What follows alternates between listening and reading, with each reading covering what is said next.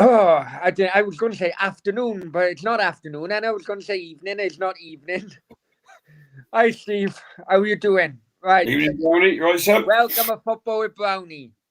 Hope you're well, keeping safe, keeping each other safe, and spreading the love during this pandemic. And boy, after that 4-0 drubbing early on, us Welsh fans need some loving, I tell you.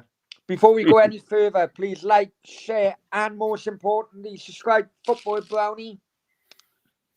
Remember, subscription is free. So, if you haven't done it yet, then why haven't you done it yet? Now, before we go any further, I just want to apologise if I look knackered. I've just been travelling so long today, hence the reason I couldn't have a watch along, because I was watching it on the train. So, welcome, Steve. Steve, you good there? You good? Yeah, not bad, mate. Interesting day Yeah. of football today, wasn't it? Oh. Well, listen, we got a lot of people already watching. We got a lot of comments coming through. So we'll have a bit of structure to the show. You know, That'll make it change. I know we will. I know it will. I know it will. So, we'll go through the comments first, and then we'll go through what we're going to talk about. Yeah, is that good? Fair enough? Sounds good to me, mate. Right. Sam Daly. Hi, Sam. Hope you're well. The result was bad enough, but the performance was shocking. How many saves did Schmeichel actually make? After the first 20 minutes, so we did nothing at all at game. Could have been 6-0. Sam then goes on to say, there's a way of losing and there's a way of crashing out by giving everything, putting in. Performance was none of that today. Respect to Denmark. They're obviously a good team, but come on. They only won one game. Yeah. I thought the game would be pretty even. I couldn't be more wrong. I'm stunned. I'm in shock. Gaza's Mudge. Sam, totally agree. I think this is the end for Bale, Ramsey, Allen, and we could easily go backwards after this. Finn, hi, Brownie. Hi, Finn. Hope you're well. Paul, men against boys. Randy, who's pumped for the day of Roundup show? You cheeky. Call it the day of Roundup show. What the bloody hell? Mr. Bundle, never mind Wales. At least you got good bands like Manic Street Preachers and Stereophonics. Each to their own opinion, Mr. Bundle, but they're not bloody good in my eyes. But Randy, the worst thing is that I donated to Tufty since Brownie dumped. Yeah, then he pulls an unprofessional move, falls asleep. Poor, that was funny in Jimmy's. Boom, boom, boom. Now let me hear you. We're a joke. Austria were the dominant team. We'll also talk about that as well. Brittany dominated matters most. Jonathan Buckland, guys, I think he's falling asleep. No, honestly, I've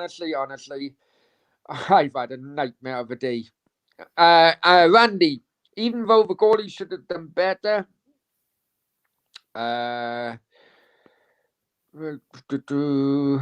Randy, many thanks, Randy. Come on, guys, hit the like button, subscribe Football with Brownie. That Cardiff City fan, has Bale actually signed? We would obviously talk about that. Yes, friend, no problem, Brownie. Boom, boom, boom.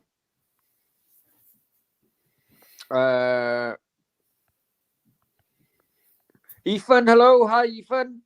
The legend Daya is on legend. No comment. Freaking out. Loads of fair play to everybody. The amount of comments, and I haven't put every single one of them out. Spread the love. That's right. Randy Everdale. Right. Brentford Clive. Wales looked really good and bang up for the first 20 minutes. Once they went 1-0 down, it fell to pieces. Matthew Price, God, I hope Bale doesn't take the money and accepts a 5k wage Damon has offered him. Right.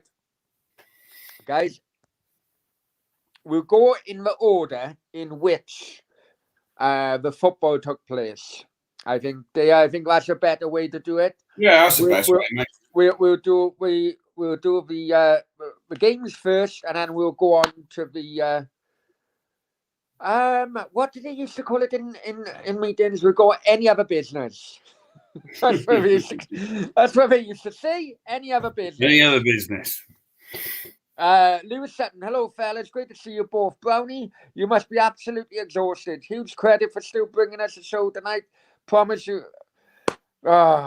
I wish, Lewis, but many thanks. I'm fucking. Sorry about swearing, but I really am shattered. But maybe I've just opened a glass of wine, so maybe that will help. Right, football.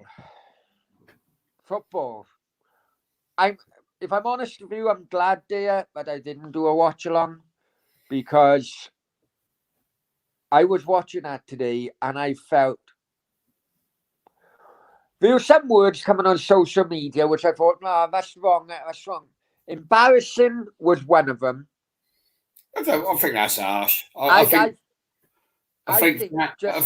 just when you, I see it obviously more from a neutral point, being English, right? Yeah. When your own team, as you know, with England, when England lose, they get fucking slaughtered from pillar to post. Hey, they weren't on their game today. Well, you say that. When the game started, I thought, oh, here we go. Yeah, I thought Bale had bloody, Bale fancied it. Yeah, he did. I think he definitely did, and I think he put in a good performance, to be honest, considering all odds. But they changed tactics, didn't they? Right, the Danes. They were getting caught at the back. Bale was getting in too easy. Right, they moved the centre half into a defensive midfielder, didn't they? The blocker there, and Wales didn't react to that very well. And that's what changed the game, really. But no, in the first 20 minutes, mate, I thought Wales were doing really well. To be honest, there were some words which were getting mentioned time and time again on social media, and it did kind of wind me up. And the reason if you look at my Twitter, you can see some of my reactions to some people. I won't go into names, but that's how much wound up I was getting. I didn't like the wording people were using of embarrassment and all that, but it was disappointing. I think that's what the word's for it. Disappointing because those players today, Browner, they haven't embarrassed their country at all. No. I was hearing that too much. Not by long shot, mate. And to be fair, Bale's speech at the end as the captain was quite good, actually. So at least we went out fighting and a bit mad, got a bit tasty at the end, didn't it? But and they didn't just limp, heads down and do nothing. And I thought that they weren't that bad. Okay, they were outclassed a little bit. Denmark, to be fair, played some good football. Some of the past. To be honest, if I'm honest with you, Steve, and I got a bit critical, I think it was more Wales played poor than Denmark playing well. I really do. I don't think so. The change of tactics by Denmark changed the game. And I don't think Wales reacted to that change very well. That's when the turning point was. They brought that lad out, the centre half out, and put him in defensive midfield, didn't they? Closed it all down there. And then there was no outlet balls. That Daniel James? Yeah. He wasn't his normal self today. No, it's not saying he didn't try, but he wanted it like he can be in it. Yeah. They couldn't, but then again, he got to get the ball. They wouldn't feed him out the ball, And I was talking to someone, not Type B, but someone else who still goes away with Wales, very often. And, it's a different culture when me and you used to go and watch Wales, Steve. When we used to go and watch Wales, we never expected to win a game. 10 years ago, we'd be lucky, we'd be happy just to freaking qualify. Hey, now the new generation of Wales fans, they expect us to bloody reach the quarterfinals now. You can understand that. I read something today, going back when I used to go and watch Wales. It was the home games. I went for the football.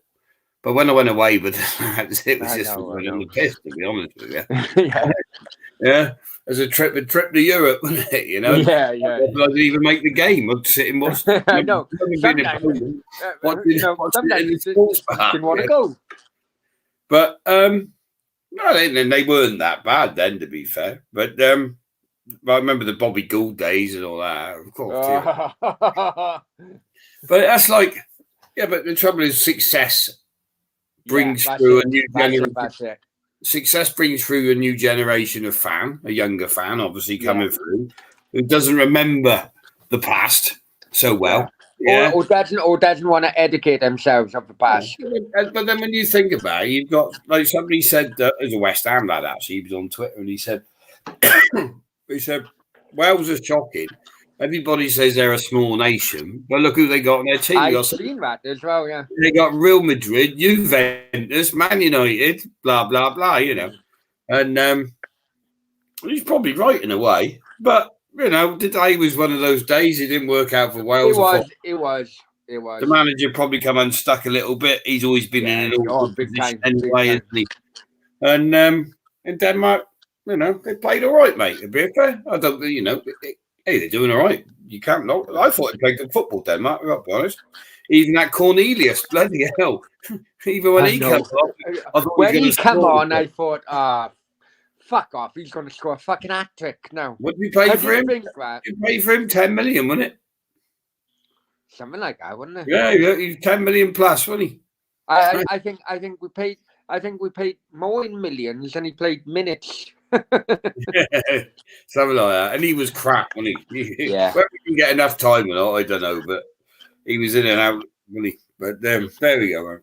So, I know. Listen, I'd say I'm glad because I was fuming, and I tell you that thing I was fuming about. What was I'm not now. I look back and obviously other news has taken over, but I did look back actually on my Twitter timeline before I come on here because I just remember just how mad. You know, we were 2-0 down at the time. We needed a goal. I think when what's his name got injured, was it Connor Roberts, wasn't it? Yeah. When he got injured, I thought the wrong substitution came at the wrong. There was the wrong substitution. I'd have put Gunter on for the experience. I got to be honest. They were coming at Wales. It wasn't really the time to put a young lad. Where's he from, Matt Williams, anyway? Liverpool. Yeah, he don't play for him, obviously, does he? So he's only a couple of League Cup games. Still young. Yeah, that's not really playing for him, if you know what I mean, is it? No, yeah. So it wasn't. I don't think it was the game to introduce him, or the right time to introduce him. When you're 1-0 down, they're coming at you for a second, you know, and a bit of it, Gunter wouldn't have been so inexperienced defending there. You know, not being critical. Everybody thinks. Well, I was slightly annoyed when we were. You know, we were looking when we were 2-0 down. We were looking just to get a goal back, and then all of a sudden he brings off Kiefer Moore, and you think, "Hang on, we're fucking looking for a goal." Yeah, and that didn't make any sense to me at all. Absolutely no sense whatsoever. No, he was on a yellow card anyway, wasn't he? I know, but that's another thing. You know, because he was because he had a yellow card. I don't think his performance would have been there, but surely. No. I don't think that. What I meant was, if you did win and put it back, he wouldn't have the next game anyway. So, and a question you've got to ask as well, right? A lot of people say the Welsh team looked tired and it was down to the travelling. I don't personally see how you get tired travelling when you're flying around first class, to be honest with you, right? And then you're in top hotels and blah, blah, blah, right? But I'm not saying that, you know, I might be wrong, but I don't see that one. But the big question has to be, did he get it right playing when you had your game against Italy? Did Robert Page have it right there, right? Playing the side that he did and not resting more players. Hang on. Rewind, and who was the one shouting from a rooftop to rest more players on that game? I don't know, mate, but you tell me. But it would. No, you've got to ask the question now, though, haven't you? I told. There was a lot of people said they looked tired. I didn't think they looked as tired as people made out, personally. I thought they'd been outplayed on the football pitch. A lot of it. I'll be honest with you. I thought it was just the BBC just trying to brush it over that we were shit. A Well, lot you of got the it. trouble. No, You a got lot of Welsh the commentators. cliches Yeah, but started coming out savage with cliche after cliche oh, after cliche. Savage. That's the only good thing about Wales being knocked out. We don't have to listen to Welsh fucking commentators anymore. Oh, They're fucking it was so tired. cringeworthy. It Oh, it really is was cringeworthy, cringeworthy mate. half the I'd time. rather have one of those women from Match of the Day on than bloody Robbie Savage, and that's saying. Oh, Do you know what I mean? it's just cliche after cliche, and you think, just fuck. I tell you what. Right? I'm going to say this. Had I been, I know, obviously, had I not been traveling back, I would have done a watch along.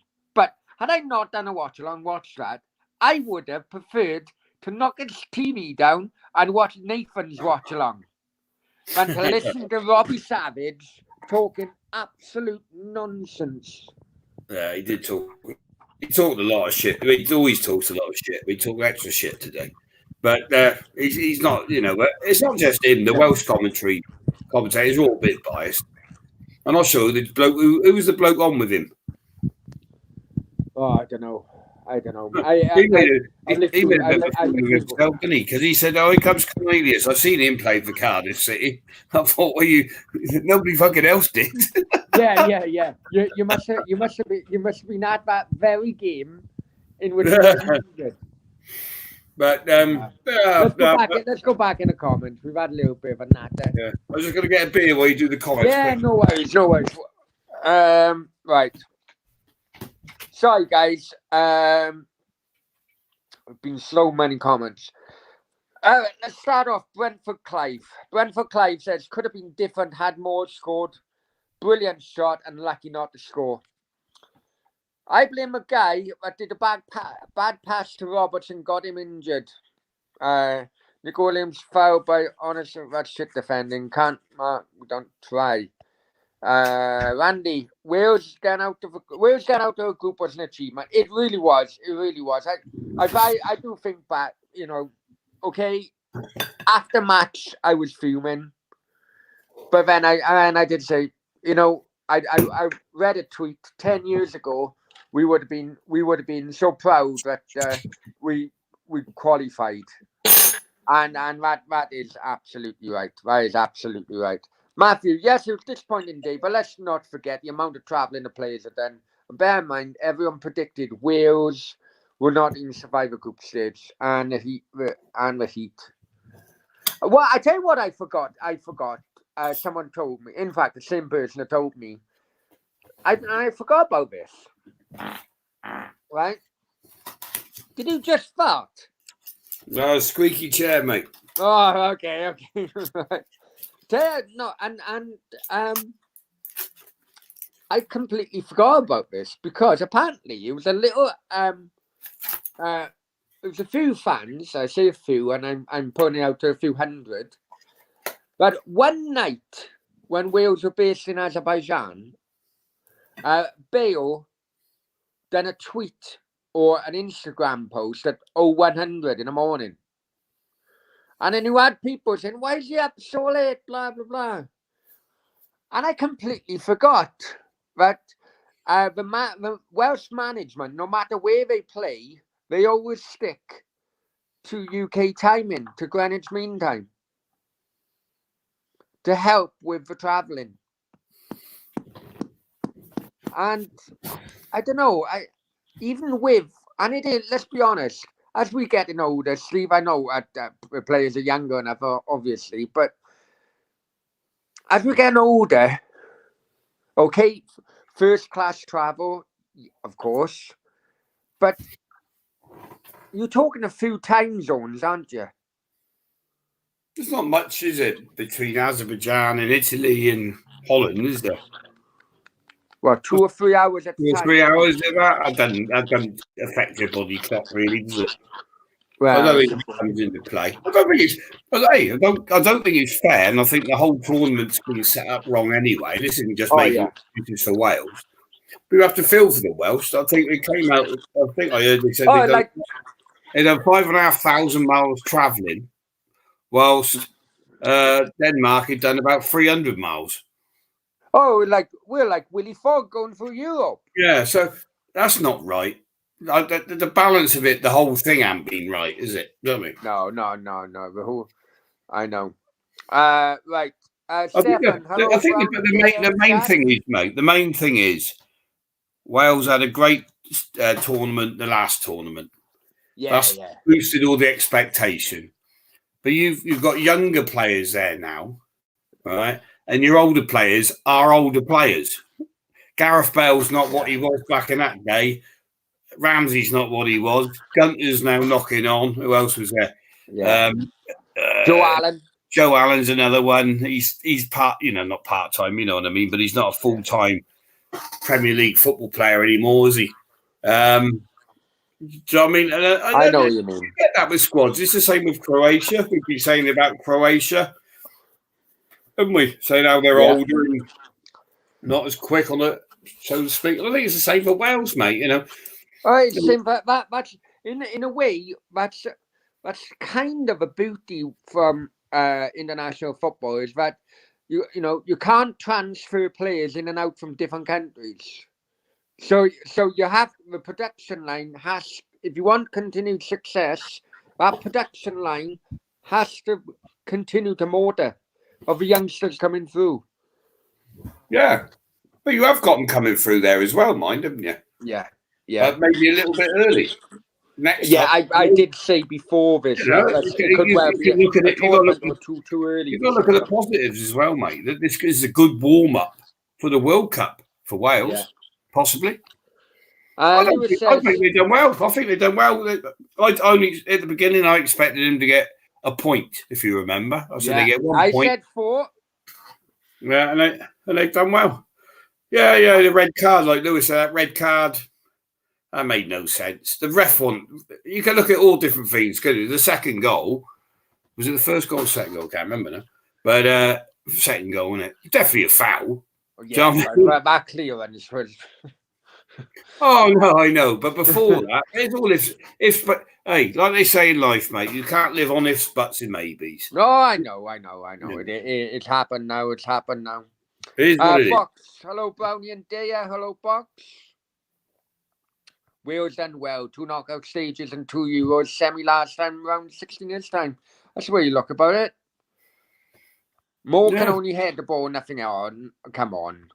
I thought, to be honest, I thought there were times, especially in the first half, where Moore's defensive work was superb. Yeah. Agreed, Wales done well. Right, sorry, I'm going to have to bypass a lot of them. Right. Sam says, England finished top of the group, got Germany. We finished second, got a much less easier game. Blew a great opportunity today. It's just how the draw panned out.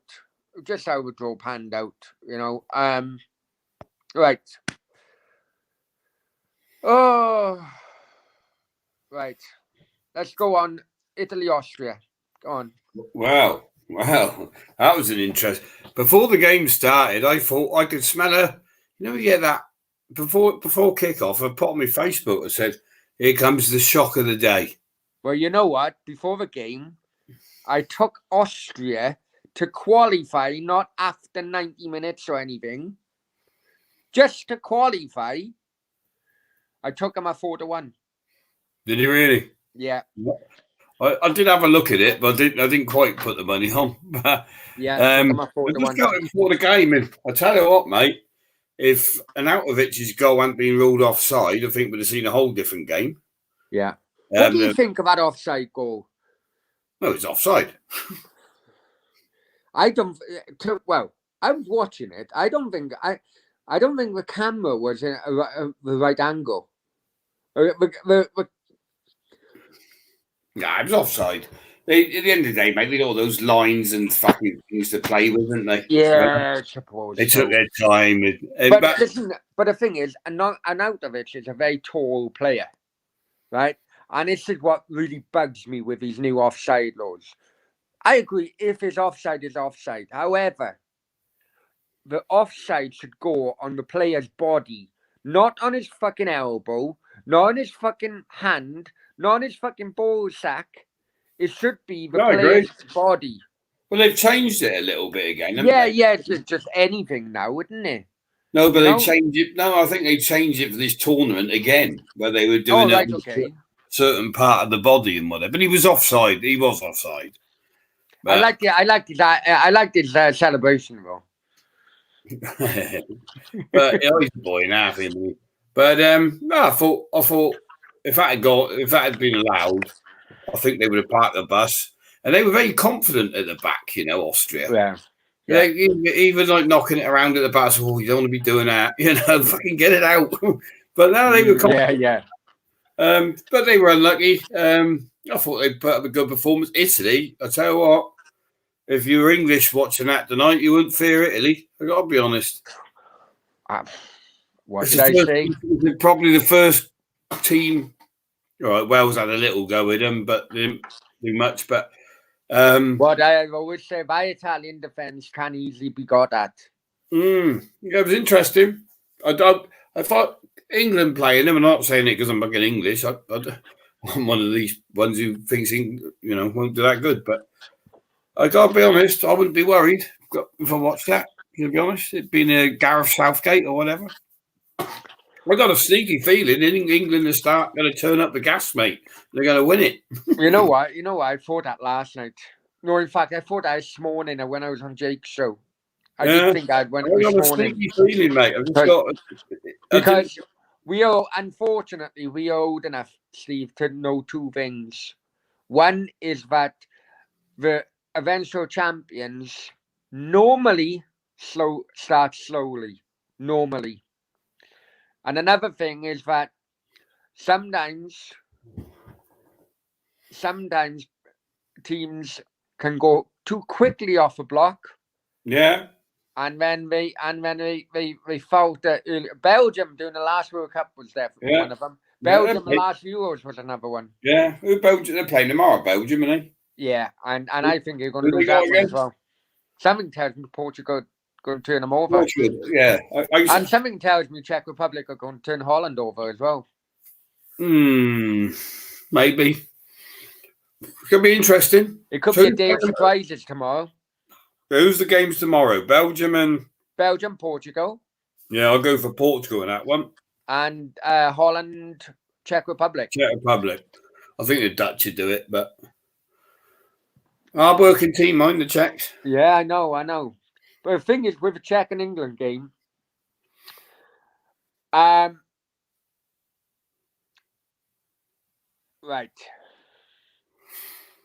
It was the key. I don't think the Czechs went out all out to win that game. You see, because they knew what the next part of the knockout stage would be by that time. Yeah, we were talking about it. Yeah, but we're in 90-minute football now. Well, unless you but we were talking about it the night before, Steve. Anything can happen in 90 minutes in a football match.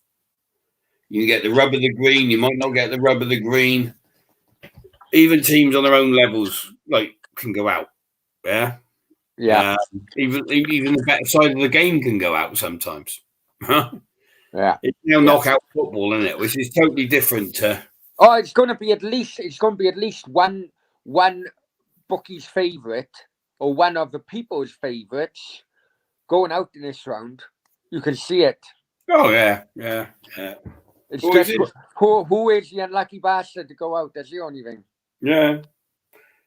Right, we got 15 people in the chat at the moment. Right, so guys, I think if England beat the Germans, which I think they will, right? This draw is England got a bloody good run to the final. Yeah, this part of the draw is very, very easy.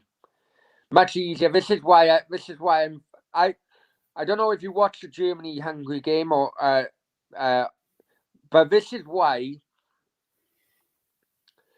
when the Germans I watched that when the Germans got to 2-0, you had probably about 10 minutes left, I think.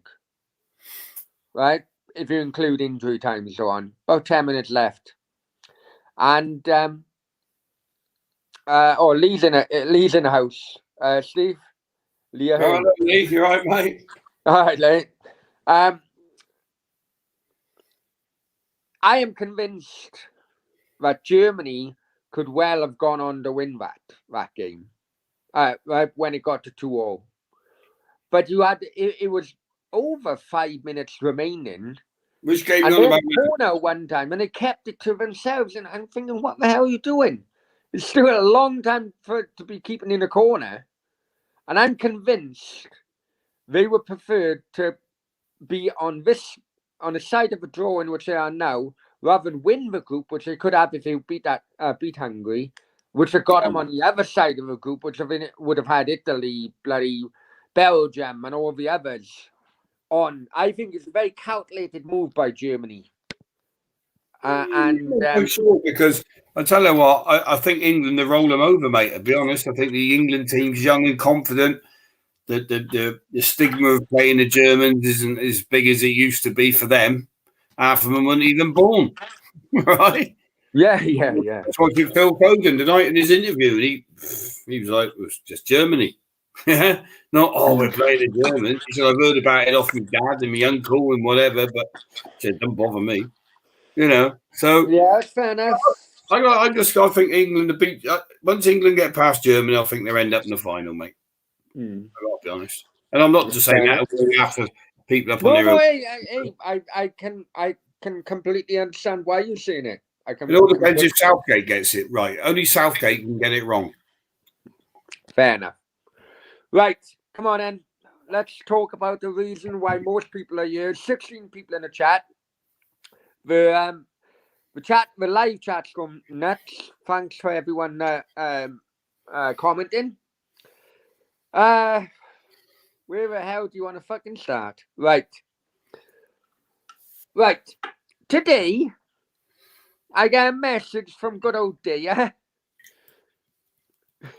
saying, breaking news. Pedro's going to do some breaking news that you will not believe. Well, it wasn't just Pedro Martinez. No, Pedro Martinez works for me, obviously. Big global. Yeah, I know Pedro, but you best describe him. Yeah, but he's in Spain, right? And he's been working. He's had a few sniffs on something, right? Up in Madrid. And he works with William Reynolds, who does the Welsh news for us and the West Country news. And they like their football. And they've been in the know of a few things in the past. And so the news has not come from me, although I have externally. You signed it off, basically. Say again? You signed it off. Because you're so confident you signed it off. And I've also heard I wouldn't call them rumours, but from some very good. I'll just explain a bit. But where I obviously got my house in Cowbridge in South Wales is it's a very tight community where all the football players live. Yeah. Amongst each other. They all drink they don't drink often, but they do just go out. They're all in the same pubs. And people talk, right? Obviously, Gareth Bale lives up the road. Got his house there with his golf course in the back, in the back garden. And anyway, so Pedro rang me. He said, I've had strong rumours now from Isco's parents, as you know, from Bellamadna Brownie. Yeah. That Gareth Bale is signing for Cardiff City. Right? And I said, you fucking sure, mate? Yeah, as you do. But, so then I rang a couple of mates in Cowbridge who've heard the same sort of thing. And I spoke to somebody also in football. I can't say who it is. And he said, his words were, don't be surprised. Right? And it's a very, very good source. Right? So with that, they've run the story. Isco's parents in Bellamadna say it's happening. They're very good pals, Isco and Gareth Bale and the families and the kids and whatever. Because they always stay at the Hilton, don't they, up on the hill there? You know the one? Yeah. So, and they play golf down Sotto Grande, don't they? So, yeah, so it's meant to be happening. Now, what I'd say to everybody is think logical about it. Now, the bits that we do know for definite, from Cowbridge, from also Spain, is that Gareth Bale, let me say this. Put yourself in Gareth Bale's shoes, right? You're a fucking multi-millionaire, so money's not even in the topic of it. He's got 1 year to do it at Real Madrid. We all know he doesn't want to go back to Spain. His property in Madrid's up for sale, right? Allegedly, right? And also Ronaldo's is as well. So that gated community in Madrid. Is it Toledo or something like that? I think. Yeah. So that there. But he doesn't want to go back to Spain. Now, think of this. He likes his golf, as we all know. He's got 3 kids, I think it is. 3 daughters. Oh, I don't know. He's a quiet boy from Whitchurch. He's got his nice little mansion in the Vale of Glamorgan. He's come back to the UK. He's done a year in playing for Spurs. Obviously, you don't want to see that out, and there's nothing going to happen there, is there? What does he do? Now, we know Real Madrid want to pay him off, because you know that, Brown, as well as I know. Yeah. You know that from Spain, right? Yeah. And if everybody thinks about it, he's not up to the grade anymore to play for Real Madrid, right? He is going, unfortunately, like all football players, he's going backwards now in his professional career, isn't he? He's on the back. Could I just stop you there for one moment, because I want to make this point, because I think it's essential, really, from what you're trying to do a description, and I don't want to lose this question as the live chat is going up, Steve, right? Because I can hit this on the head right now. Sam Daly, and why did he want to move to China if he isn't motivated by money? It's the main motivation, right? Sam, I don't know if you know, right? I hate saying it like that, but the Chinese government have brought in a 50% ruling for for non-Chinese players for their Super League, which means, I think it only came in a few months ago, wouldn't it? Which means that they would be taxed 50% on all their earnings. So hence the reason why non-Chinese players are basically one out of China now. That's why. Sam's point's a good one. What he's saying is, Brown, is when we all thought he was going to China. But the attraction of going to China is no longer there. That's what I'm trying to say. Oh, yeah, but that's no longer there. But what Sam's on about is back then, why was he going if it wasn't for money? Right? Because I think if he was going, well, we all just all said that's maybe the end of it. But there was no other opportunities for him at the time, I don't think. Real Madrid, remember, he'd only be going on loan. Was he going on loan? I can't remember if he was going on loan or not. No, I don't think. What I heard was that the Chinese team, who it was linked to it, didn't actually have the money for the down payment. So right. They wanted to spread the cost over a few years, which Florentino Perez wouldn't accept, and that is why Real Madrid pulled a plug on our transfer. Yeah. Well, there we go. He didn't go, did he? But that was now a year ago or whatever. Yeah. Right? And if you're going to get offered a year in China and Real Madrid don't want you, and you're going to pick up how many million, why not? There's no other clubs actually in for you. Because nobody else was actually in. There's probably no other clubs at the time who could afford Bale's wages anyway. So he was in a position, if you think about it, Real Madrid, what's he on, about 400 grand a week? Basic, isn't he? Yeah. Mm-hmm. So if you're in Real Madrid on 400 grand a week, you're not going to go to another club, right, for 100 grand a week, are you? Right? When you're coming to your nearing the end of your career. So China could pay the 400 grand a week. But I still don't think he actually wanted to go himself. I've only met him twice. But just knowing his nature, knowing other people who know him far better than the twice I've met him, he hasn't got the outgoing personality to sort of settled in China anyway. I've lived in China. It's a fucking totally different culture and different lifestyle. You know what I mean? And I can't imagine a quiet lad from Whitchurch, which he still is. He's still quite a shy reserve bloke at the end of the day. He didn't even settle in Spain, as we know. Properly. No. So if you can't settle in Spain, for what I believe, I think your Spanish is better than his. Yeah.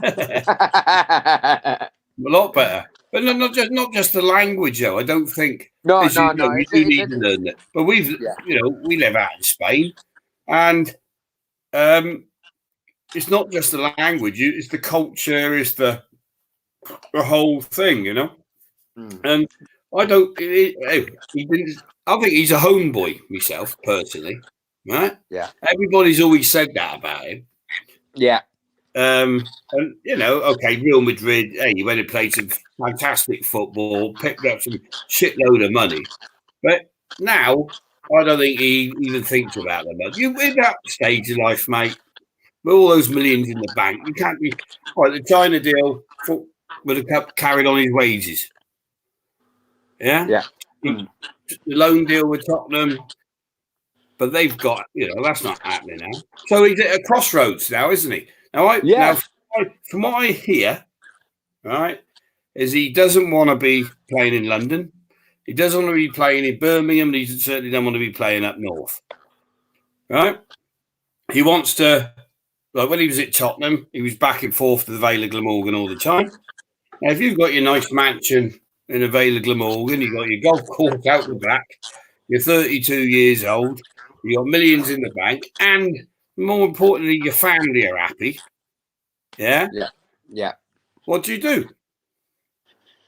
Now, there's the thing, you see. Now, he wants to carry on playing football, and what they're also saying, he's now following his desires. He knows it's coming to an end, so he's following his desires, right? His big desire, his big love is Wales. You can see how passionate he was about playing today, yeah? All right, the result was what it was, yeah? But he's got that fire in his belly still. He can't wait to go and play for Wales. He can't wait to be with the lads. All right? He's nurturing those lads in that. He's near enough running the Welsh football team, really, to be truthful. Yeah. Now, the word is he's going to sign for Cardiff, right, on a year, right? And also an interesting thing come up. Something about, I can't remember what it was now. Whether this is true or not, I don't know, right? But if he was loaned, if there was a loan deal, Real Madrid just let him go on loan to Cardiff. The insurance for Bale would be through the roof, right? For a championship club. Right. Yeah. If he goes as a free agent, it doesn't matter. He's no different to anybody else. You see what I mean? Yeah.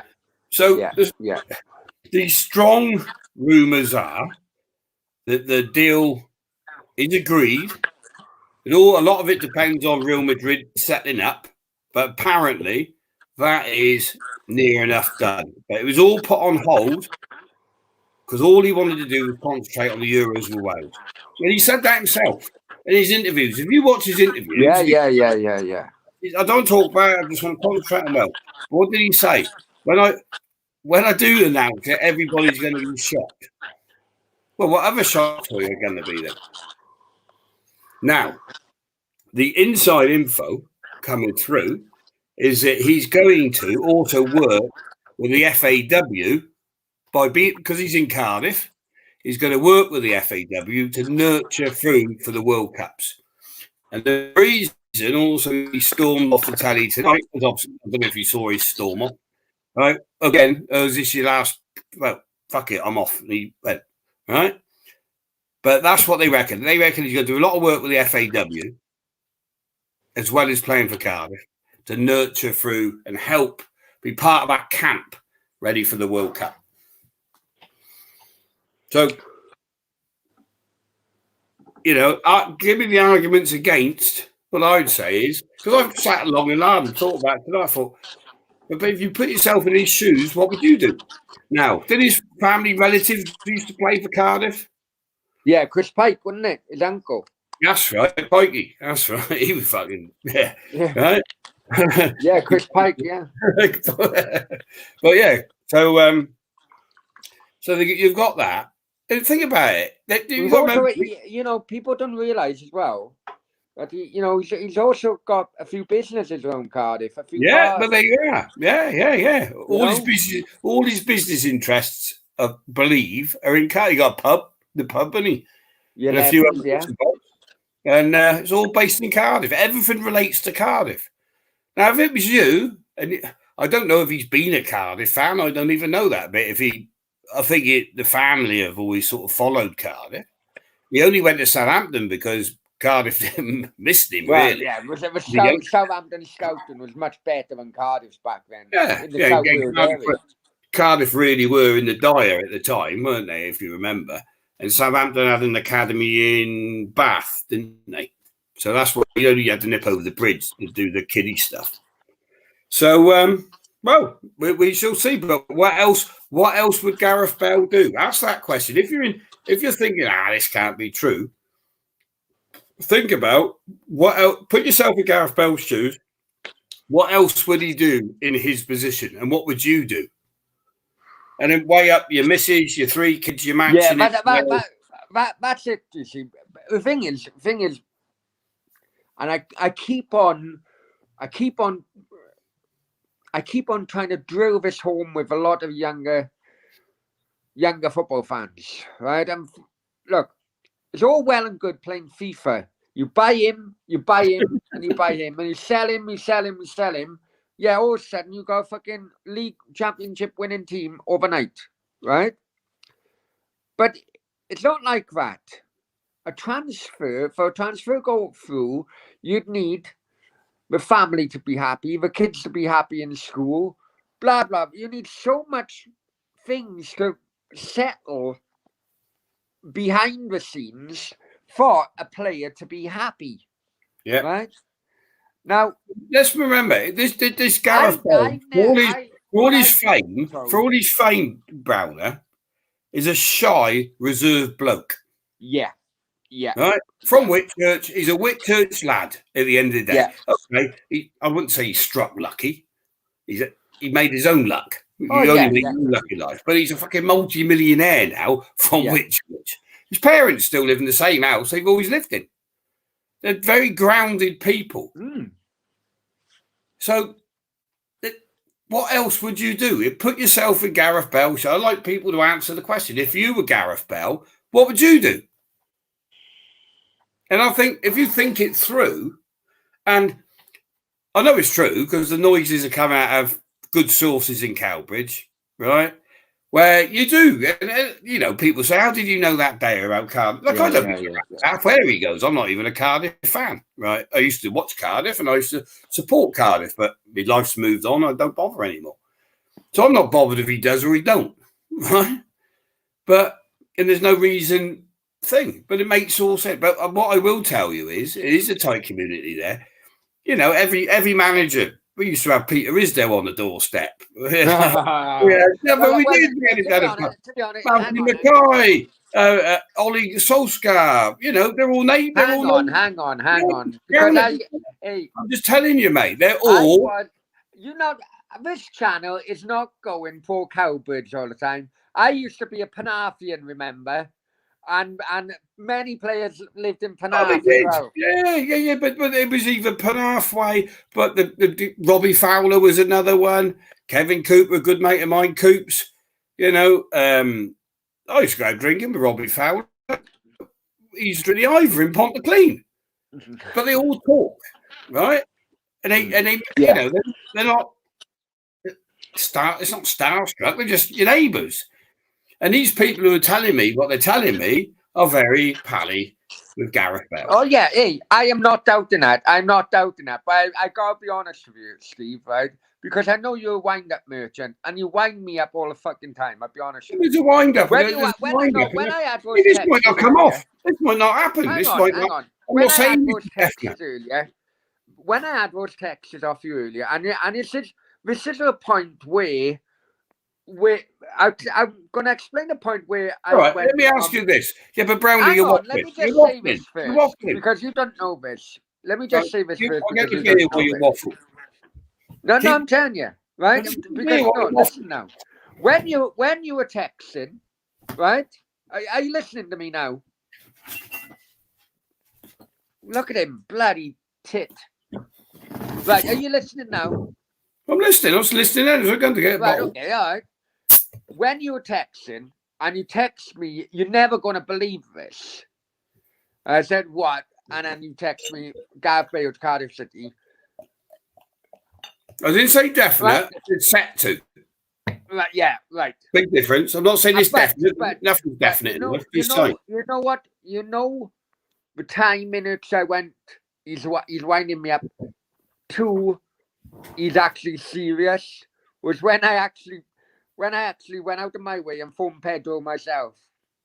And then when Pedro told me the people involved who told him, I thought, it's fucking copy. It's Steve bang on. I know. I was exactly the same. Honestly, I'll be honest with you. I was the same. I was exactly the same. And you know what? And in Spain, what people got to realise as well, in Spain, people talk about football not deals as such, but more in general, don't they? Yeah. Do you know what I mean? Yeah. A Spanish football player is not like a big star in the UK.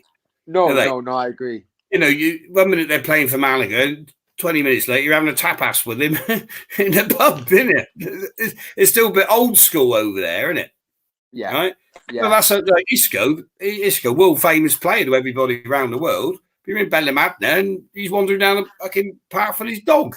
Yeah, and if he goes and if every restaurant he makes sure that he buys everyone a drink and a tapa. Yeah.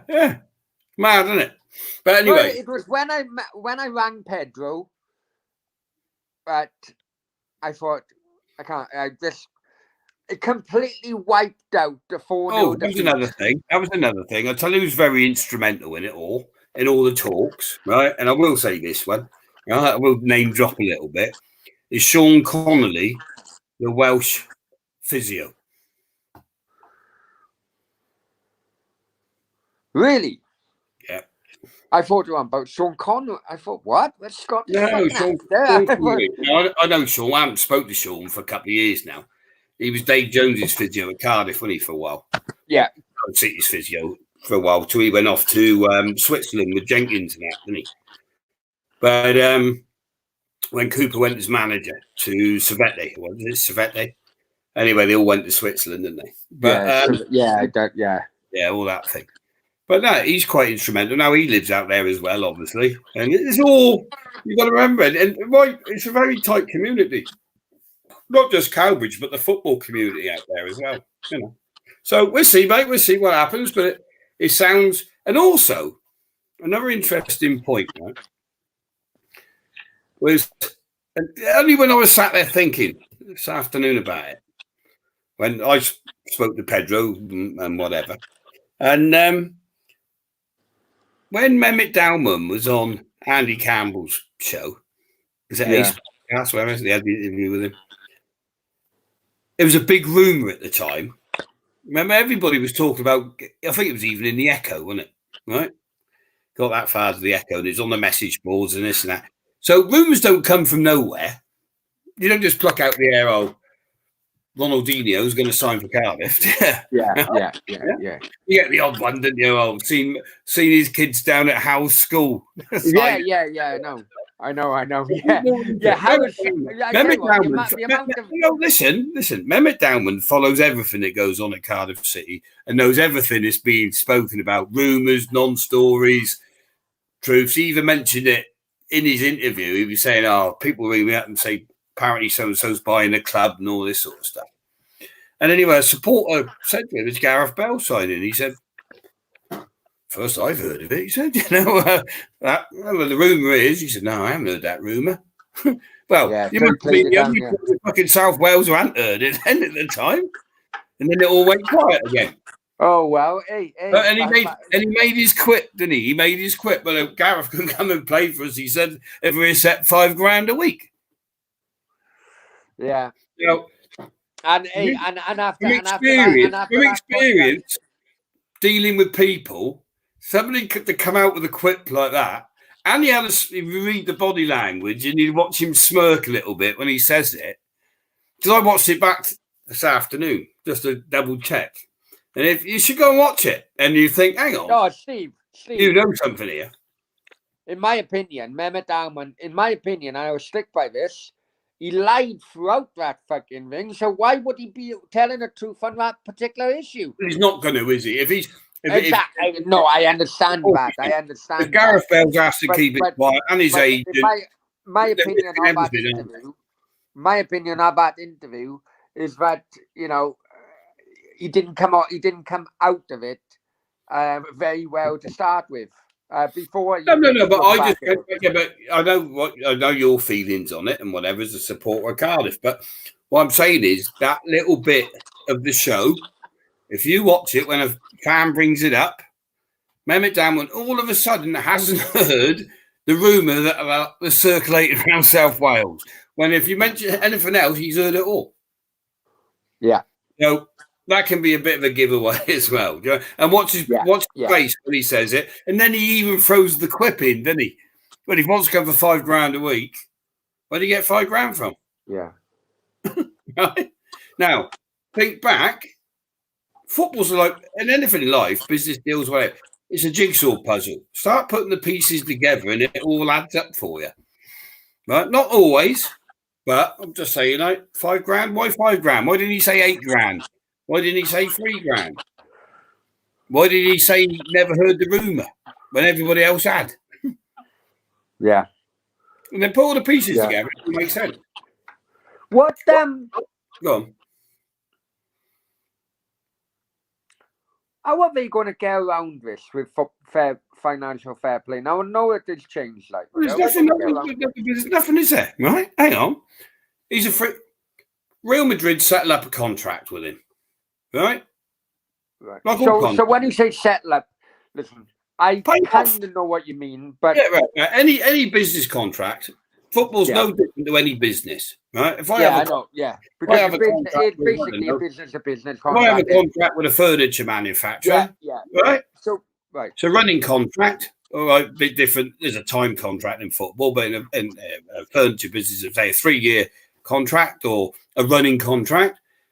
When you've made that company say money or whatever you've done, they want to pay you off, settle you up, So they say, so all you do is remuneration at the end. And it's no different. It's no different to a football contract. The only difference is he's got 12 months on his contract, so they're settling for less. Let's just give a rough. Well, I say. Right, you're not talking 52 years, 52 weeks here with footballers' contract. You're talking about 40 weeks, aren't you? It's not a 50.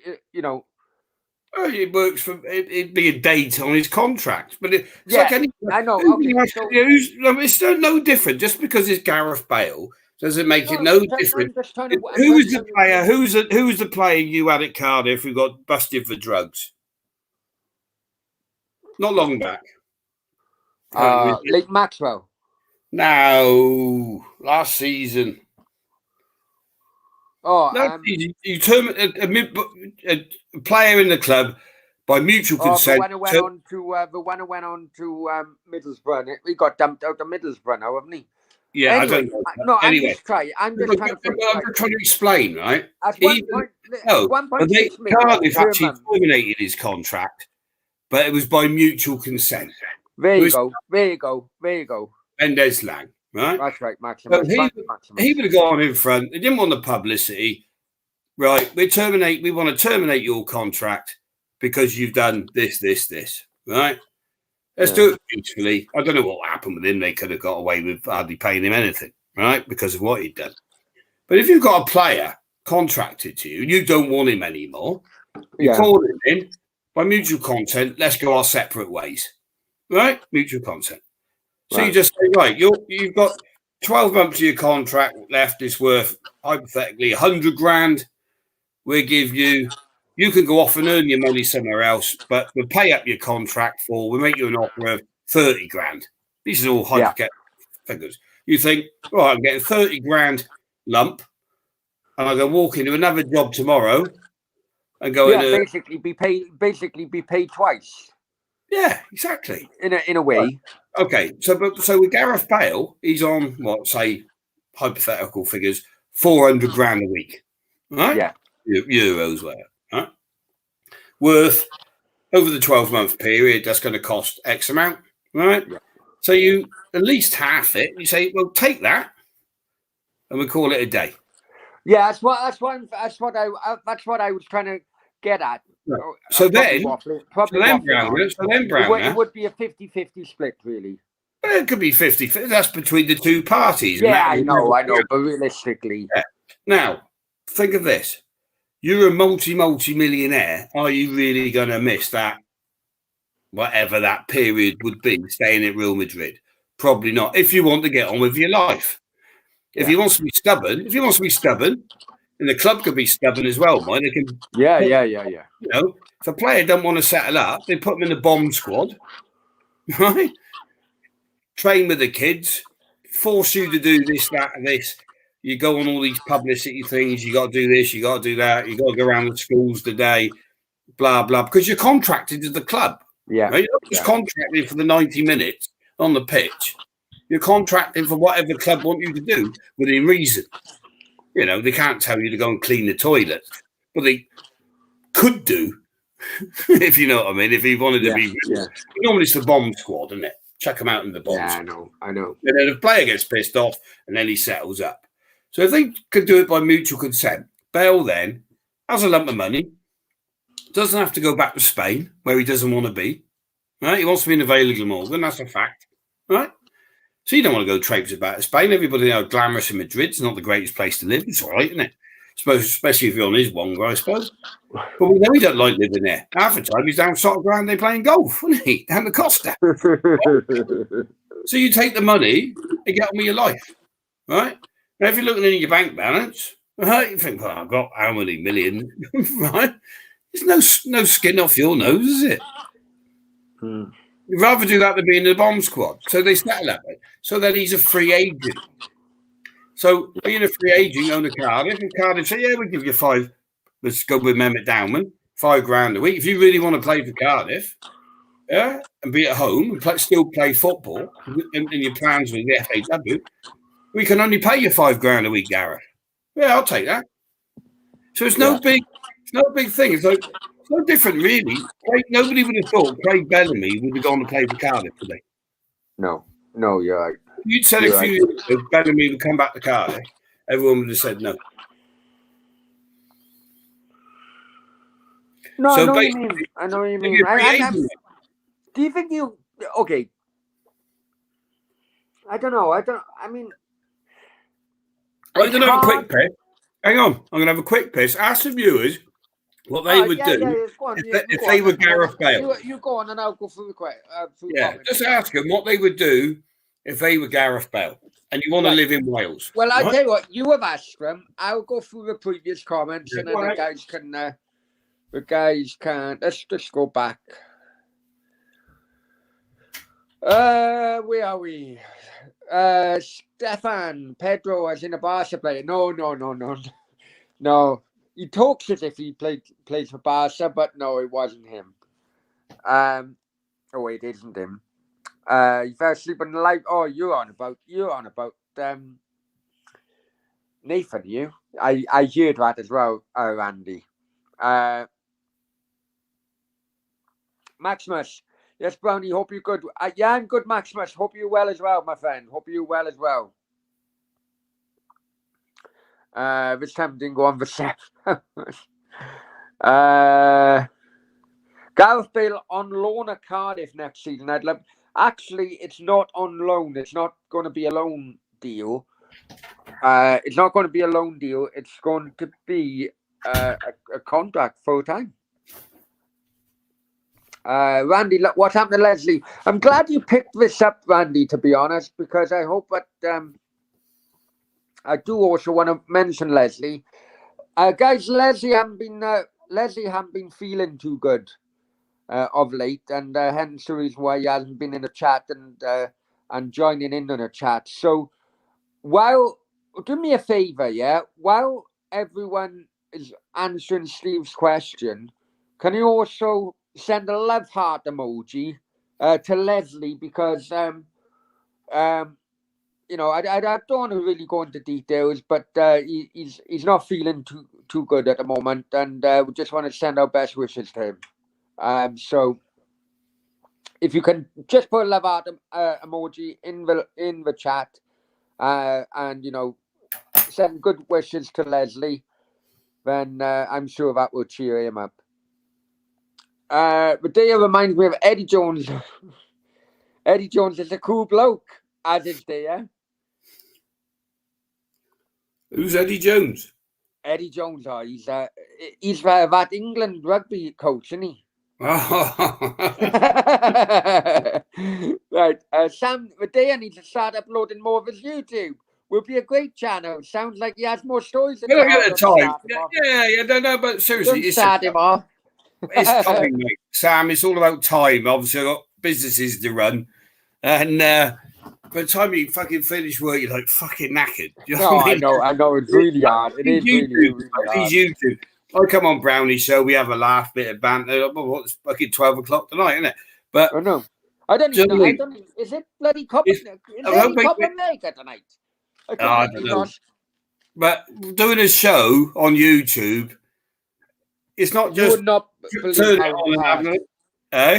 You would not believe how hard it is at times. Well, we'll get round to it. It's just fitting it into the schedule, mate. Once I've just started a new company with I won't go into it, but takes a lot of my time up at the moment, and you're fucking about on YouTube. You know what I mean? And you're not concentrating how you should be.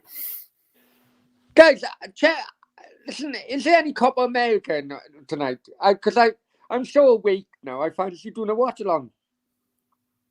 Gareth Bale's legend. I love that boy from Whitby. I think he is. Yeah, I think he's a fantastic. And if you listen to the players, how they talk, and the manager talk, how he is in the camp. I was listening to something tonight, and you can see that he's nurturing already the new lads coming in to the Welsh squad, and he's very, very proud Welshman as well. Do you think he'll go into management or coaching? Proper management? No, I think he'll go into coaching. I think he will go into coaching, but with Wales. I think he's very, very thing. And this is what apparently, I'm not saying definite, right? But apparently this thing of him going to Cardiff also assists him working with the FAW to continue to bring the players through and everything like that. I got it. And he's already doing that. If you think about it, he's already doing that when he's in available. Every time Wales play at home, you see him go to schools and everything, you know? Yeah, but you can't do that. You can't do that when you're living in Spain, can you? No, especially if you don't know Spanish. Exactly. Not that he wants to be here, he doesn't want to be there, does he? Yeah, I know.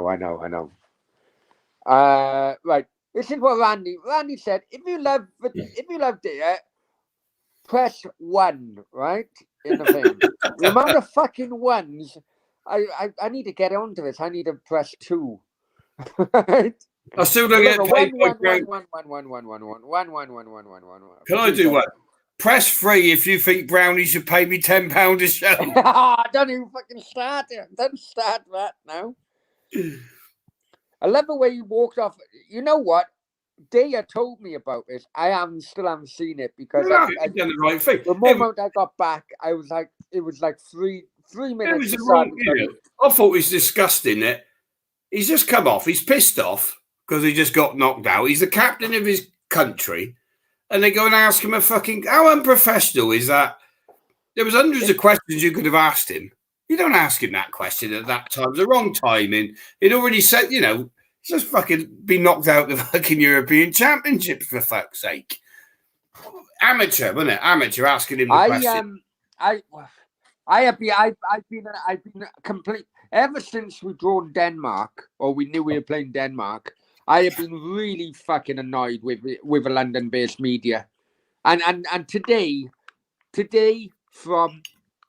It's not just London-based, mate. It's not just London-based. Oh, but come on. No, some of those, they're from all over, mate. You can't say it's London. Well, come on. We know what we're talking about. That fucking rag this morning, which I done a video about earlier on, to even the BBC, the London-based BBC, you know, and it's like, just fuck off, just fuck right off, you know. The bottom line is that unfortunately Ericsson is missing now because of injury. That's what you needed to think of, but it's going on and on and on. I send my best wishes to it. Oh, they're milking that. Absolutely, absolutely. The blokes at home with his feet up, mate. Yeah. We went to training camp the other day. Listen, people have heart attacks every day of the week. Normal people have an heart attack every day of the week, right? Yes, I feel sorry for him. Right? I had this conversation with somebody on the phone this morning, and it was my business partner actually, and he said, "Oh, Ericsson." I said, "Never mind, fucking Ericsson." I said, "Listen, feel very sorry for him. He went over, got treated on a pitch. He's home now with the missus and the kids, and he'll probably never be able to play football again.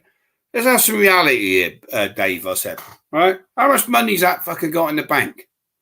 He's not got to worry about working again, is he? Right? Right? Yeah. I said, if he'd had that fucking football's a harsh industry.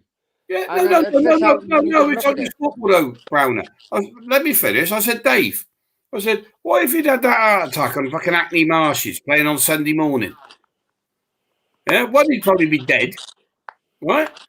Two, his family would get fuck all money, right? Yeah. And they're milking. Going back to the media, stop going on about it all the time. It happened 2 weeks ago. The tournament, let's just get on with the tournament. Yeah. Do you know what I mean? It's fucking. I agree with what you're saying. They bring up some shit. And you know what? Was really, for a minute or so, it really fucked me off. And I'm sorry for swearing. I'm trying not to swear, but it really angered me. Right? When the Welsh player was down, got injured, the Danish fans in the stadium were booing. And I thought to myself, you hypocritical bunch of pricks. Well, I didn't hear him. Booing an injured player when just a few weeks ago, remember this, because I think Wales played the game before. That Welsh team and the backroom staff were one of the first national FAs and teams to come out, say, giving their best respects to Christian Eriksen and hoping he pulls away. And a couple of weeks later, one of the opposition players gets injured, and you booing him. I thought that was really fucking disrespectful. Were they booing him though? Oh, come on, Steve. Hey, Brownie, you know how things get. I know what you're saying, but I'm not defending Denmark. I'm not a big fan of Danish people, to be honest. But when you're in a football crowd, right, things can get interpreted, can't they? Right? It's like you, Jack Bastard at Ninian Park, got turned into something else as a racist chant, for instance. Yeah, that did happen before. That did happen before. The first time Sky actually showed the South Wales derby. Yeah, there you go. So you don't really know from a TV what something could have been going on over there where a pisshead's in the crowd and he's just fallen over three women with his pint, right? They could have been booing that. So I wouldn't. But if they were booing an injured player, yeah, it's well out of order. But you don't know. What I'm saying is, you don't really know from TV screens. You know it, and I know it. Okay. Maybe it was just because I was so wound up and annoyed at the time. Let's get back to Maximus. Yeah, Maximus played for the national team for the World Cup campaign. There you are. So, what's the best way to do that? Think about it. Sam Daly, if I was him, I'd stay at Spurs. Well, if Spurs don't want to, can't stay at Spurs. But I doubt he play. If you come good last few months, maybe you couldn't.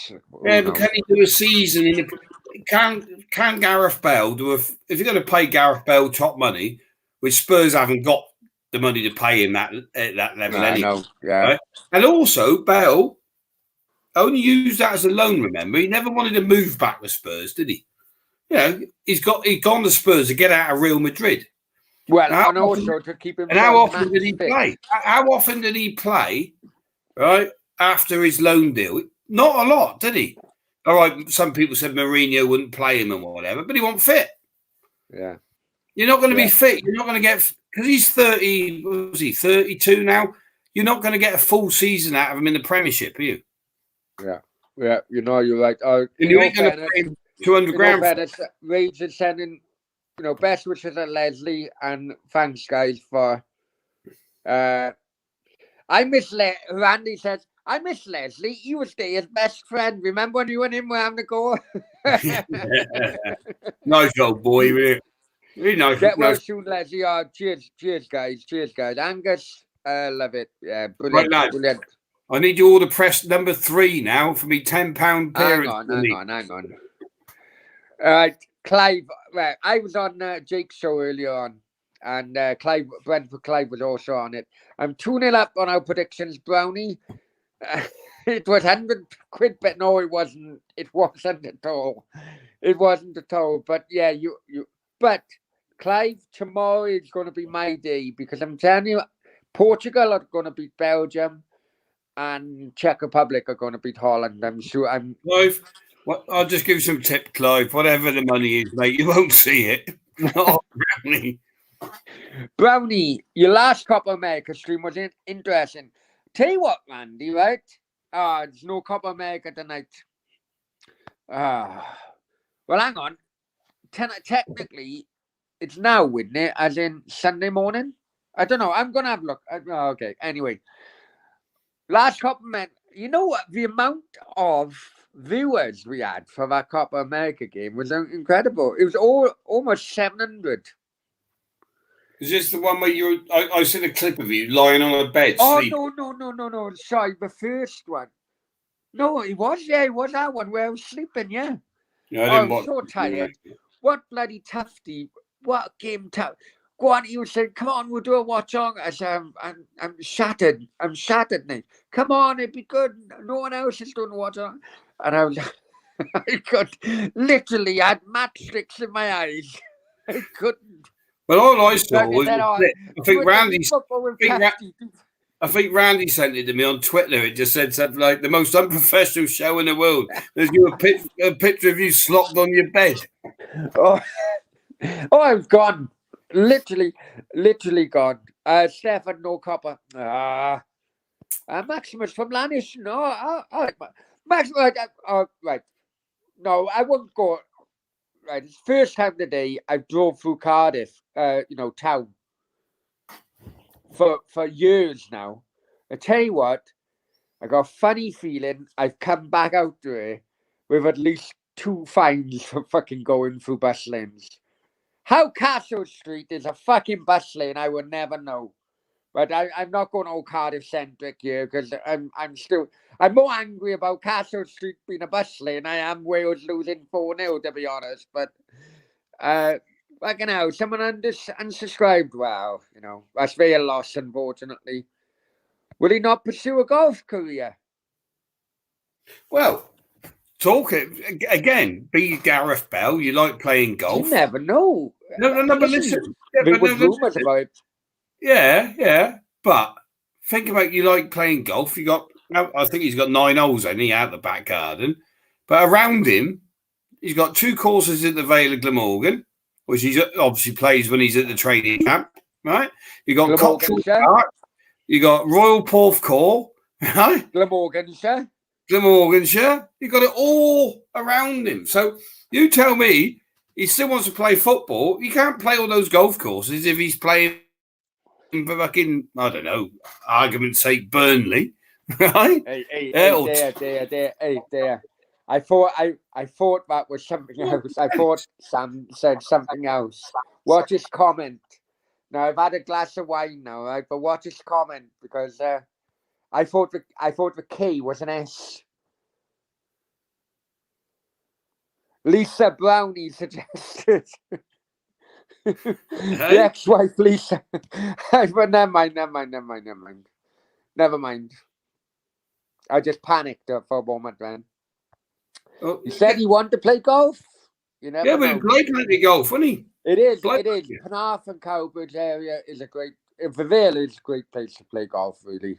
Well, he's got, yeah, but for somebody who plays golf, he's got it all on his doorstep there, mate. What are you doing now? You tell me. Oh, hey, number 3. Right, get out. Brownie should be paying their hand to pay. Yeah, I know, yeah. What's the number for Brownie to unbollock naked? Yeah. Well, hang on. I've even promised to do a back sack and crack for when I get to 1,000. So. Yeah, but we don't want to see that either, mate. Wow. What's Lee saying? I ain't got my glasses on. Oh. Lee. Oh, hang on. Cardiff are not a Mickey. Hang on. Hang on. I'm way probably behind now. Yeah, but you're waffling. You're getting pissed. You're getting one glass of wine. You're getting pissed. Here we go. Typical Brown. Pissed on one glass of wine. He'll be spilling it in a minute now. Right, hang on. Cardiff are not Mickey Mouse Club. It would be no shock to me if Gareth Bale joined. He'd still add his millions. Still add to his millions. Ramsey should come home to Rolls. May keep it. Fuck off. And you should say, no, Lee, although it's been said in jest, right, from what I understand, right, he has spoken to Ramsey, right, and I know this is true, but it was more in jest. You know when you want somebody to do something, you've got your ideas set up, right, and you're in the bar or wherever having a coffee. Come on, Ramsey. Just call it piss talk. Just call it piss talking. No. You're the only one getting pissed. You're starting to ruin the show, to be honest, Brownie. Oh. But you're getting drunk on one glass of wine. Right? Leave it out. No, I'm just tired. Yeah, you're pissed, right?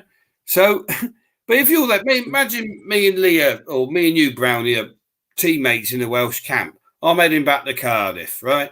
But come on, get paid, get yourself paid up with Juventus. Come on an adventure. You got enough money, Rambo. Imagine that's the sort of conversation that I know has gone on. Whether Rambo's actually going, yeah, that's a good idea. I don't know. Yeah. But stranger things have happened. Put it that way. Hey, what you got to think of Ramsey or Steve is that okay, he played for Cardiff obviously when he started his football in professional. Where did he go when he was injured? He also come back on loan as well. Exactly. Why? He could have gone anywhere out on loan to get fitness. He went back to Cardiff. Yeah. I know what you're saying. I know what you're saying. I'm not saying that Ramsey's signing for Cardiff, by the way, before. Yeah, I know. Before people put one and one together, we're not mentioning Ramsey. But yeah, yes, I know what you're saying. Clive, we didn't want to see him second crack last week. I've nightmares seeing Brownie's crack. Right. I'm loving and leaving you guys. Thanks for the entertainment. Thanks, Max. Many thanks for coming in. Many thanks for coming in. And everyone. You press number 3 before you leave. I think he did. What? I think Brownie's smudging the comments now. He's blocking some out. No, I'm not. So the number 3s don't come up. No, some of them, to be honest, YouTube do filter comments. Like if it's a swear word in it, I wouldn't be able to see it. What, number 3? Oh, right. Yeah. Sorry. Hey, there we go. Look at that. There you go. Okay. Look at that. Oh, yeah, it's a couple more. Yeah. Oh, it's 169. Yeah, 69 quid, he reckons. I should have it. Yeah, but sorry, guys. Right.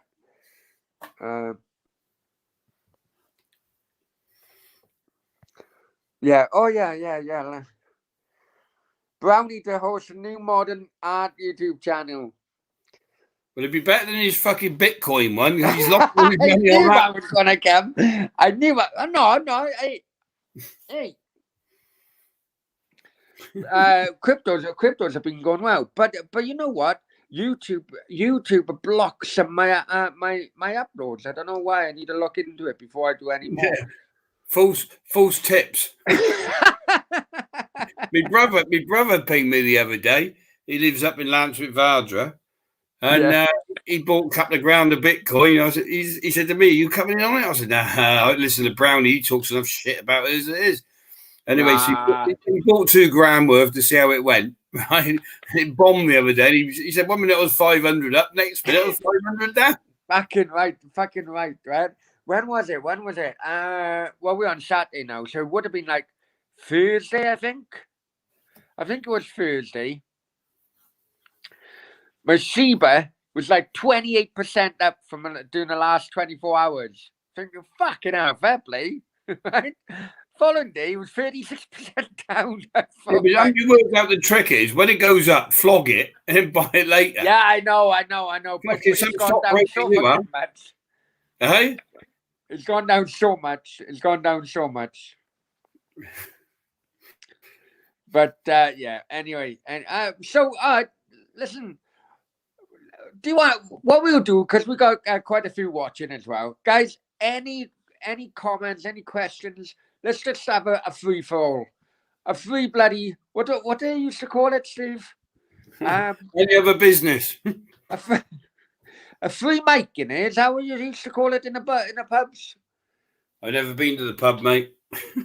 No, in a bar, no, like a West End bar, and just basically anyone can go up and have a free mic, whether you want to be singing, whether you want to do poetry or anything. Open up the floor, you mean? Open up the floor. Open the floor. Yeah, we'll open up the floor. Fuck it. Why not? It's Saturday night. Brownie's pissed on his 1 glass of wine. I'm just so tired. The most unprofessional show on YouTube is just getting worse. Just shows how tired I am. Where you been all day then? Newcastle. What have you been there for? Well, basically, since I come back, I go all my recruitment customers want to see me face to face, and because of COVID, no one has been wanting recruitment. You know, I'm thinking, right, listen. You know I was in business, Steve. They say jump, you say how high, basically, at times. Yeah. Right? And so, you know, I've been pinning, like, meetings. And I pinned with one customer could only see me on a Saturday or on a weekend. Public transport on a Sunday is fucking terrible. So, I pinned this meeting today so far in advance. It was actually before I knew that Wales were going to play today. Do you know what I mean? So it's one of the things. I guess with the recruitment business at the moment, the jury's out. Is it on taking people on? All depends what part of the UK you are. If I'm honest with you. He said the jury's out big time. He said the jury is out big time on taking new people on at the moment because you're all worried about this Delta variant and all that now. Well, construction. You know what? There's loopholes in it with construction. What? In construction. I got it that time. Oh, piss off. In construction, there are loopholes in it. But the likes of like factory or warehouse or anything, you know, it's tough at the moment. But again, it all depends what part of the UK, because England, Wales, Scotland all got different rules. Yeah. But anyway, so it's been a lot of traveling today, and I didn't like it, man. You know what? I started off with Cardiff before going up, and it was like, I don't know whether it's just me getting older, but I'm really. It does, mate. Traveling as you get older, traveling takes out of it, you know. Yeah, I know. I'm fucking 15 years older than you. But what I'm also thinking as well is that because I had to get to Cardiff to get the train up north, right? Anyway, let's go to the questions. We're bored about I hearing know, your I know, no, but what I'm saying, I need to say this. Meant to be open floor. I need to say this because it's a UK-based question. Right. Dave's going to sleep on Brownie. Hang on. This is the first time I draw properly in the UK today, for 4 years, whatever it is, right? I've lost the love of driving in the UK because that's all you're doing is fucking looking for speed cameras, looking for bus lane cameras, fucking everything else apart from chilling out and driving. Do you know what I mean? Yeah, no, I get it. The roads in Europe are much better, aren't they? Oh, much better. Yeah. Anyway, let's go. Let's bloody enough of me whining. Right. There, Brownie nearly got me get Dodge kind of adopted words, my not good. It'll come good, and when it comes good, Randy, I will be first on the phone, dear. Brownie not giving good advice. Oh, fuck this now. Open mic night. Yeah, it was open mic. I thought it was open mic, but it was mic with a M-I-C rather than mic in a name. But yeah, it was the same. Tufty and Brownie are like, where's Tufty? Is he sleeping? Yeah, probably. I did. In all fairness, they were still going on a show with Developer until at least 1 o'clock this afternoon. Well, I tuned into him for the Austria game for about 5 minutes to see it. I've never heard him commentate on football before, so I thought I'd go and listen. I turned off after about a minute. Oh no, they went right through. They went. Yeah, right but he was through. doing that game. He was doing that game. Anyway, move on. Yeah. Okay. All right. There. Would you rather England win a World Cup or West Ham Champions League? West Ham win the Champions League by miles. I don't really, to be honest, international football, I don't really follow it that much anymore, really. Apart from when it comes to like the tournament, if you're in it, your team's in it. And I'm not a patriotic English person. But I was probably because I spent a lot of my time in Wales, to be honest. And I get tears come in my eyes when the Welsh sing their national anthem. But I'll tell you what the difference is. I know over the years I've known a lot of people who've played for Wales, and I've also known people who've played for England. But now, in today's era, I know what the English players are like, right? And hey, I'm not saying personalities, but they're wankers, right? Okay, they're going to play for England, but in real life, they're wankers. Whereas the Welsh, what I admire about the Welsh, they're still grounded. You've got back to Gareth Bale, for example. He's still a grounded lad, right? Sterling, for instance, is the biggest tosser you ever meet in your life. And so I do watch, and that Welsh spirit of we all go together. England players would never gel like Welsh players do with their fans, right? It's just how it is. They're just swan in, jumping a new Range Rover away. They ain't got time for the fans. It's all about money for England players. To be honest, you can see that in the Marbella area. Yeah. Whenever teams come over, because teams go on like winter breaks and so on. Yes, yeah.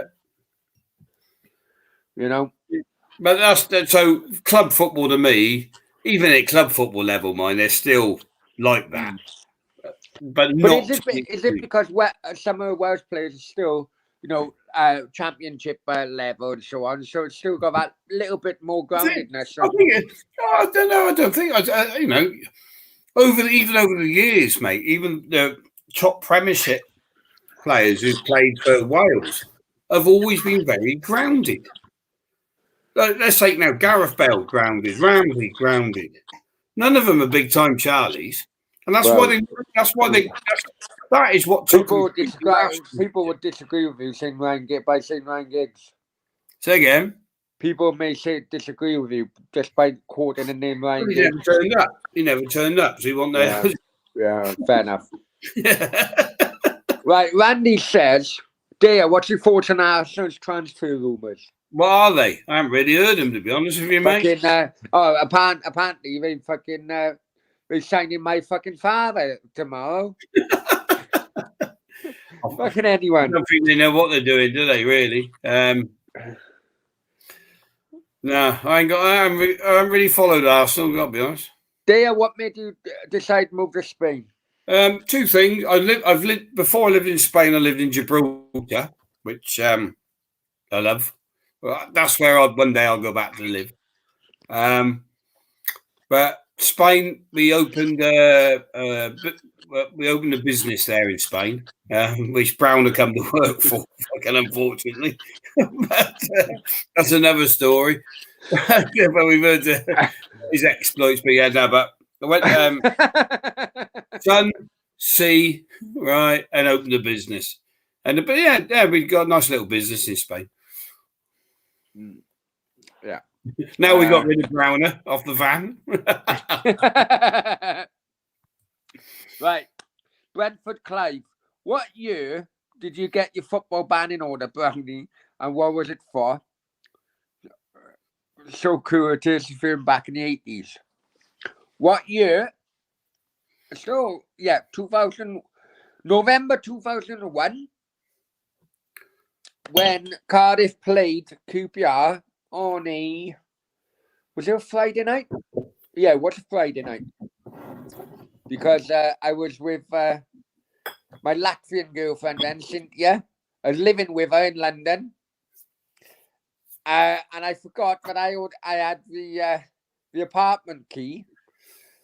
And I didn't actually get out of the police station until the following day. which made her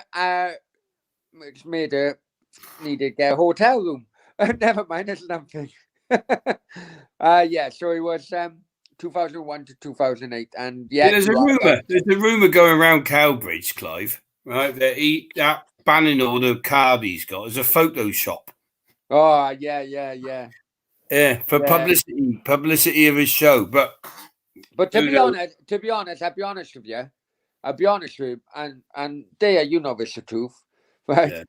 Yeah. Is that you know, the only fruit one. No. I won more games when I was officially banned. I just went in a family stand. I had to pay Lisa fucking 20 quid for a fucking time.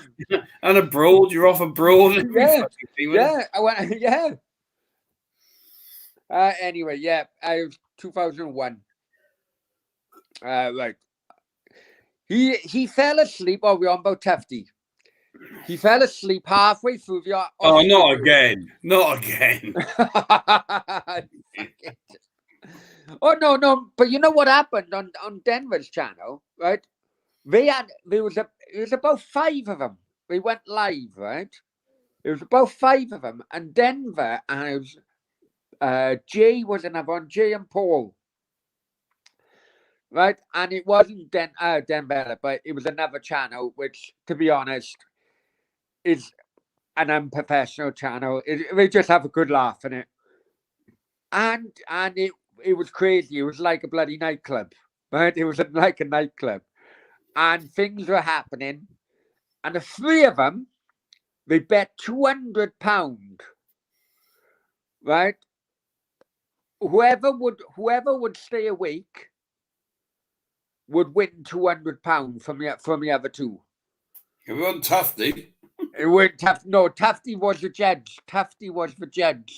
All right. Right? So 2 of them and then just went for about 3 hours. Just went. And Denver's fucking battered. Right? All of a sudden, the other 2 then come back. And you can see they had more snow and fucking Father Christmas. They just done a return journey to fucking Colombia. Right. Oh, so yeah, it was a bit mad. There, the name you were given, Nathan, has certainly stuck tough. Really has, even on Toughness channel. Big Tuft on the side of his head. You think after the first time we tipped him off, he'd be like flattening it down, wouldn't you? Because I was warning you, when I said, "There, don't." I said, "There, don't, man, just in case he's bloody offensive." It just started. You can't take that. I know, but you don't know what. I know. Brownie, Tufty is going to Birmingham. Yeah, I know. No, I've been sent an invite. I don't know if I'll go, I'll be honest with you. Just with work and everything. Apparently getting, yeah. No. You go with, no.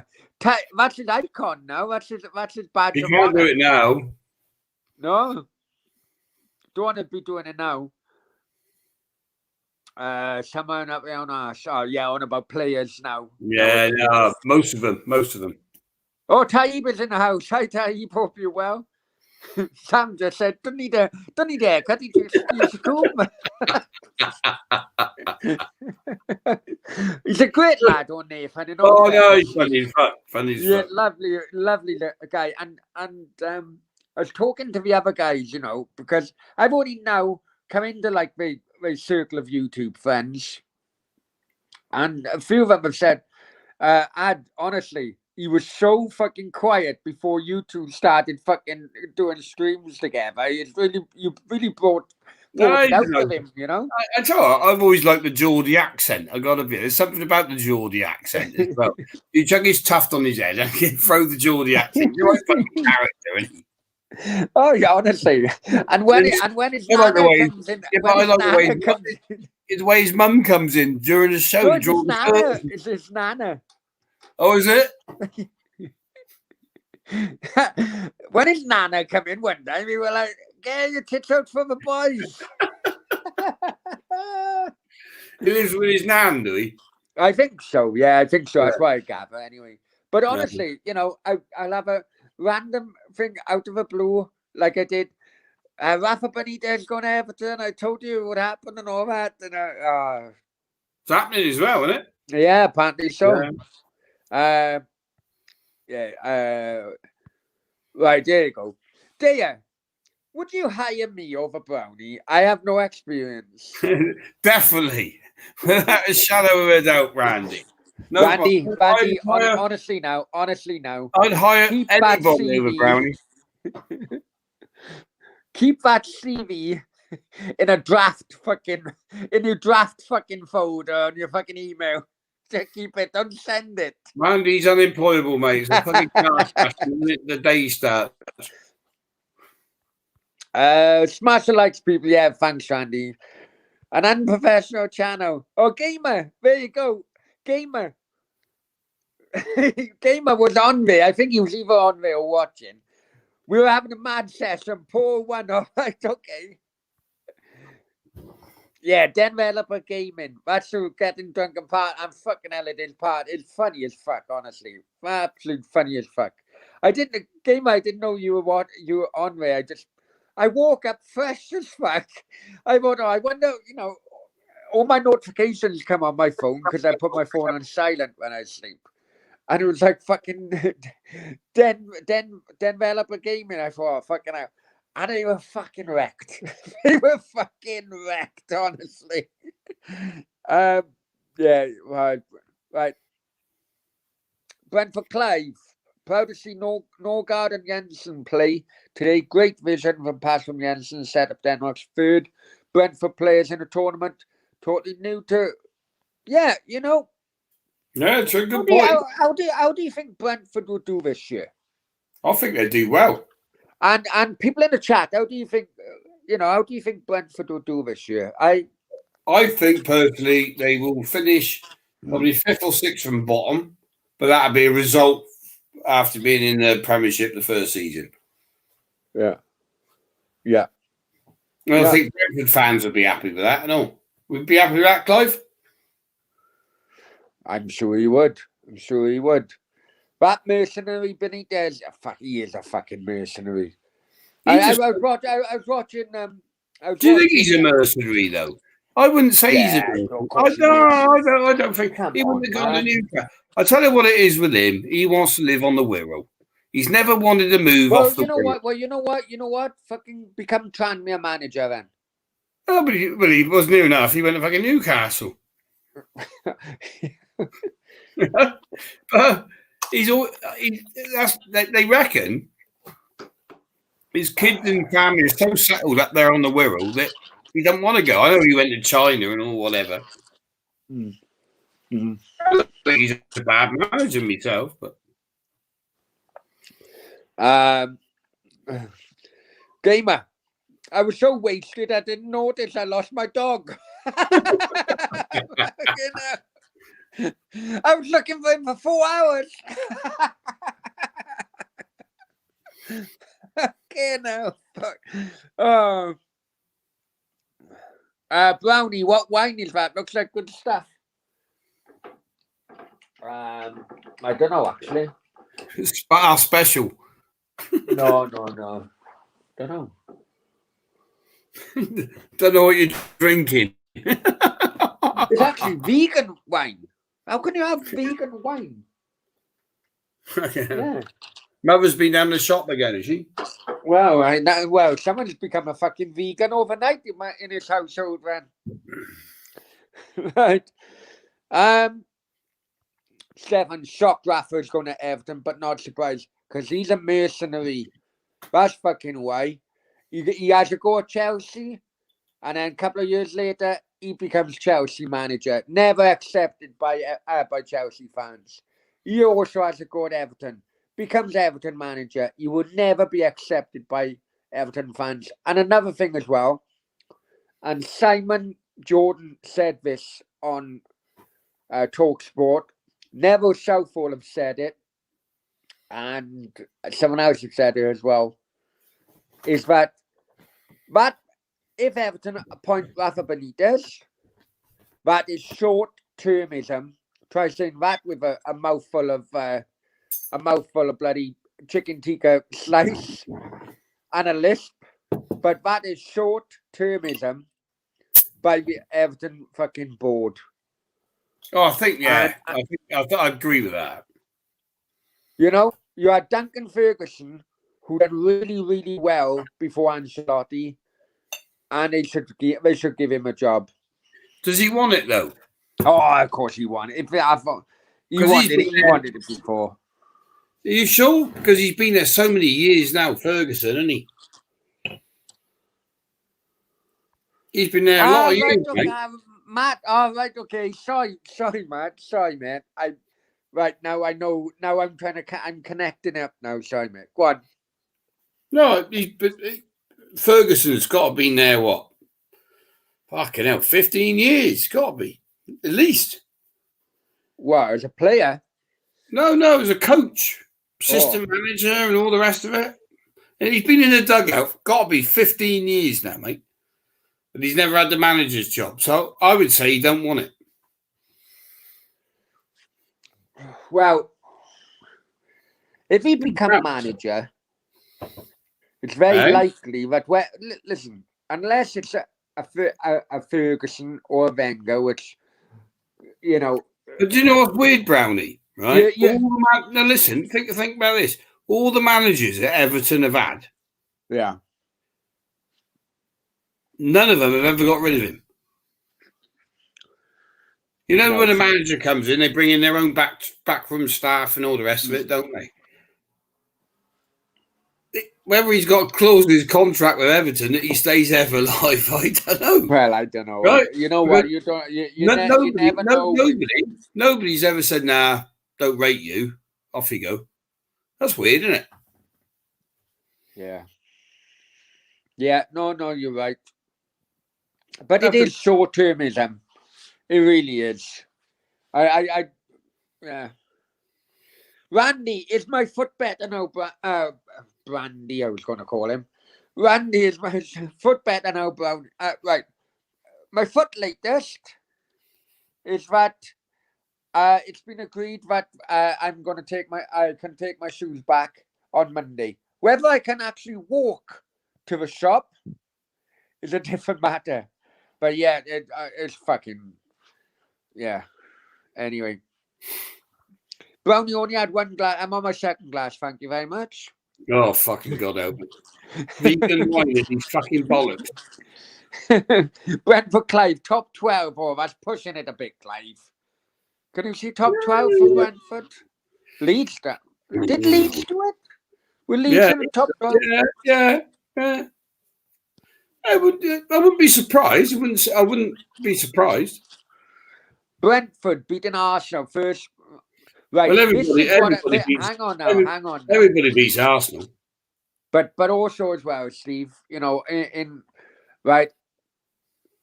I never like playing newly promoted teams in the first few weeks of a game or of a season. It's not until maybe the end of October, November. They're always on fire, aren't they? They're always on fire at the beginning. Yeah. Right. I would rather take on, you know, even a relegated team. Okay, I'm talking from championship mindset. I'd rather take on a relegated team from a Premier League in the first few weeks than a newly promoted team from League One. My worst experience was first game of the season against a previous championship club was Cardiff. I knew you'd say that. And it was fucking brilliant, right? It was. I tell you what happened. I booked me, Mojo, and I took up. He'd been fired with Dave Jones, my mate Alex Armstrong, who is like Dave Jones's right hand man at Cardiff, and Malky Mackay. I don't think it was. I can't remember. It was a Premiership game though. I'm trying to fucking think now. Actually, maybe it wasn't a Premiership game. I think it was. Was it when you won 2-0?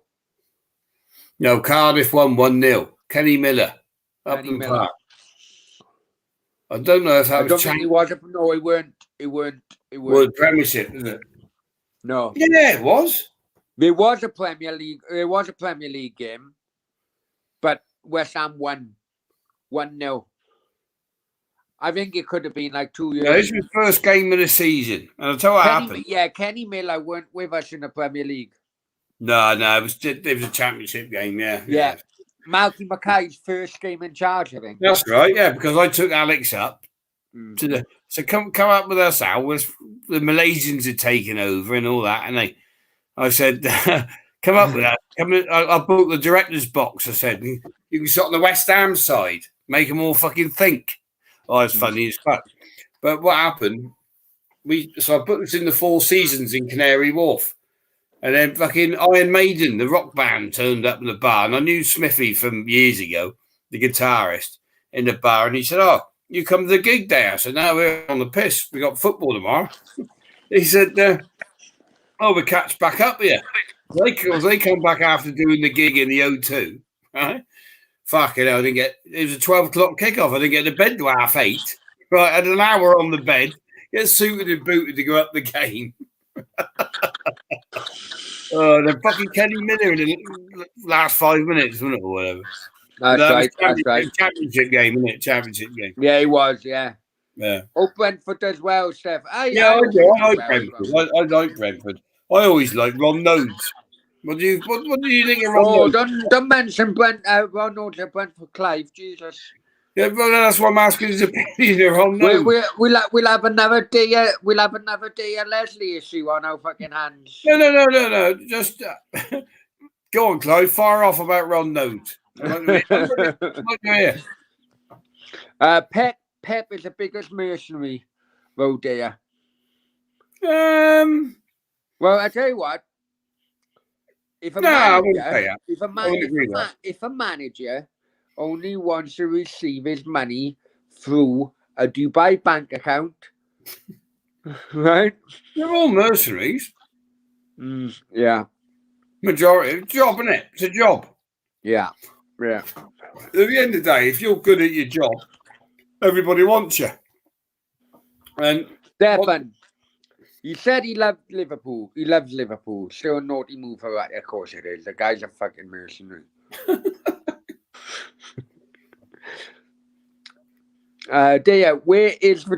Where's the Jack Daniels honey?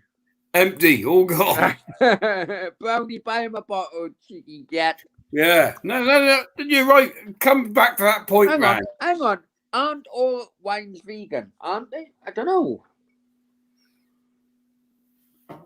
Well, grapes, eh? Grapes and sugar, isn't it? I don't know. So why promote it as a vegan wine then? Well, is it? Or is it you're just pissed? No, it's fucking Prestige Collection. What collection? What collection is it? Spit that one out again. Tesco Finest. Right, never. Stefan, wasn't Rafa at Real Madrid? Yeah, Rafa was at Real Madrid. Rafa was assistant coach many years ago to actually Del Bosque. That's right. Huh? That's right. And yeah, he went then to Real Madrid as manager. He lasted from August to October or November. And then we got in who I think could be even a dark horse for next Tottenham manager unless something's happened today. If anything happened on a Tottenham manager front today? Yeah, Nick Hancock's taking the job. No, but I think Hancock. Lopetegui could have been anyway. So Hancock's taking it. I heard about that. Right, Sam. Night, guys. Great seeing as always. We'll watch the rest of my. Good night, Sam. Many thanks for joining in. He's smiling. Hill Wenger in. She never got rid of him. Right. Randy says, Steve, rank the teams in London. 1, 2, 3, 4. Yeah. He says Chelsea number one, West Ham 2, Arsenal 3, Spurs 4. Yeah. Number 1, West Ham United. Right. Proper team in London. Right. Chelsea's a foreigners club these days. Number 2. Well, hang on. If you want to go down that avenue, then you have to see that number 2 would be South Bermondsey then. No, not at all. They're fucking shit. Well, right? What's his date? Hey, Browner, what's his date to start of the question? Steve. Don't say Brownie, it says fucking Steve. Right? Number 1, West Ham United. Number 2, Clive's in the chat. We'll put you in London, yeah? Although you're just outside. Brentford. Right? Number 3, Dagenham and Redbridge. Right? Are they still going? Yeah, non-league again, aren't they? Right. Number 4, Arsenal. I'll go number 5, Chelsea, and then I'll put the Yids at the end. There you go. Oh, come on. Yeah, listen, I know you don't like them, but come on, Millwall got to be up there. They're a proper club, Steve. They're still going, are they? QPR as well. I like if I used to like going to Leighton Orient when I was a kid. If West Ham were away and it was too far away, I'm talking when I was a young lad, I'd go and watch Leighton Orient. I love them as a club. Yeah, QPR. I'm a bit the other side of the city, so I went a couple of times, but only watched Stan Bowles. I used to like going to watch Stan Bowles. He was always worth watching as a kid. But I think there you go. Here's a question for you, and it always strikes a pub debate. Would you classify Watford as a London club? No. But people classify London Luton as an airport. You know? Nah, that's not London. Watford's not London, is it? Well, Luton ain't either, is it? No, Luton's not a London club either. Neither of them. Hertfordshire. Fulham. I always like Fulham. Got to be honest. They're always our little brother, Fulham. Yeah. But no, I suppose in terms of success, but you buy success, don't you? Anybody can buy a London club today if they've got enough money and make it a successful club, can't they? So you take Chelsea, the percentage of original fans that probably watch Chelsea is probably the lowest.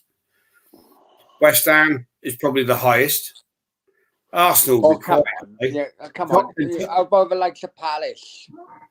Palace, yeah, Palace, you know, but they're not really a London club. They're Croydon.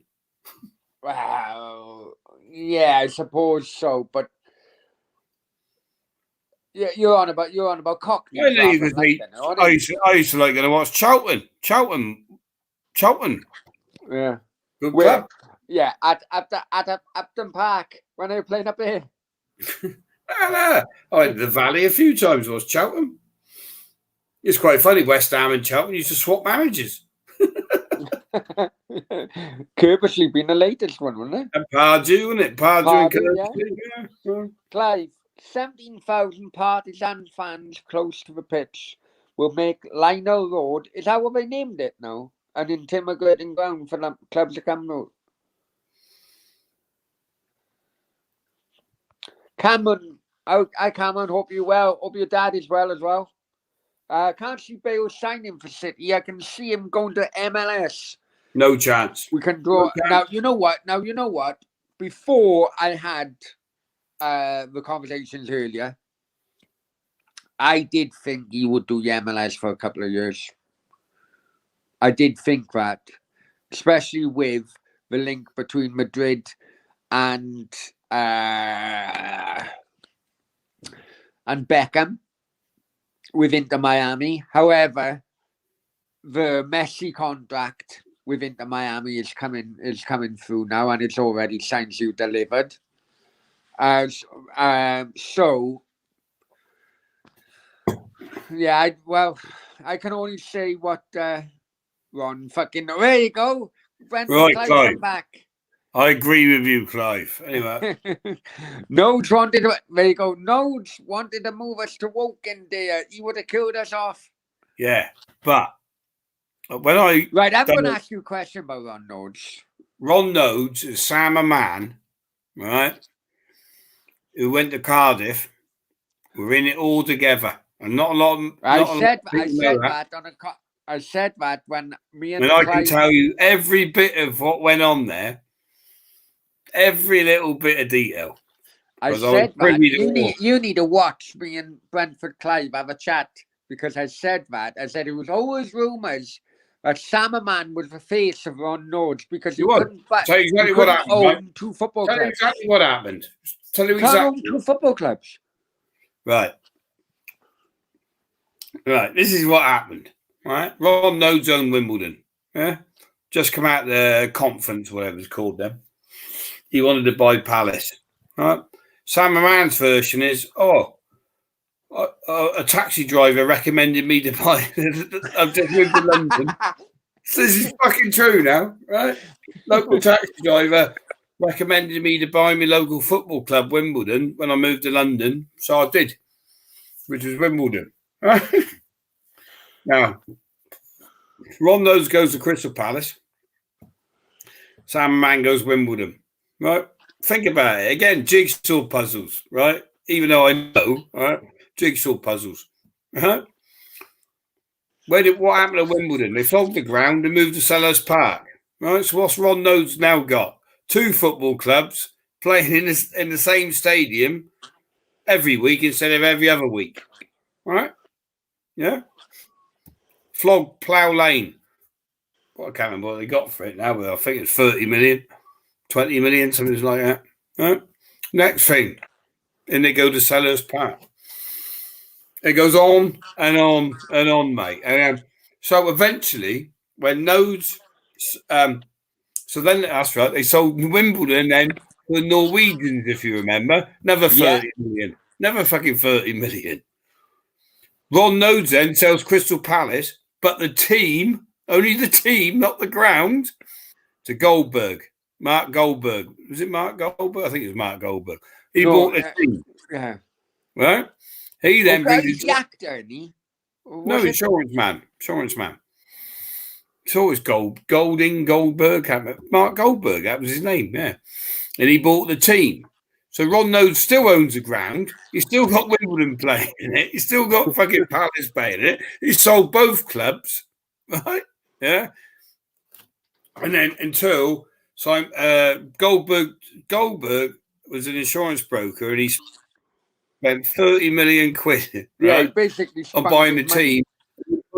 He brought Terry Venables in as manager, right? And he spunked his whole fortune that he'd made, on Crystal Palace. So Ron Nodes then takes control of the team again, right? Until Simon Jordan comes in and takes over Palace, but not the ground again. Although Simon Jordan actually hoodwinked Ron Nodes to selling him the ground by having to pretend to be somebody else for a different company. Right? So all that went on. Anyway, so they cash in. Right? Sam Manning and Nodes them. Right? Right, what are we going to do now, Ron? I'll go to Brentford, move the ground, get a retail park. You go to Cardiff and do exactly the same thing. So we push the clubs up. We get the ground and we get the retail parks. Both go in with all the loan notes and all the rest of it, right? And the rest is history. So, yeah. I remember Ron Nodes and well. I'll tell you something now. I'll tell you another thing, right? Ron Nodes used to build golf courses. Clive probably knows that. And he was in construction for years, Ron Nodes. So was Sam Mann, yeah? Right? But one of the things Ron Nodes went out to was golf courses. And comes back to Spain again here. And he built golf courses with the Adams family, the gangsters, Terry Adams.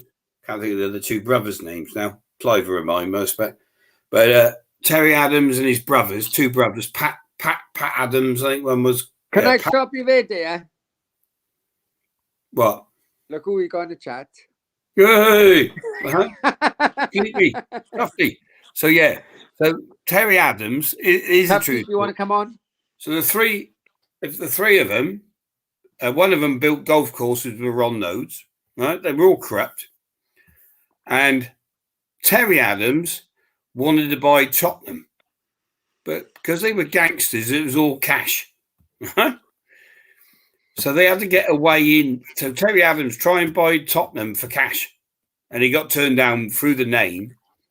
So their front man then was Sam Mann, who bought 10% of Tottenham. There you go. Nathan wants to come on, so I'll.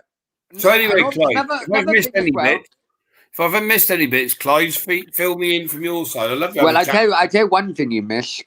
Go on, because I remember this. I remember Ron Nodes being the owner of Brentford, and then he sacked the manager, and Ron Nodes said, "Fuck it, I don't want another manager." Yeah, he managed himself. Managing himself, and then he got promoted. He got what? Yeah. If you remember, Sam Mann basically run Cardiff City, pulled in his own managers, didn't he? Lost connection. Right, well, he's gone. I'm having a quick pee, lads. Hang on. Oh, sorry, dear. I just sent a link to Tufty. Right, hang on. Let's go to. Lee said it's Matt. He's gone now for a minute. It's Matt Hancock got this first job, not Nick Hancock. Yeah, Nick Hancock. Yeah, he was a bloody writer, wasn't he, or something?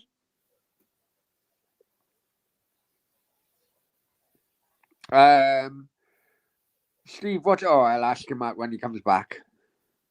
Stefan, I don't mind Fulham. Always a nice club. Always good, isn't it, going to Fulham? When you go on the boat up to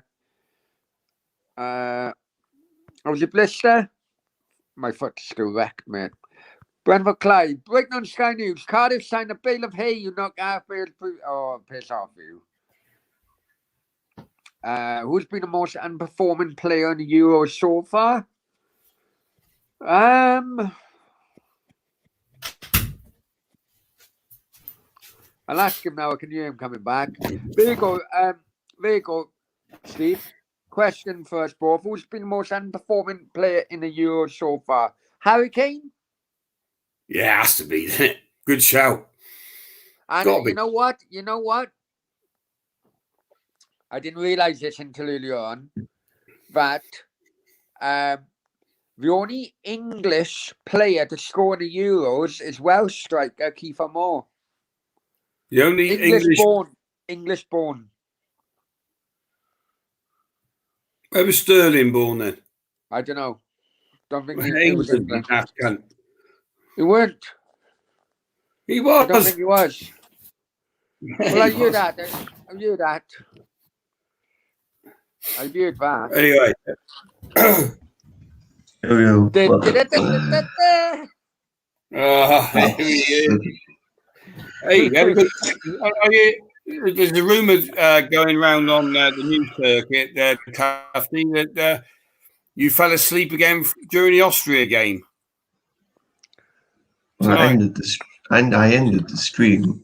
As soon as I just think I needed that sleep. Well, so you cut the game off halfway through, did you?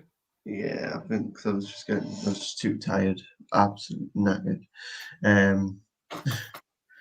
You didn't press the off button.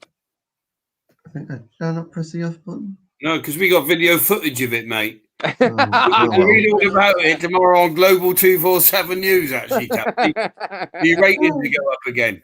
Yeah, Dave, have you literally just got up because your voice sounds hoarse as fuck? Yeah, I've just got up. Is there a Copa America tonight, no? No. I'm so glad he isn't, because I would. He's doing UFC and boxing tonight, I think he said earlier on.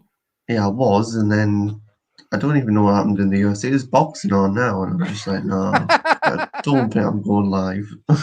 Hey, Nate. You told the world on your channel, Tufty, that you were.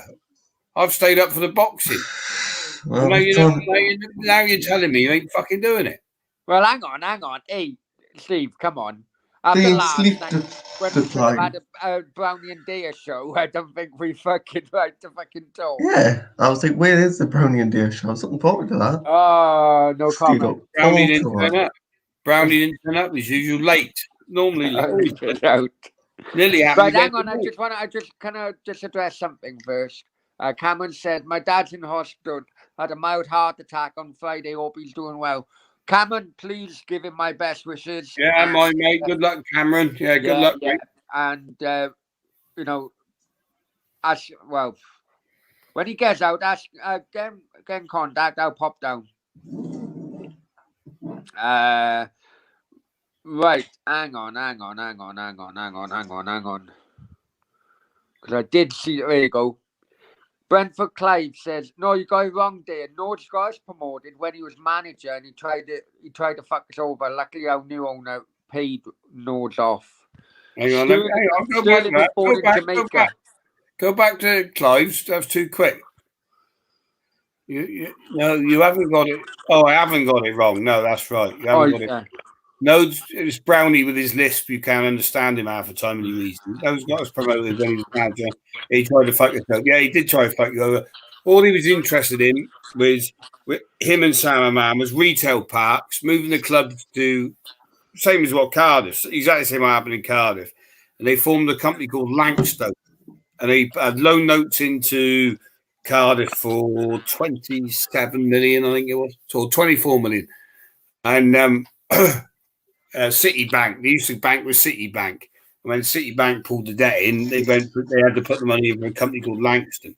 But what was happening at Cardiff with Sam and Man was exactly the same at the time happening with Brentford, if you remember. And so, yeah, somebody bought him out. Obviously, he paid off again. He's dead now, though, isn't he? Yeah. But there we go. But no, one day, Clive, have a long chat about that. Sterling born in Jamaica. I thought that. Jamaican family or born in Jamaica? Well, born. Right. I hear that. I did hear that fact. Did you hear that, Nate? What? But the only English-born player to score so far in the Euros is Welsh striker Kiefer Moore. Yeah, I did. Almost it was a disgrace. You're almost as professional as me, they're saying. Yeah, well, at least I get that. Dixon's in the house. Hi, Dixon. Hope you're well. I know Nathan too well. I could see him flaking earlier doing his watch along, and I had a feeling he'd fall asleep before midnight. Yeah, definitely. Come on, Tufty, where's the boxing? I've been waiting all night for your boxing. That's on it. Right, hey, Nate, The main you card were- starts at 7, so you haven't Hey, missed yeah. much. Main card starts at 7. 7 in the morning. Who's fighting then? Don't know, 2 shit fighters. Oh, that's shit now. Hey, Browner, he'd been promoting up all night to stay up and watch his fucking show. Now when he wants to go to sleep, he says they're fucking shit. Yeah. Oh, Nate, come on. You were the judge, right?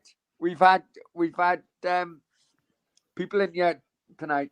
Who won that £200 bet? The staying up bet. Nobody? Nobody won it. No.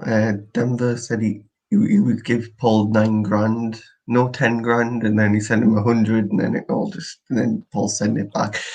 God knows what happens with that. Right, with okay, Denver. no worries. Denver was going to lend Paul, then Denver was lending Paul money, and then he sent it back there.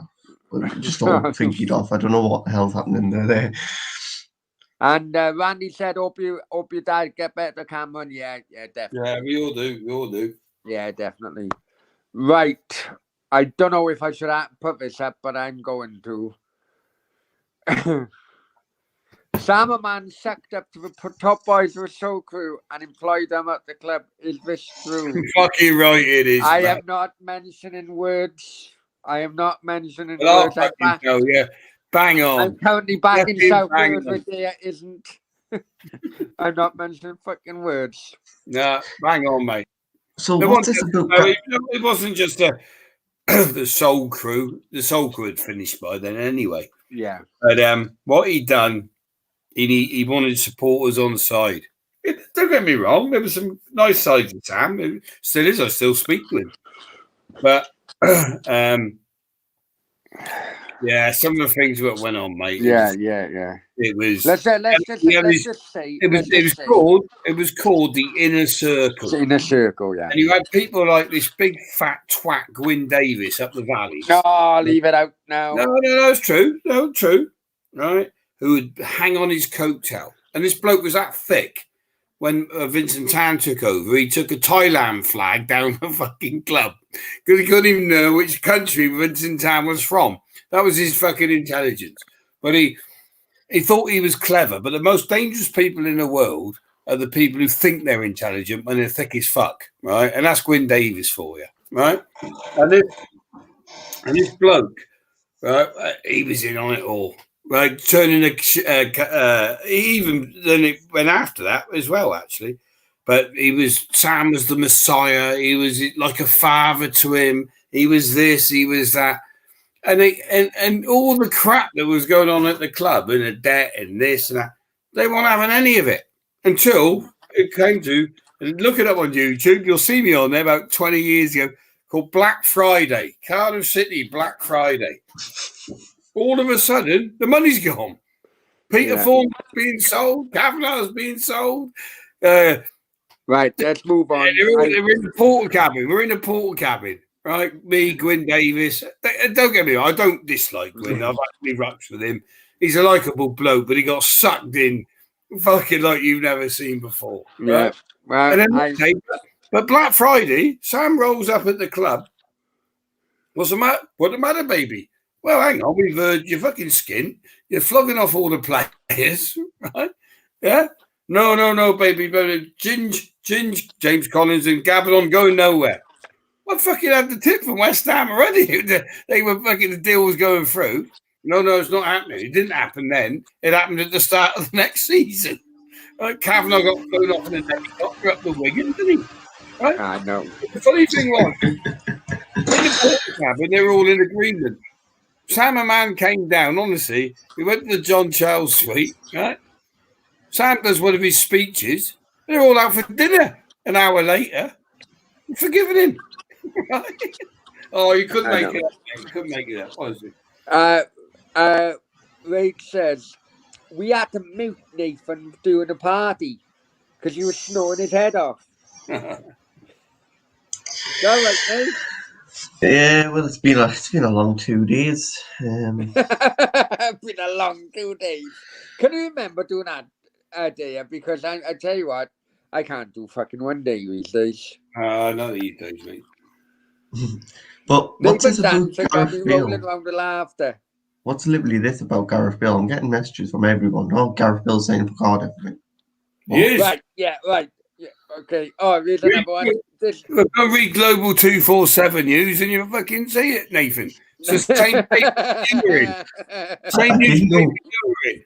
I didn't know whether to believe it. Right, go on. Hey, listen. Honestly now, there's new people in the chat from previously. The numbers have been going up and down. Come on. And Nathan is here. They can watch it. They can watch afterwards. I'm not repeating myself. Oh, no, come on. Well, just Nathan and fall asleep aboard. Just bullet point it. Gareth Bale signing for Cardiff City. Well, bullet point number 2. Yeah. Why? What's made him go from Real Madrid to Cardiff? Did you see him play today? Yeah. Were you awake? Awful. Yeah, he's not going to play for Real Madrid next season, is he? Where would he go then?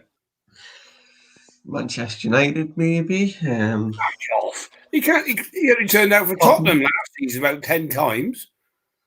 So why Man United going to buy a 32-year-old slowing down wide man? Well, I've heard he's quitting international football after this. No, he's not. Well, that's his big news coming, apparently. Come on, Dea, give him a bit more. Hey, Dea, come on, give him a bit more on that. You've only now woke up. Come on. Come on, Tafty, where did you hear that? What? Just a few people tell us that he's retiring because he's done with international football. He just wants to focus on his club career. He loves playing for Wales. What he wants to do is nurture through, be part of the FAW, and help nurture through the younger lads, and also get Wales to the World Cup final. Remember, Wales have been in the World Cup since 1958. So he wants to get in the World Cup final. Why doesn't he not take the manager's job? If you don't want to be a manager, would you? Well, he surely is doing more than. You are, Nathan. Right, you're a Geordie lad whose club is Newcastle, yeah? Yeah. Right. Let's just pretend you're back in the Championship. Let's put you're Gareth Bale, right? You've done everything. You're multi-million pounds in the bank, and you want to live in Wales, in the Vale of Glamorgan, in your mansion with your golf course and your garden, yeah? Mm-hmm. That's where your wife wants to be. That's where your kids want to be. You think you've got a year or two left in football, your boyhood club, yeah? And the fact that his uncle played for Cardiff, yeah? Yeah. Yeah, Chris Pipe. What would you do? Well, obviously move back your home club, wouldn't you? Your career's ending. Maybe that's his last move.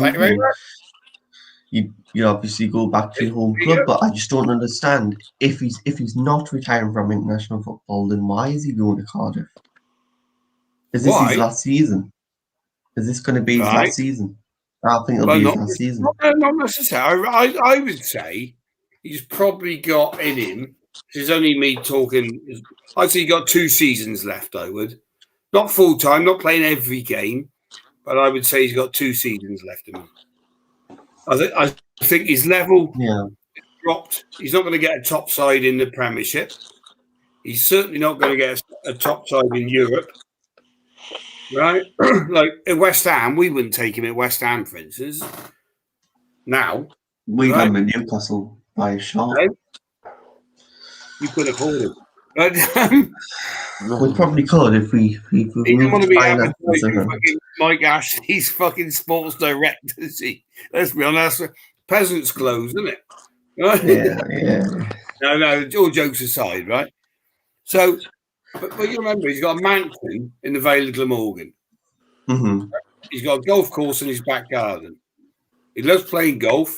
He's got the whole of South Wales golf courses to play. He's never played for Cardiff. They're trying to put businesses in Cardiff. He's got businesses in Cardiff. Yeah. He's got Right. 3 daughters, I think it is, who are getting older.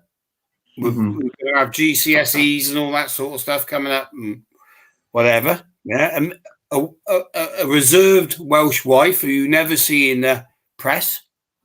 Yeah. Because he doesn't Yeah. like. He's quite a reserved man, considering the spotlight that he's in. So no brainer. No brainer. Yeah, For it him, is, yeah. no brainer. And that is why he's going to sign for Cardiff City. He's not going to sign for money. He doesn't need the money, does he? Lee says, Nathan, sure, John, Newcastle for fuck's sake. And you answer why Bale should join Cardiff. Yeah, exactly.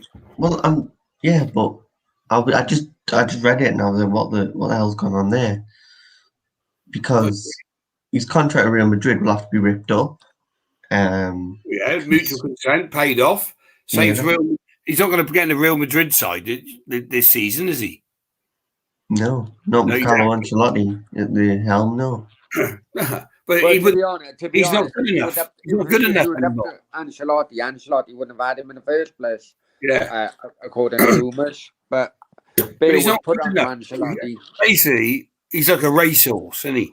Yeah. Start to go backwards, right? Had a great career. Don't get me wrong. His pace is not there anymore. His foot ability still. So he's got a bit of ability about him. So what do? You got the championship, man. Got the championship. Try and get Cardiff. Just like Craig Bellamy. Craig Bellamy done it. Went to his hometown, and he wasn't even a Cardiff supporter. Yeah, he did. Why did Bellamy go to Cardiff? Same reason. And when you live in Cardiff, to be fair, right, it's infectious. It is. You want to. I'm not from Cardiff. I lived in Cardiff, right? Yeah. There got a house in Cardiff. Well, Cowbridge, right? Cowbridge, yeah. Yeah, but it's all to Nathan. It's all part of Cardiff. Don't try and explain that bit to him, right? So it's an infectious place. And the other thing is, he's very, very passionate Welshman, and he's running that team near enough. If you watch the body language in Europe, right? Yeah, he is. And he wants to nurture. The word is he wants to nurture the new breed ready for the World Cup. Plus, help them because they haven't qualified yet, have they? Are they qualified yet, Brownie? I don't know.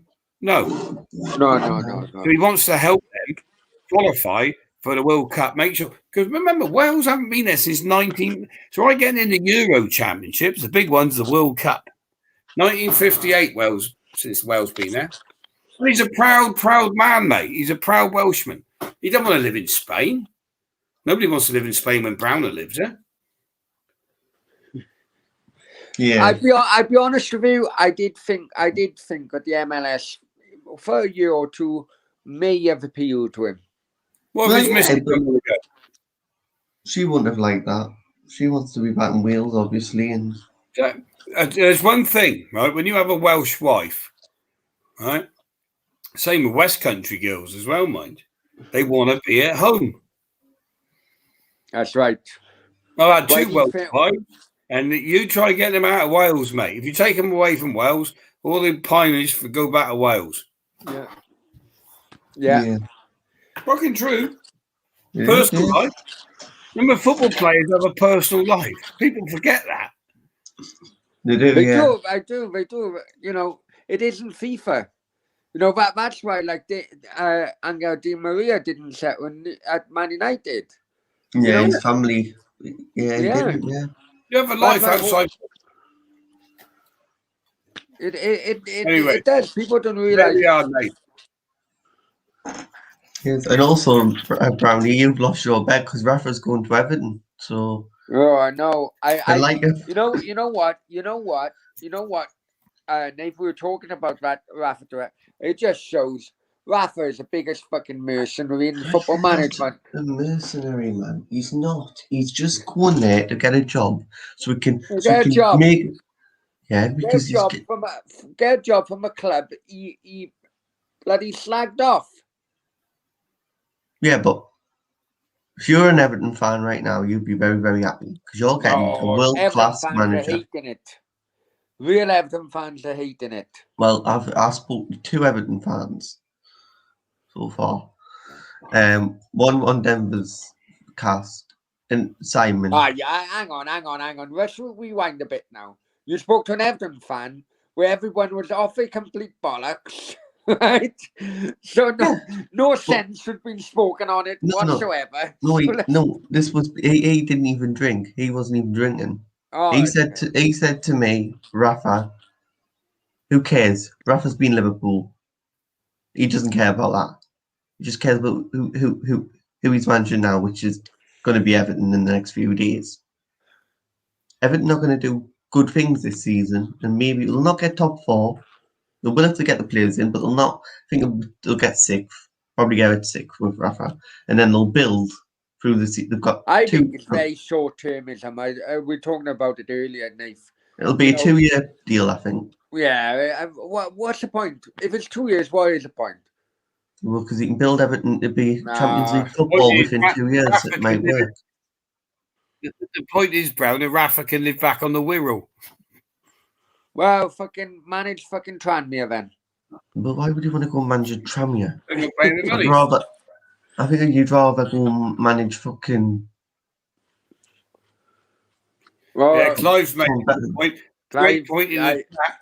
Hey, listen, clubs slagged off Leeds, but still went there to manage. Mourinho slagged off Man United, but still went there to manage. Exactly. That's a fair point.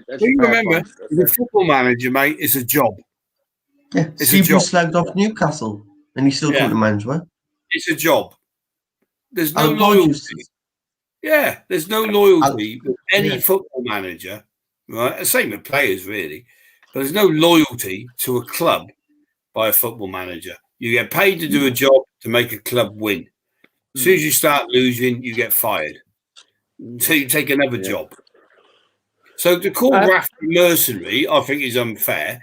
And I've got to say, he took the Newcastle job, and no other fucker would have took it, and he stuck it out for long enough. True, hey, Steve Bruce got more points than Rafa.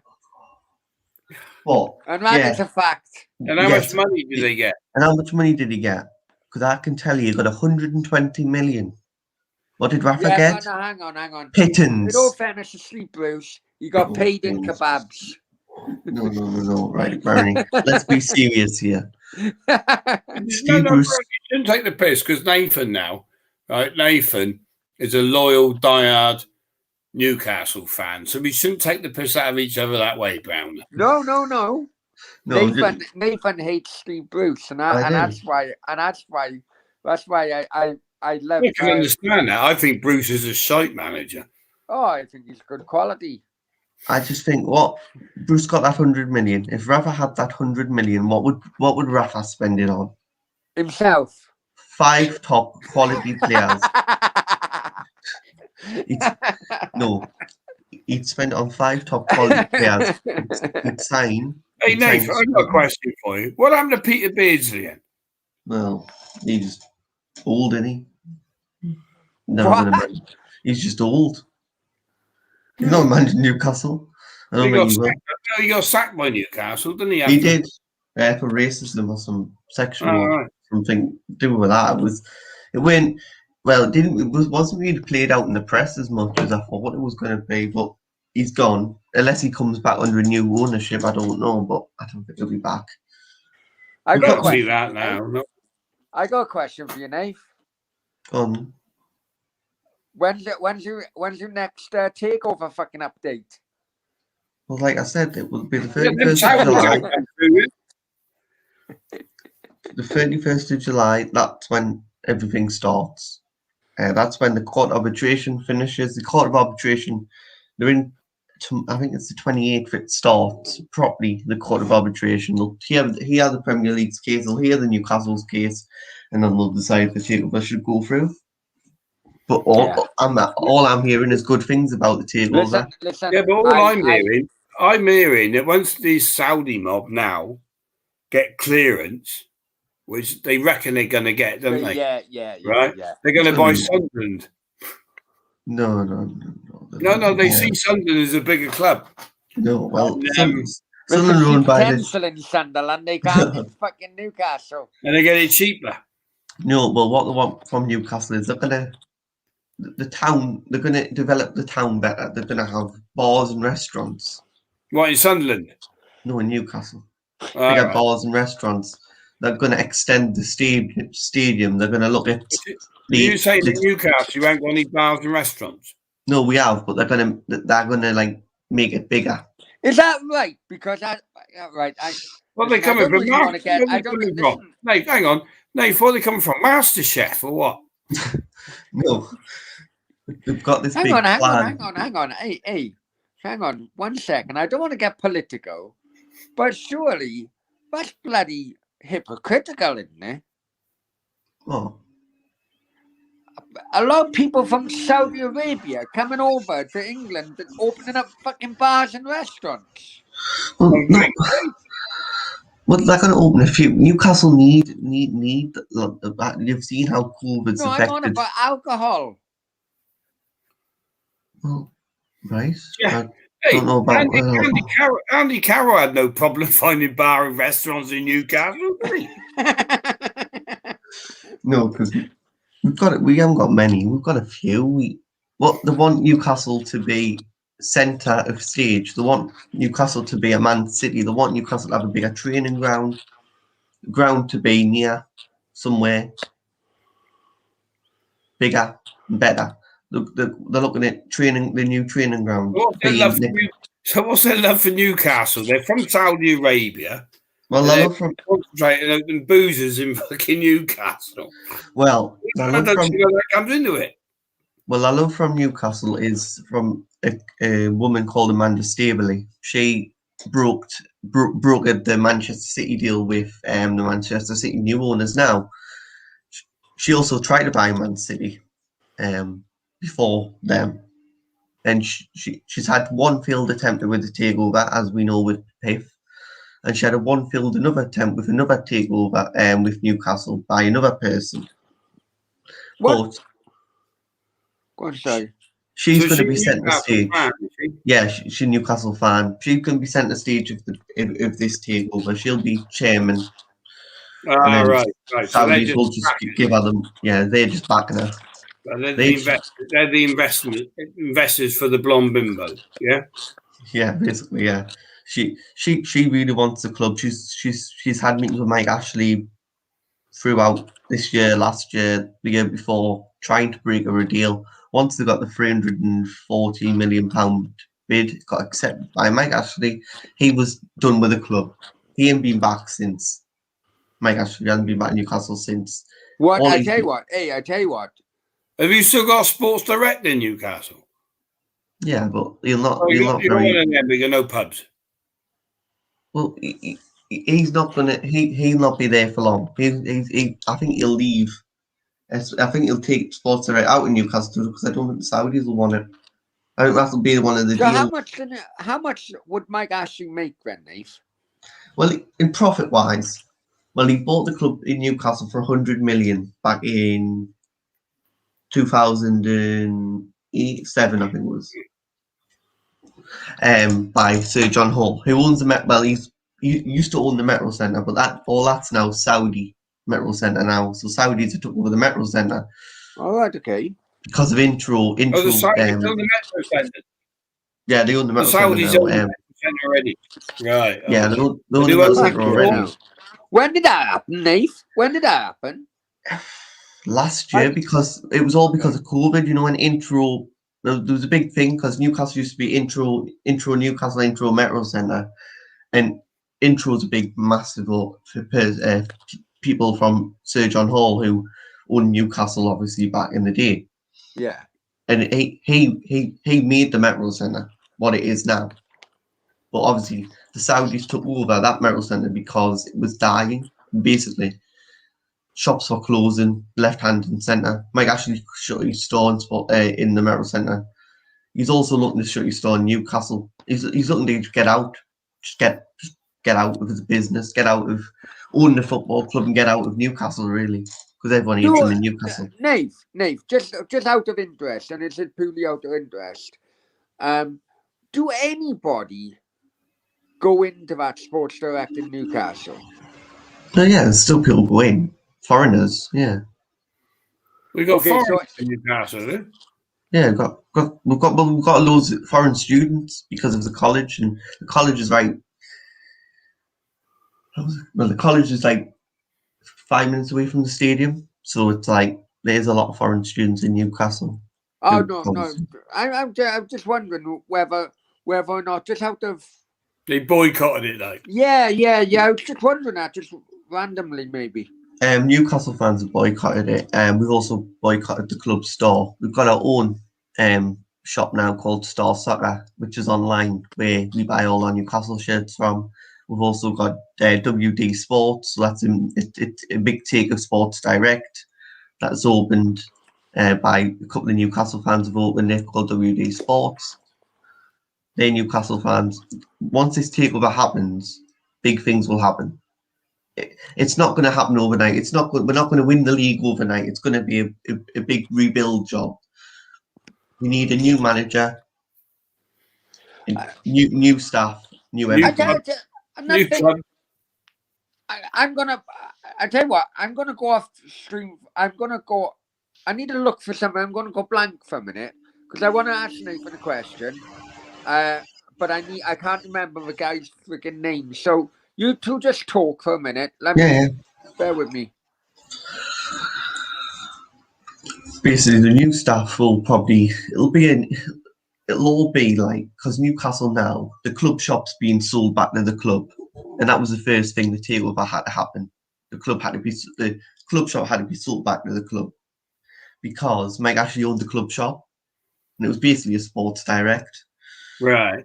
You were getting everything Sports Direct. You had Rangers tops in the Newcastle shop, and really, would you put Rangers shops in Newcastle? Would you put a Rangers top in a Newcastle top? No. You never do that. You have to have your own club branding. We had fucking Manchester United because shirts. he had shares in Rangers, basically. We've had shares in a lot of other clubs that we don't know about as well. There's been a lot of shares. He had shares in. Yeah, but Rangers is the big one, isn't it? Rangers is the big one, yeah. But he's looking to buy. He's looking to buy an AFL club. He was selling Rangers shirts in fucking Newcastle's club shop. He was, yeah. That takes a piss, doesn't it? Really, it is. That's like fucking put Millwall shirts in a fucking West Ham club shop. Well, Mike Ashley's also he's in talks with an AFL club that can't be disclosed yet because this takeover is still ongoing. But he's in connections with an AFL club. I've heard that, and I know who it is. Do you who? I think it's I don't. Don't. I have heard it. I've heard about. I don't know what club. Cardiff City, mate. No. Vincent, I'm telling you, you wait and see. What, Mike Ashley's going to buy Cardiff?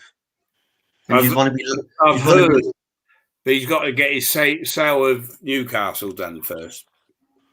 But yeah, and he can't automatically own a club after that. He can't just sell and own. He has to go through a proper. The government have ordered a review into Mike Ashley's business. Once the rules are you can you're allowed to own one club. That's it. Yeah, well, he owned Rangers and Newcastle. I have heard. But that's two different leagues, on it. Yeah, but you can't. No, it still does. It shouldn't happen. You still can't do that. He's a shareholder, though. You can have a certain amount of shares in the club. And then it comes out of the country. Take Vincent Town at Cardiff. He owns clubs in fucking Eastern Europe and fucking all sorts, doesn't he? It's only in that country you can't own. You can't own a club in the same country. Yeah, well, Saudi have got a few teams who they own already. So technically, sorry, Nate, for jumping in, but normally, if a player's signed from, for example, Luton and signed for Cardiff, they still would have to go through international clearance, wouldn't they? Yeah. They still have to go because it's two separate football associations. Yeah, they'd have to go through. So if a player has to do it, and surely an owner has to do it. Yeah, that's a loophole Mike Ashley could go for then if he was Cardiff. Well, he could, but do you see the EFL appointing him? Because Cardiff come under the English leagues. Also, yeah, well, they come under the English leagues, but will it have to go through the Welsh thing as well? But anyway, he's still got to get his money out of Newcastle first, isn't he? He's got to do a decent job at Cardiff. And how much is he spending on Cardiff? Well, Vincent Tan, everybody knows, wants out of Cardiff City. So it could be come to stump the money up, doesn't he? So it could be 100 million. Oh, you get Cardiff probably for 50 million, I reckon. Then. She's going to get for half he bought Newcastle for, so he's making a profit again. Well, to be honest, but he bought Newcastle in the Premier League. This is the only way. To make money in football now is buy a lower league club and get and hopefully get them promoted to a higher level. Mike Ashley spends money. We know that he spends money in the Championship, so he'll get you promoted if he does come in. He'll get you a manager. He'll probably bring Steve Bruce in with him. Because what's going to happen when they take over this company? Well, yeah, you could have him as well. Yeah, but is there a sports direct at the moment on the Cardiff Retail Park, Browner?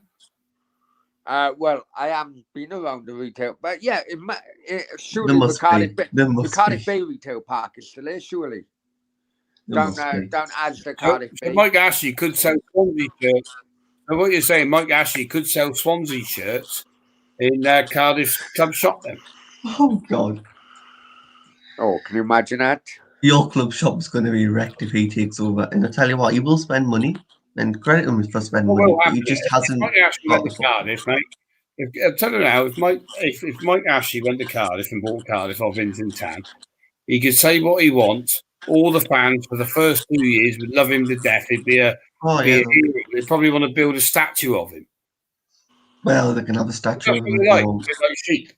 Right, we see him with Man, Vincent Tan, all the rest of them. True, Browner? It's true, isn't it?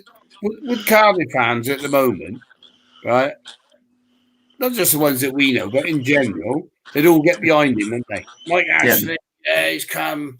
He's the new Messiah. It's only afterwards. The thing I want to warn you about Mike Ashley is he never communicates with the fans. He never communicates. Well, no. Hang on, Nave. Because I may be a bit older, but I remember Mike Ashley drinking pints in the Newcastle. Oh, that was years ago, man. That was years. Now, listen, whether you like that or not, that did happen. So it was, at that time, there was communication with fans. Right. And then it broke down. I blame the Geordies. I think they had a big rich man come in to sort them out, and they shit on him, and Ashley thought, fuck you then. Well, and he's also going to bring in a man called Lee Charnley. Now, Lee Charnley's record of being hit by HMRC is not very good. So if you want Lee Charnley in the club as well. He's a top bloke, Lee Charnley. That's one of his directors. Well, Nate, what's your opinion on that Geordie Newcastle YouTuber or commentator, whatever, Steve Wraith? Steve Rafe. Well, what's your opinion? Listen, and before you answer that, right? I have not come across this guy before. I really haven't. He's just people have been commentating on my timeline, my social media timeline, and it's all been negative. But I haven't got a fucking clue who the guy is, if I'm honest. Right. So, Steve, who is this guy? Tell us about him. Yeah, Steve Rafe. He says he's a Newcastle fan. I'll put that very lightly. They've thrown him out now. Do you know him, Steve? Dear, do you know him? Rafe, yeah. He was a big Newcastle fan, but like the Geordies turn on people, didn't they? And they turned on him like they turned on Mike Ashley. No, we turned on him. We turned on him because he supports Steve Bruce in his organisation. We don't support that. Let me ask you a question. Where did Newcastle finish in the league this year? 12. 12. All right. He's done a bloody good job, hasn't he? Yeah, well, obviously he's finished 12th, and So We'll take 12. why would you want to get rid of a multi-million-pound owner who you finished 12th in the Premiership with? Because we want to be fighting for Europe again. Who saved your club from bankruptcy? Well, yeah, but we want to be fighting for you. Can you answer the question? Right. The question is: you finished 12th. Mike Ashley saved your club from going bust. Right? Why do you want to get rid of him? Because we want a new start from a new owner. I know you're going to be thinking, well, why don't we get rid of him for bankruptcy? We could have went bankrupt. Well, if we did go bankrupt, we would have started again. And what division would that have been in? I don't know. They've been on the parks around Newcastle. You go bankrupt, which Newcastle was going to go. You don't just get a 10-point deduction, you get thrown out of league. You do, yeah. And right? From what I've seen, Mike Ashley has employed good managers at Newcastle. He's got your 12th in the Premiership. He wants to sell. We want him to sell. He can't compete now. And he said in the Sky interview, he can't compete with the likes of Man City, Man United, Spurs, Chelsea. Nor can David Gold or David Sullivan at West Ham. The Brentford owner, nor can Fulham's owners, nor can... Mike Ashley's run out of money. There's no point. Mike Ashley's run out of money. Mike Ashley's fucking minted.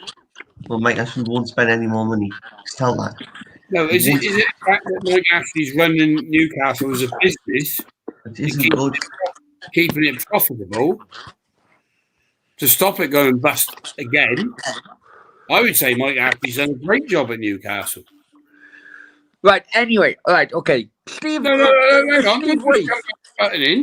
Nath, I'd say he's done a great job, Nath, wouldn't you, really? And you're happy that you finished 12th in the Premiership? Well, yeah, but I just don't. I want to see a new challenge from Newcastle. I want to see some new ideas. Newcastle's been years of dying. Newcastle could have been relegated this season. No, they didn't get relegated. You finished 12th. Yes, but they could have. Did you see us start the season? When was the last time you got relegated?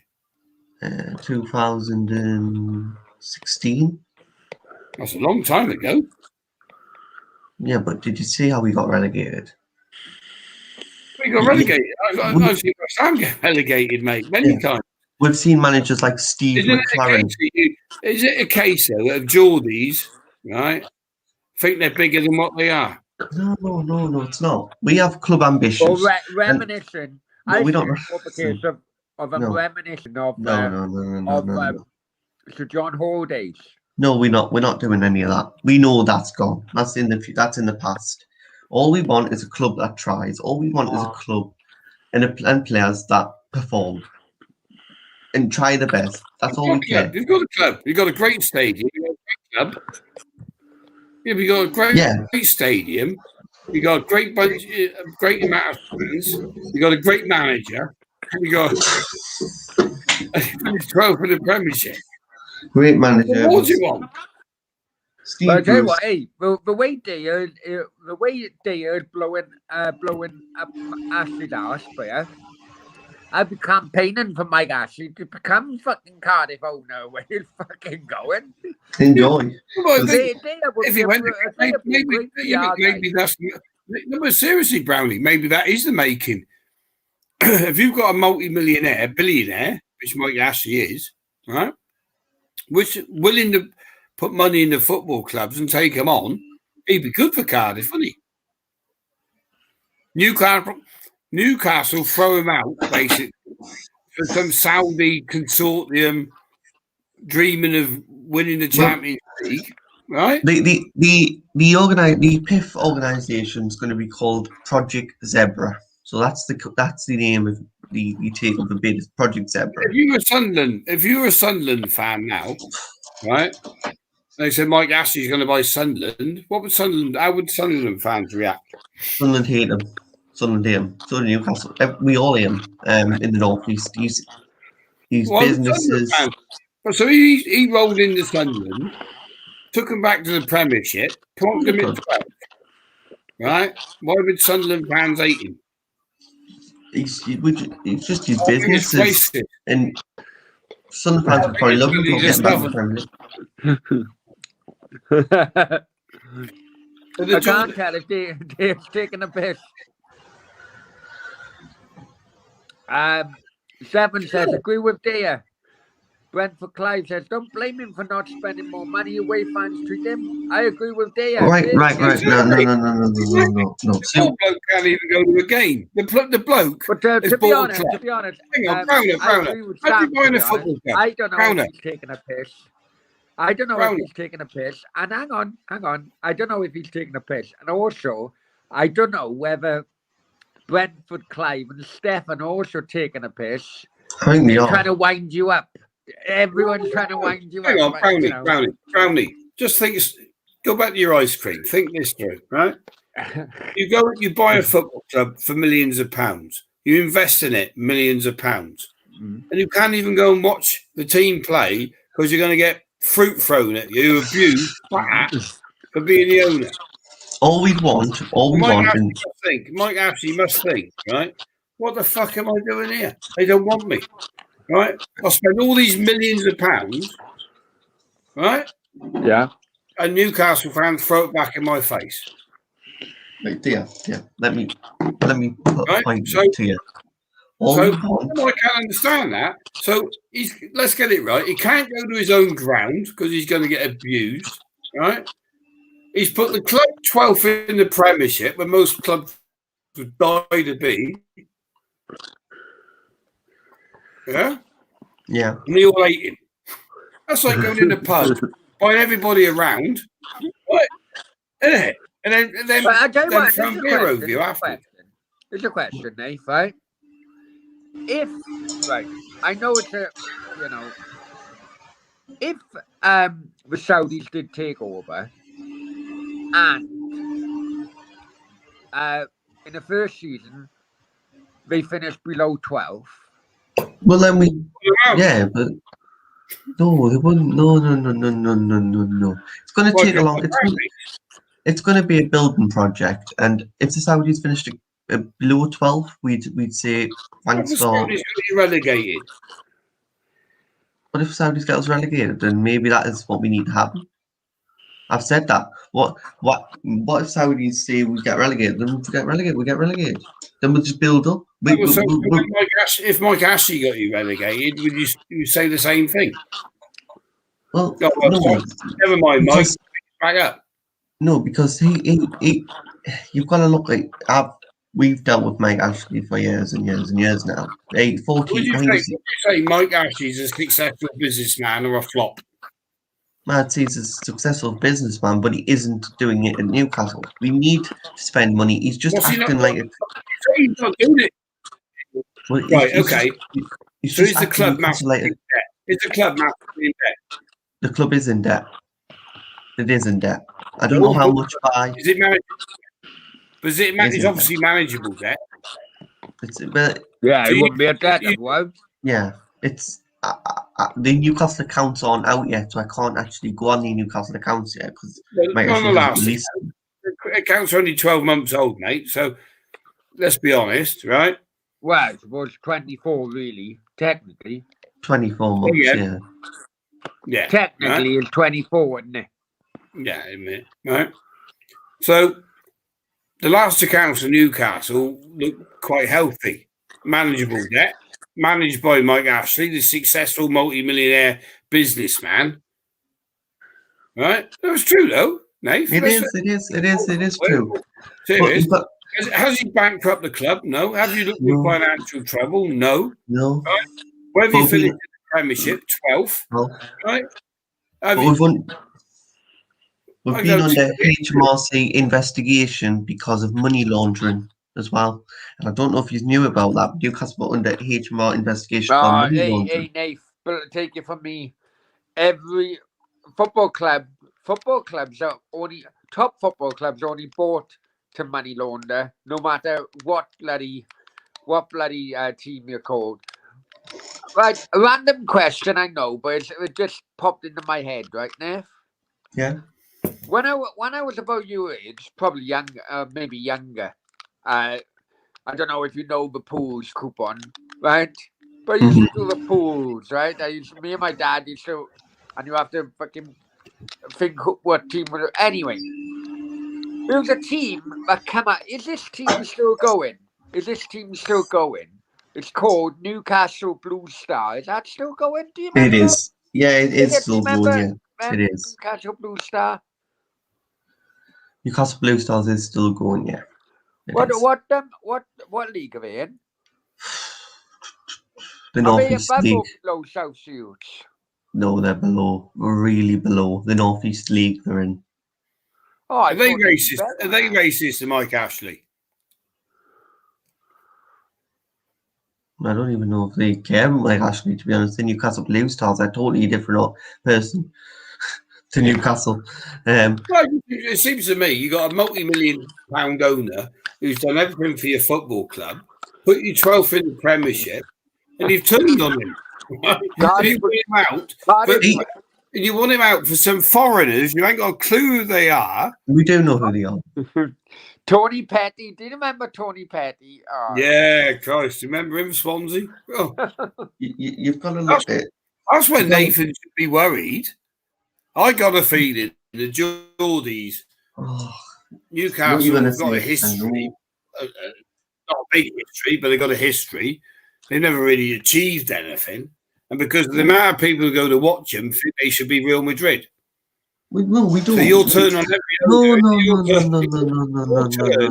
turn on every owner until you're Real Madrid. So that's because these oil people from South Africa, if they're into oil, they could be a right dodgy lot, couldn't they? Foreign investment, you know what? Look at Blackburn. We know that. Look at Cardiff. Look at Jack Walker. I don't know if you remember Sir Jack Walker. He bought Blackburn, yeah. They won the Premiership, right? After he went, right, through illness, they had foreign investors come in and now a turkey farm, right? Right? So isn't that a case for Newcastle? No, it's not. Or do you just want a bit more out of Mike Ashley? You want him to spend a bit more so you win the Premiership? No, we don't want it. When Clive says, sorry, Nathan, but Geordie fans are big big bollocks. When in fact they're not appreciative of what you got. No. I agree. I agree with Clive. Right. Well, I can't really see what you're complaining of. You all kicked off because you put Alan Pardew as manager. You have the lowest manager in the Football League in the Premiership, right? He's still playing. Who said Did you say we brought in though? Steve McLaren. I'd rather go and appoint someone. Manager. Yeah, who flopped with some England stars. Who flopped with. Yeah, but you tell me a club. You tell me a club chairman who hasn't brought in a duff manager. Well. Okay, you got to see it down. Okay, did Mike Ashley sack Steve McLaren? Yeah, he did. Too little, too late, because we went down that season. You're not looking. Mr. McLaren, my fans deserve more. You're fired. He didn't say that. There was no way. Did Ashley take on Sam Allardyce? He did. But he trapped him so badly. I wish we had Sam Allardyce. You got turned on Sam Allardyce. No, it was Mike Ashley who trapped him so badly. Sam Allardyce can't say enough about the Newcastle fans. It was the owner who trapped him badly, not us. The fans are right on the back of Sam Allardyce. It was the owner. They didn't want him in the first place. Yeah, because what about Andy Carroll as a player manager, Nate? That would never happen. No, well, he might do. Nate.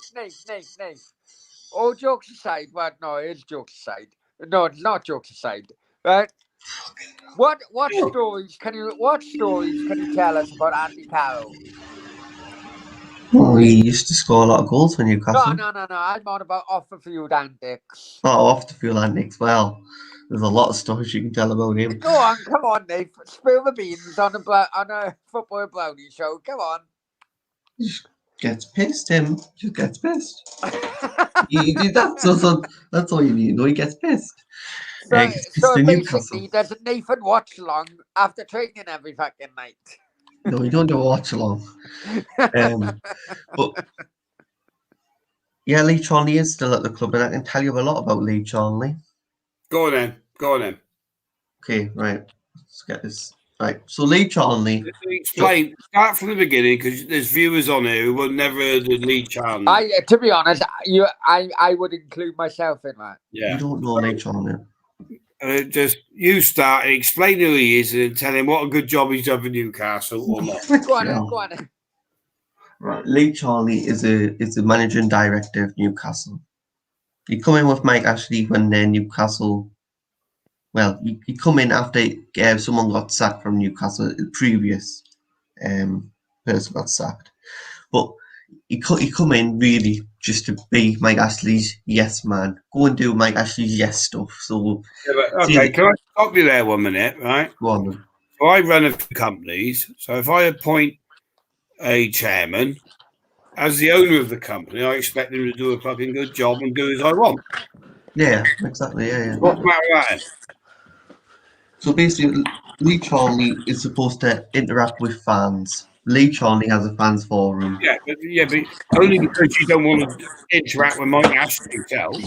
No, we want to interact with Mike Ashley. Mike Ashley's too busy to be listening to how much you want to pay for a price of fucking Newcastle Brownell in the ground.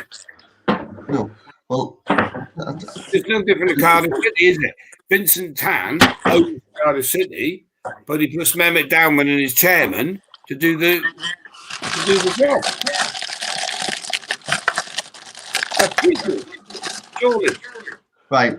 I've got a few things about Lee Charnley here. Lee Charnley he come managing director in April 2014. Right, good luck to him. Good job, well paid job. After previously being a club secretary, and his first responsibility of the new rule was to run the rules over the first team recruitment. Right, yeah, that was job. Yeah. Right, but there's right. So Lee Charnley, I'll tell you what the Newcastle company is called Newcastle St James's Park Holding Limited. That is the company name.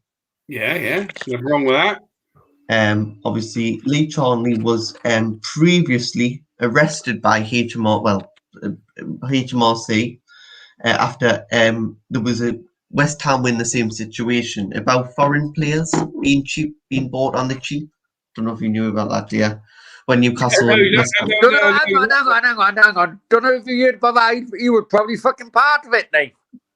Probably, yeah. Well, who knows? What do you mean by? Let's go into this. Buying players on the cheap. There's nothing wrong with paying a low price for a player if you can get a deal, is there? It was like absolutely, Sam. it was buying like 17-year-olds and shit like that in France. So yeah, it's smart business, isn't it? Buying commodities. Football players are commodity. If you can get your commodity to play for you and you can purchase it cheap, what's wrong with that? Oh, Nate. I don't think we're really giving up. You just want to pay multi-million players then? No, we don't. No. What's the charge? Hang on, Brown. What's the charge? So did he get that? Well, he didn't get charged in the end. He got released. He's not guilty. Not guilty. Well, speculation. Geordie speculation. Then. I've got the accounts up here actually. So what was Dennis Wise? What was Dennis Wise' job then? Oh, Dennis Wise, he was like good lad, Dennis. I played football with Dennis. He basically he had a job at Newcastle. I don't even know what his role was, to be honest. Director of football, he was. Oh, so he's Lee Charnley's. Yeah, so basically he got sacked and Lee Charnley come in basically. Ah, right, okay. Right, so Lee Charnley took over from Dennis Wise. Well, so I've got who really runs the club on this paperwork. This is dated the year ending the 31st of July 2020. These are the directors. Lee Charnley. Who's the managing director, chairman, yeah? Yeah. Keith Bishop. Good bloke, Keith. Does he belong to Ian?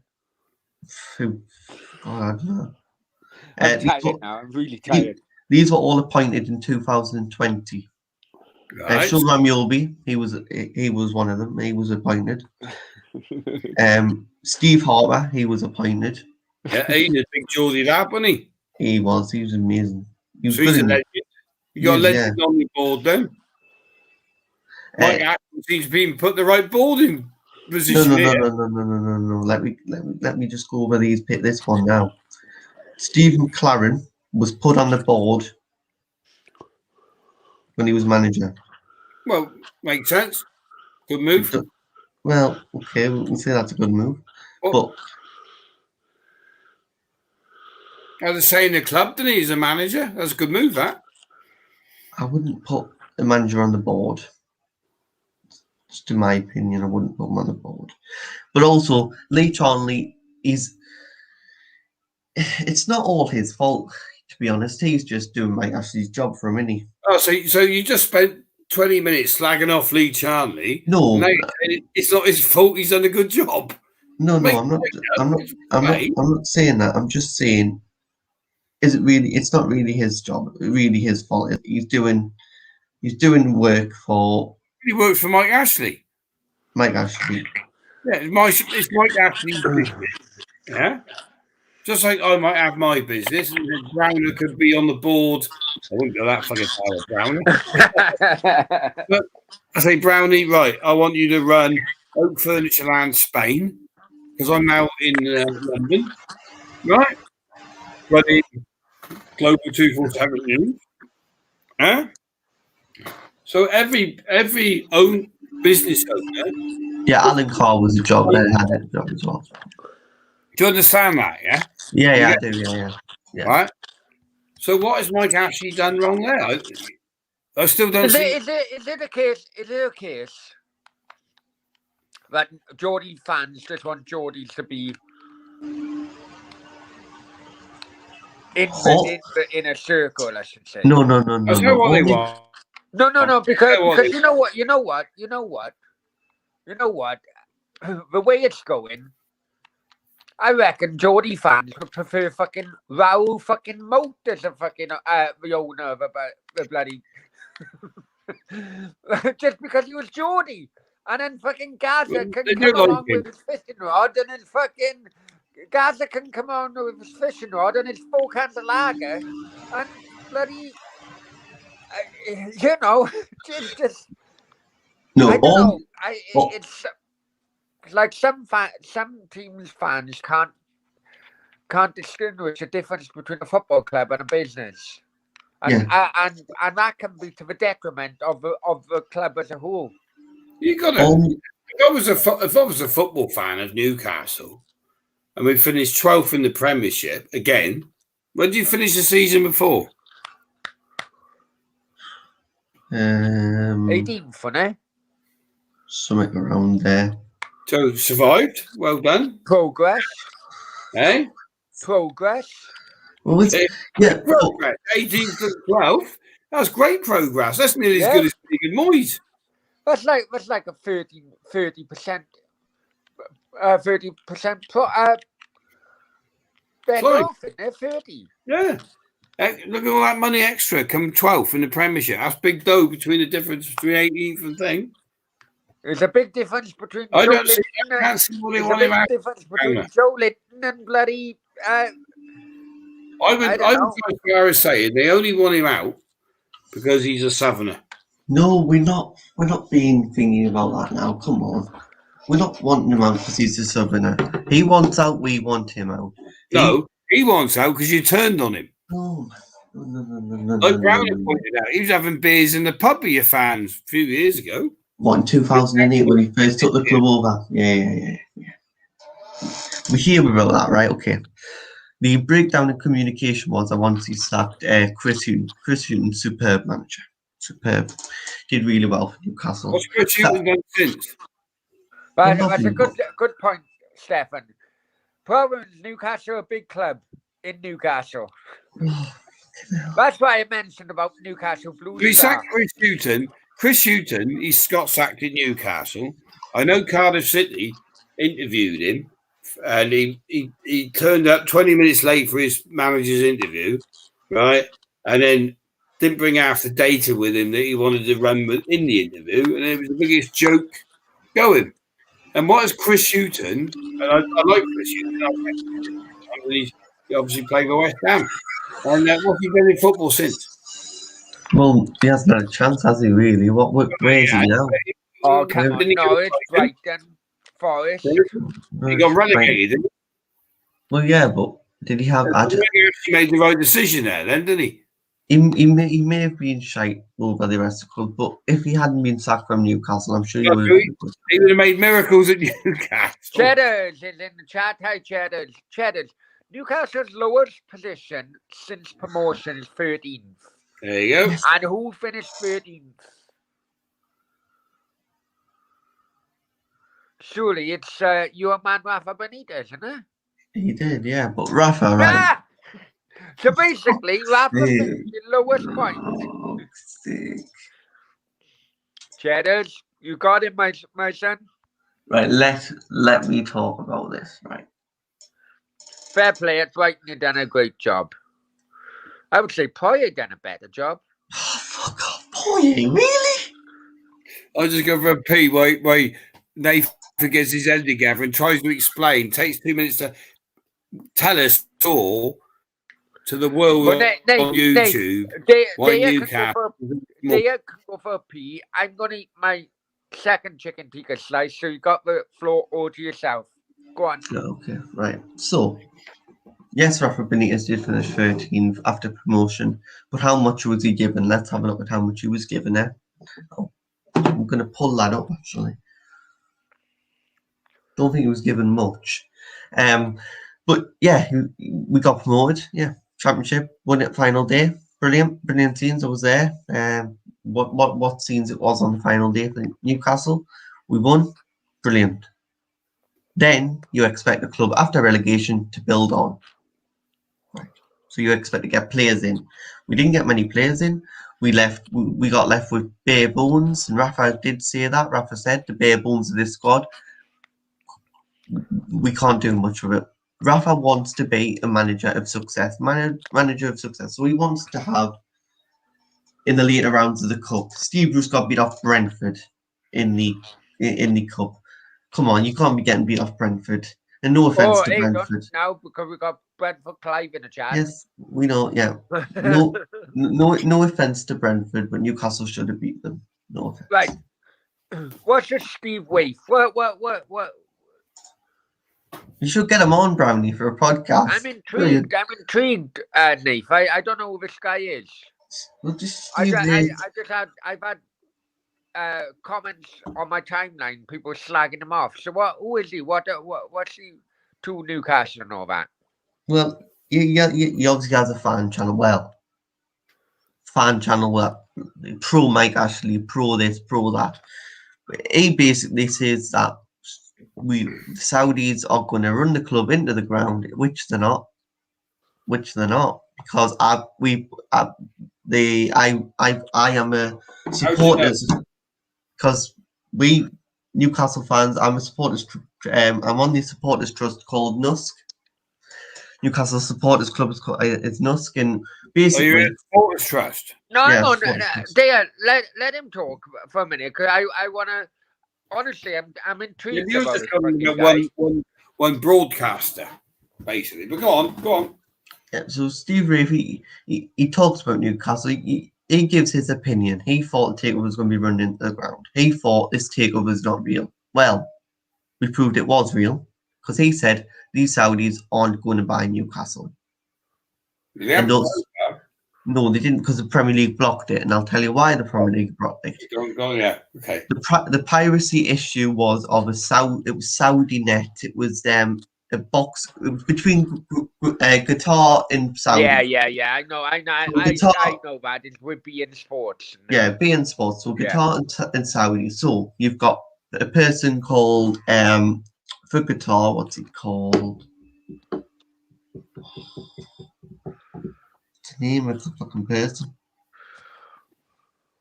We'll come back to it when it comes back to us. But obviously, they didn't want Newcastle taken over because they wanted. No, I know that. There's a lot of politics going on. But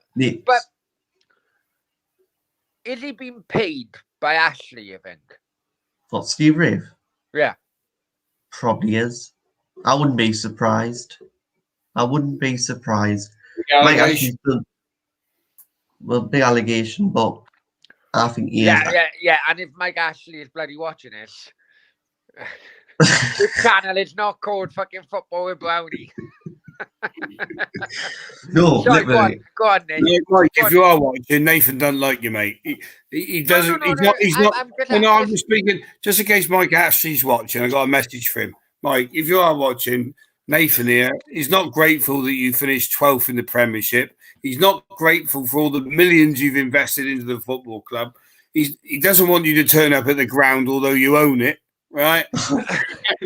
He wants to be in the Champions League final next season. That's why he wants you out, Mike. He wants to swap you.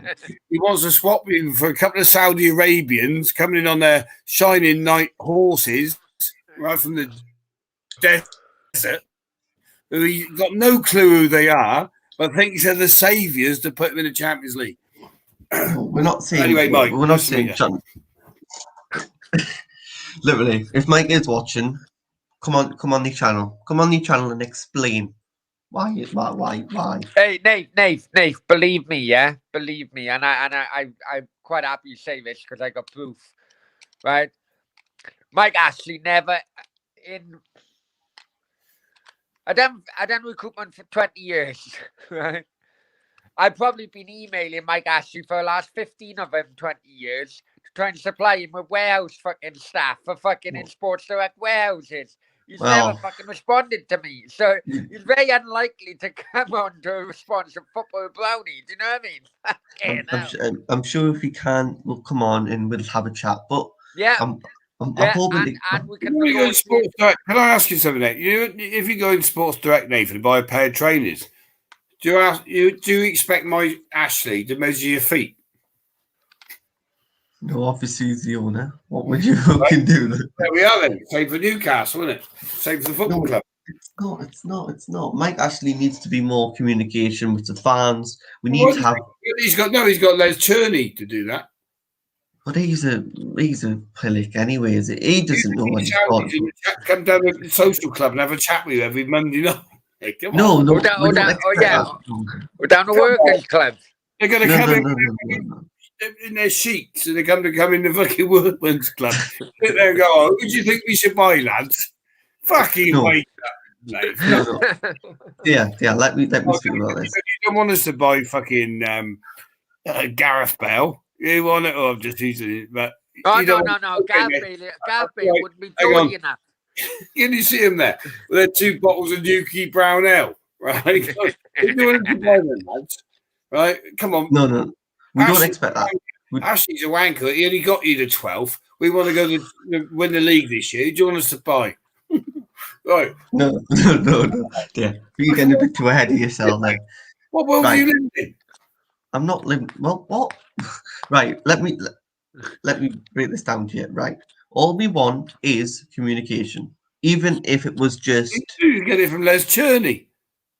But he's come on. So you don't like Les Cherney now? The communication man you don't like. Well, we haven't had no communication within 2 years with the club. What communication do you want? What do you want to know? All we want is we want a fan on the board. Get a fan on the board. Get a fan. Hey, Nate. You're making him dreaming. So what? I'm not kidding you. The fan on the board. Fans on the board to me and the okay. personal So here I am running. Let's say, which one should I use? No. We do it in business terms. Global 247 News. Right, we use that. Right. So hang on. You didn't agree what we wrote there, right? We want a reader on the board. Oh, come in, Mr. Jones. Come in. Yeah. Jones. How much money are you going to invest into Global 247? Well, nothing. Why not? I ain't ready. Right? Okay. So, what benefit is there you being on the board where we want to know what's going on? Well, But owners come out right. Owners should come out right. And this is we've looked at the. I don't know, Brownie, if you know about the fan-owned review going into fan-owned You're in the clubs. Premiership, Nathan. Whoa, Nate. You're Me and Dia tried to buy a club before. Yeah, we Right. heard that story. The fans who wanted the ownership were like, we're fucking gods to run away from a fucking place. The fans wanted us to spend the money, which was nearly, well, between me and Anis, it was nearly £1 million, right? They wanted us to spend it, but they wanted to tell us how to spend it. Yeah. Does that make sense? Yeah, I think that's just Murphy. That's just Murphy. Like, that's the same as having a fan on the club. Same, a fan owner. Why do you want a fan on the board? So just to get regular updates on what's happening with the club, because we don't even know anything about this club at the minute. So basically, you don't need a fan on the board to get a communication notice, do you? Well, you try and get communication off anyone in Newcastle. I can communicate with you now. You finished 12th in the Premiership. Oh, right? God. You've made X amount of millions of pounds, right? Yeah. Your manager's done a good job. Right? What more do you want to know? Price of a pie? Nate, let me just say something. Price of a pie? Tell us what communication you want. Is it just communication? That's what they want to know. Fans, come to me. Tell me what do you need to know. I reckon I can answer Mike Ashley here. Hey, and Nate, what do you want to know as football fans of Newcastle? Nate, right? Oh. And another thing as We're well. finishing right? it, bro. You come in, hang on for a minute. Nate, honestly, you're coming from a fan of a club whose CEO loves being in the media, but fucking lies to the fans when he's in the fucking media. Chairman he is. Well, chairman, whatever he wants to call himself. Right? Well, Mike Ashley, he's just a twat. No, I'm on about Cardiff, Charlie. right? And basically, fans, we love communication. But when a communication is dead communication, that's what we get on. Want the communication? All we want is to know what is happening with this club. All we want to know is... Right, so let me put something... Hang on, Brownie. Let him ask you questions. Hang on, just follow-up question. Just follow-up question. Wait. Let Nathan say the questions he'd like to know and his mates at Newcastle, what they'd like to ask their chairman. Go on, let's do the questions. Okay. Why are we spending little on players? What's the problem with that? We're spending our profit in the club. I think it's 63 million. We've got a profit of 63 million, right? So why have we got? Yes, why aren't we spending more money on players? What is happening with the club's infrastructure? Because the stadium is falling to pieces. We've got our stadium is crumbling. Basically, we can't just have a new lick of paint like we've had. We need it changing. There's mold in that ground, and them toilets are horrible in that ground. So we need a full new someone to go in and do some repairs into that club. Also, why these fan forums? Why are we not getting more communication from these fan forums? We're only getting, the club's doing well. This is what's going to happen in the next year. It never happens. So why is it not happening? What doesn't happen? The things that I've said in the fans forum, I don't know what you've asked. All right. Well, in the fans forum was asked. So from what you said, sorry, go on. In the fans forum, it was asked that about the fans returning to the stadium, right? All we got from them was, well, we don't know when that's going to happen, and we agree with that. All we got, and then we got, but the stadium needs huge improvements. And then we're like, well, the question was when the fans turn into the stadium. Yeah, so we asked that, and they said, "Well, that's not down to Mike Ashley. That's down to fucking Boris Johnson." no, yeah, we know, but we asked that, and we also asked You why. do know in Newcastle, Boris Johnson runs the country, not Yes, Mike right. Ashley. Yeah. Yes. And we also asked, why is the club shop owned by you, and why is it not owned by the club? And the answer was because it's my store. It was never owned by the club. Well, it was owned by the club. It was bought from the club to Mike Ashley in the takeover deal. I have to. Right. Okay. I have to stick up with Nathan in one respect. I have to when he mentions the club shop. You know, I was listening. I remember now. Nathan said about the club shop. I was listening to the Price of Football podcast, Kieran Maguire, going back about 5 months ago. Yeah.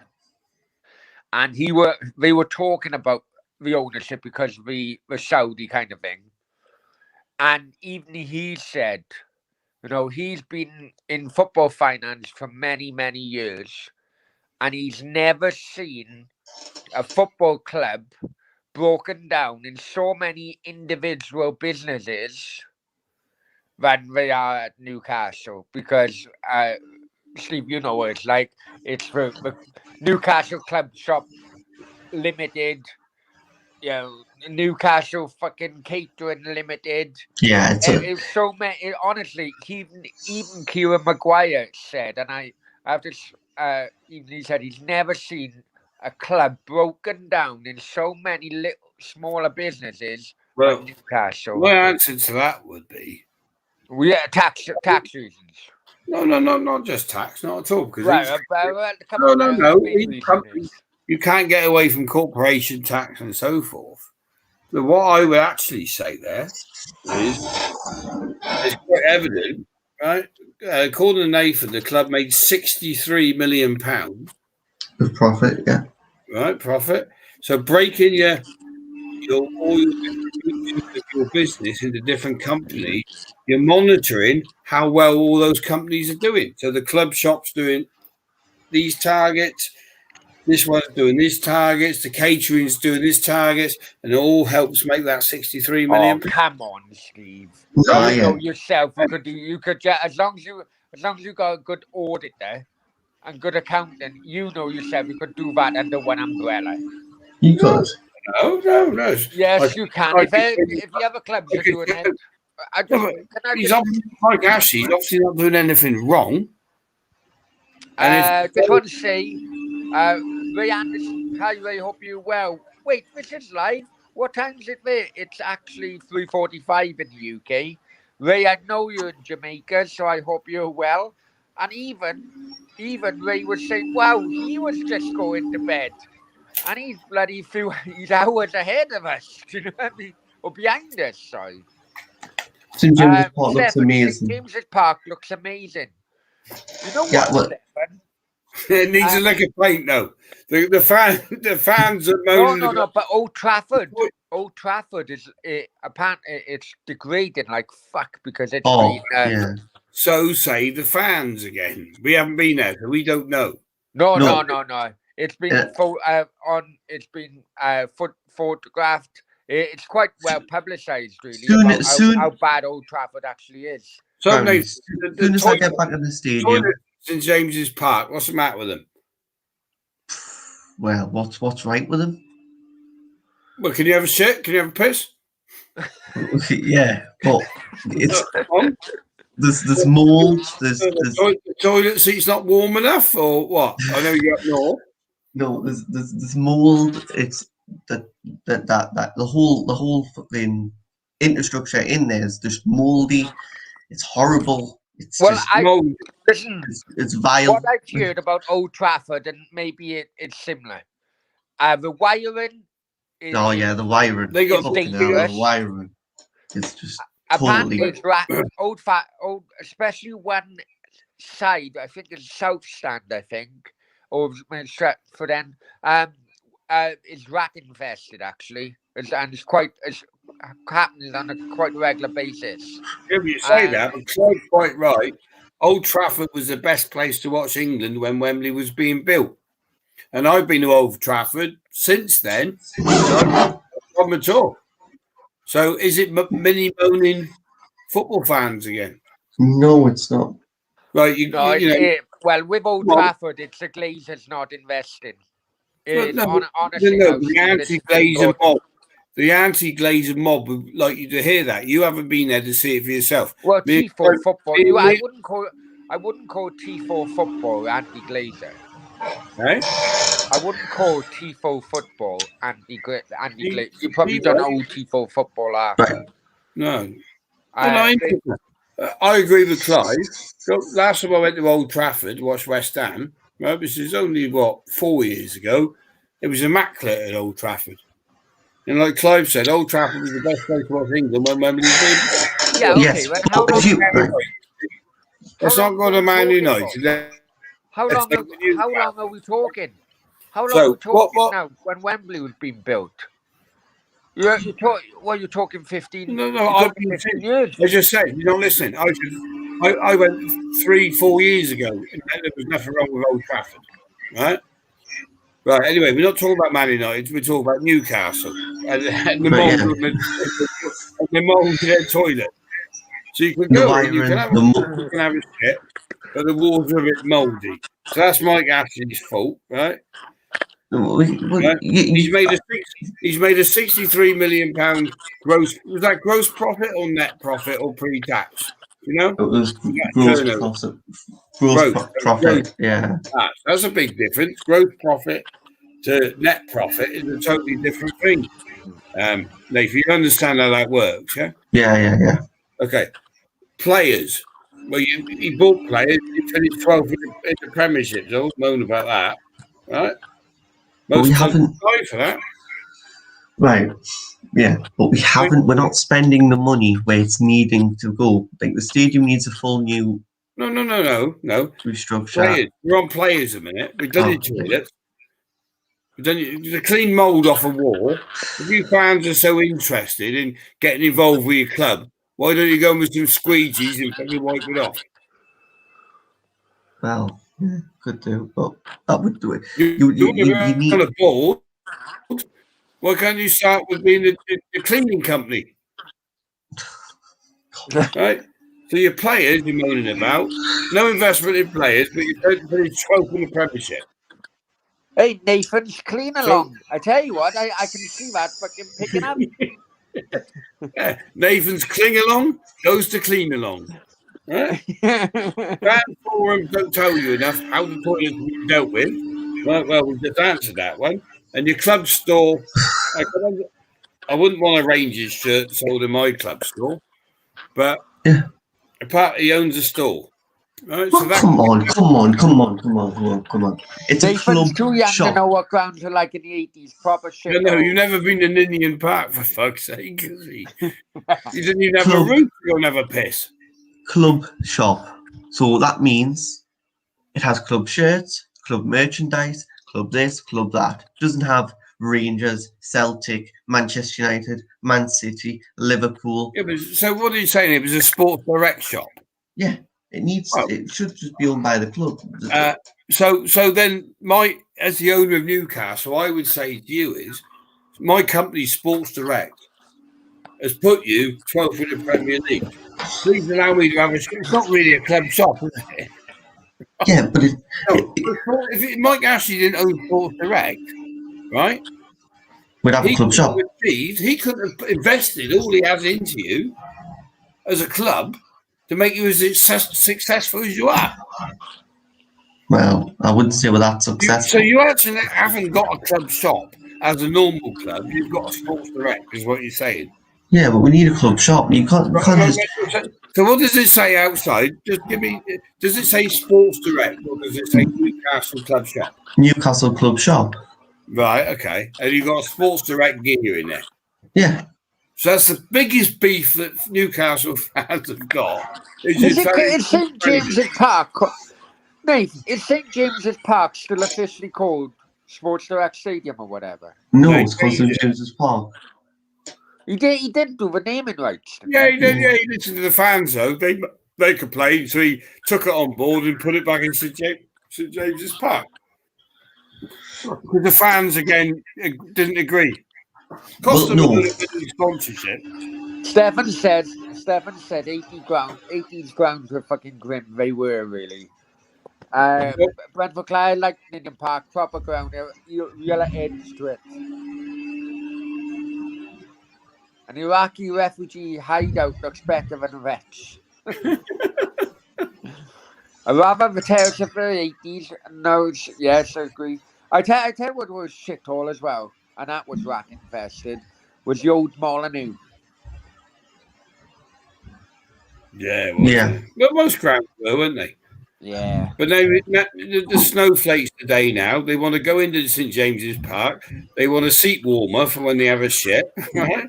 They want the poshest urinals in the days So, you're in there. Nate, just a question, yeah? Just a question now. What if you were saying that it's basically communication you want, right? Yeah, communication. So if Mike Ashley replaced the person who the fans are thinking of failing them, saying they're failing them on the communication part, if Mike Ashley just replaced that person, are you saying that the fans would then support Mike Ashley? Well, it would take a long time, but surely we'd get our club back. Hopefully. It's not your club. You don't own it. Mike Ashley owns it. I hate that phrase, to be honest. I hate that phrase. What? Get our club back. Yeah. No one ever had a club in the first place. Yeah, but the fans make the club work, I think.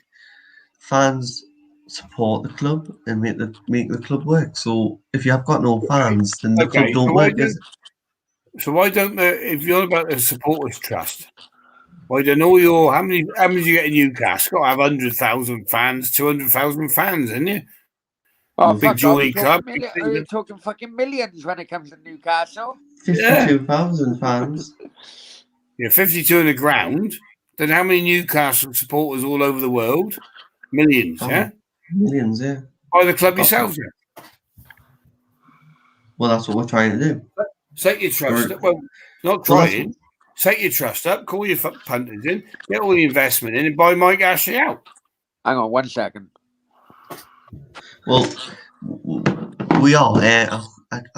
I'll show you what. It won't happen, though. I'll tell you why you never do it, never achieve it, because fans like to say, it's my club, this club, blah, blah, blah, but never put their hand in the pocket.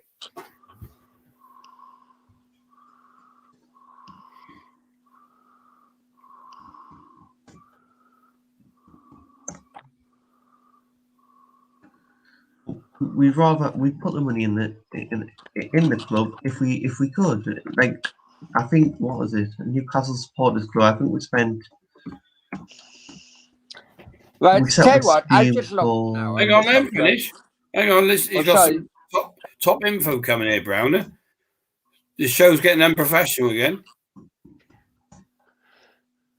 At Newcastle Supporters Club set up a trust called NUSC back in 2018.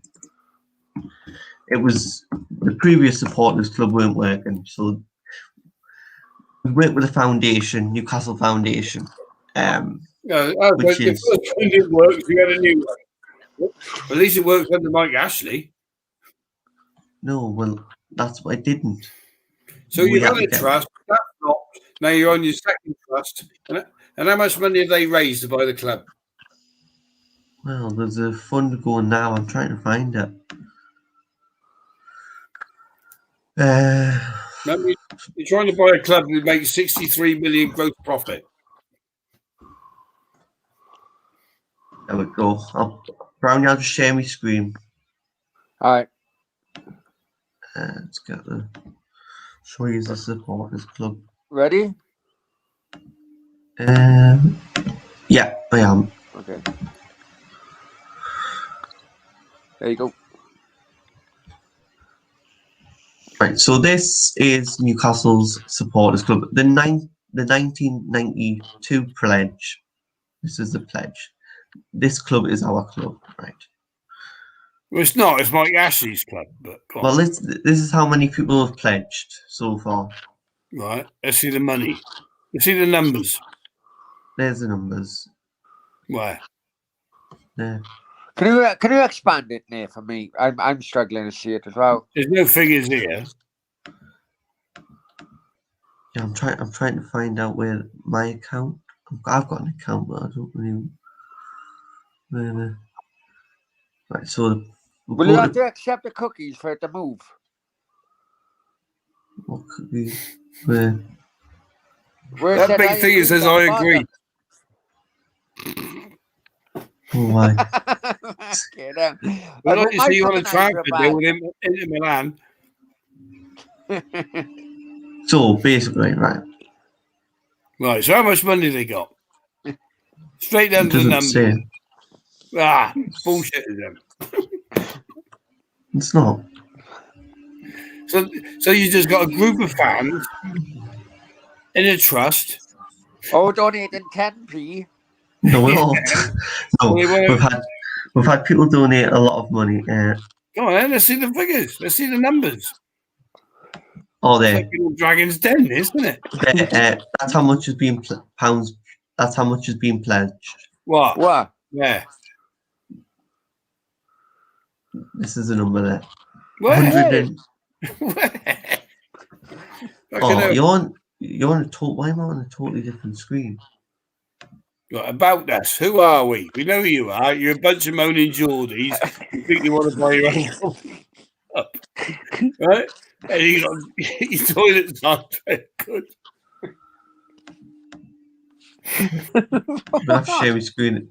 The mold in the toilet is terrible. Are you sharing another screen? I mean, Yeah, I'm not going to share my There screen. we go. Right. There we go. 19. Okay. 19, Oh no, we're there. back again. Right. Come on. We need numbers, mate. Financials, because your current owner is making 63 million gross profit for the club, right? There's some money there. This club is so what is it? 107,000. 107,000, yeah. fucking hell. But My God, is that? but obviously you don't expect during the pandemic and stuff like that. It will go. Oh, Mike Ashley's not suffering. Hang on. I have just found out. There's 230,000 people in Newcastle alone. Right? So what you're trying to tell me? You're trying to tell me the equivalent to own. Look at him, he's trying to refresh it. He's just refreshing and see the money goes down. There's another point here, Brown. Yeah? It's pledged. It's not given. They're not holding the funds. It's pledged. He's refreshing again. So No, I'm just trying to take the bullshitters out the pledge, and that's about $5,000. It's like, hey, Steve, it's like me fucking refreshing my page when I look at my cryptocurrency. Right, so the trust operates under one member, one vote situation. The committee. Hang on. It's 250,000 people in Newcastle. Yeah. Right? So you've got $107,000 pledged. Yeah, which is in the trust bank account. Less than 50% of Newcastle have pledged £1. No, there's been more money than £1 put in, Brownie. No, but if you think of it, if it's 250,000 population, yeah, it's but equivalent of less than that's just 50% of the population pledging £1. Yeah, but there's been more money than £1 put in, Brownie. You know what I mean? No, but if you think of it, that's how. If you think of it that way, that is how much. Yeah. But then Browner, this is pledged.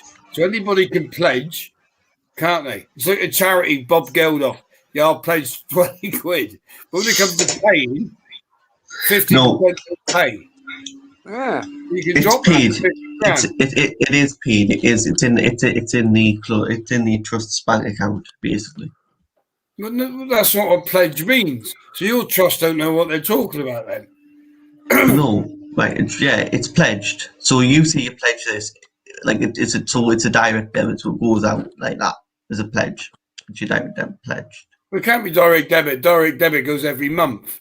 Yeah, that's like a what total people have amount. done. People have set a direct debit up with a trust, and it just goes out that thing.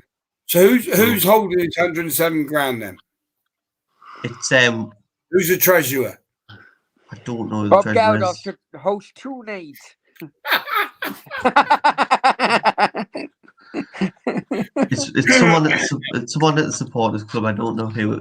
It'll be the elected board member, which will Trustee probably member. be Graham Hurst. Well, what I'd say there, mate, right? Or is it Alex Hurst? It might be Alex Hurst. 107 grand. Why haven't you gone and spent 20 grand of that? Get rid of the mould in the toilets. Because that's not our problem. It's the club's, isn't it? No, it's not your problem. Oh, that's not your problem. Well, you complain about it, but it's your club. Yeah, but Isn't a trust meant to support this club? it is. Yeah, but you fans have got mould in your toilets. There's more than mould. Yeah, if you were at the ground, you'll see. Right, you got some skid marks in the pans as well. Right, No. okay. Right, 107 grand. Invest it on your toilets, you'd be happy, wouldn't you? No, we wouldn't. There's more than that. Well, you expect somebody else to pay it. That's easy to sort your mould out in your toilet. What if? Yeah, listen, this is an idea. What size are your season ticket? Your toilets are sorted out. This is an idea. Right? And shoot me down if you want. And people in the chat will shoot me down if you want. Listen, you got 107,000, right? You know, you're not going to buy a 300 million club for 107,000, right? Right? Obviously not. Yeah. The fans don't like the club shop. Couldn't they go to bloody I can't remember his fucking name now.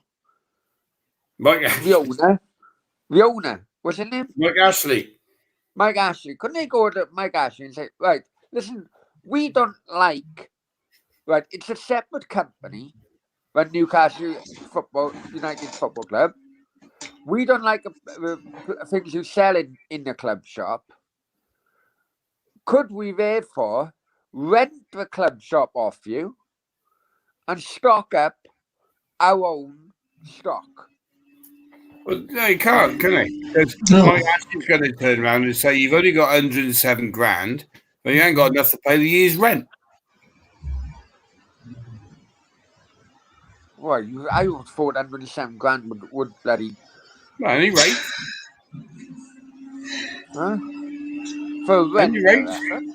How big's the shop, Dave? I don't know. Go on.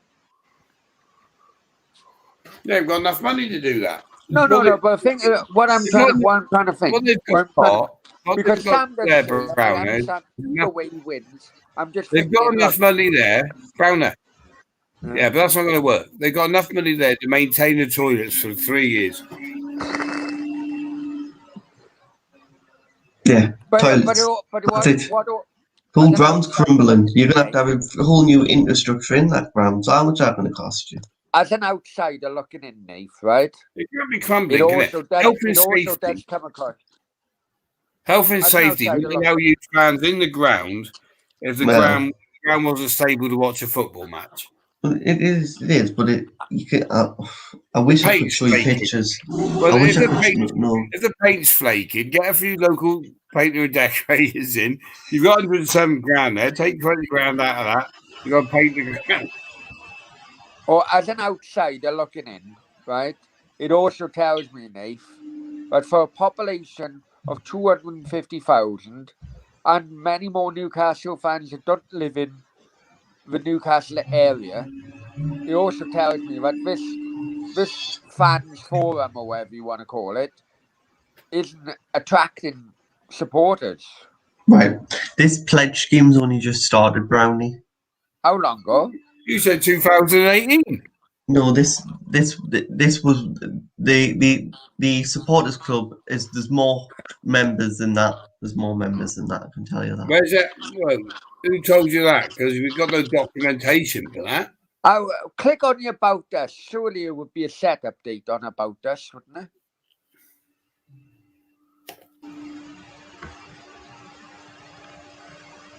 It's going to happen. I'm going to have to move screens again. What? Why is it not moving itself? Yeah, but this No, I website. can. Yeah, go on. Media. There we go. So we've got what we've basically got is the forums fans trust, right? They got this trust who believe it's their club. They've got 107 Right, there you go. grand. Hang on. It was a date there. Oh, it's the 1892 size. No. So you could afford one player from the Vauxhall Conference. Well, yeah, we could. Look at it refreshing. Look at numbers refreshing all the time. No, I'm just trying to find. And it does. It's sign it. It does remind. It reminds me of my crypto crypto app every time. Fucking refreshing. Every time I'm thinking it's going up. It's going up a 0.0000. How much do you think your top player earns, Nate? Julian, 80 grand probably. How much? 80 grand. You got a week's wage. You got a week's wages. Everybody you playing. I wouldn't want to pay Julian 80 grand. Rather fucking. So there you go then. So you're paying him 80 grand. You've only got 107 grand. Right, there we go. There we go. These are on the pledge. There we go. These are the people. So got George Colgan. George Colgan, who's the Athletic. Right. Warren Barton, broadcaster. Yeah. Ian Mearns. Yeah, he played for you, didn't he, Warren Barton? He did. Ian Mearns. So he's jumping on the bandwagon to keep his popularity going, since he now doesn't get an income out of football. No, he's not. He's trying to help. What do you do for a living then? He's helping the club. Trying to help. You know, he's a broadcaster. No, hang on. Do these get paid? Are they on a payroll now? No, they're not. No. Okay, so Warren Barton takes a position as a guardian. Yeah. Yeah. So all the fans love him. So he earns a living as a broadcaster.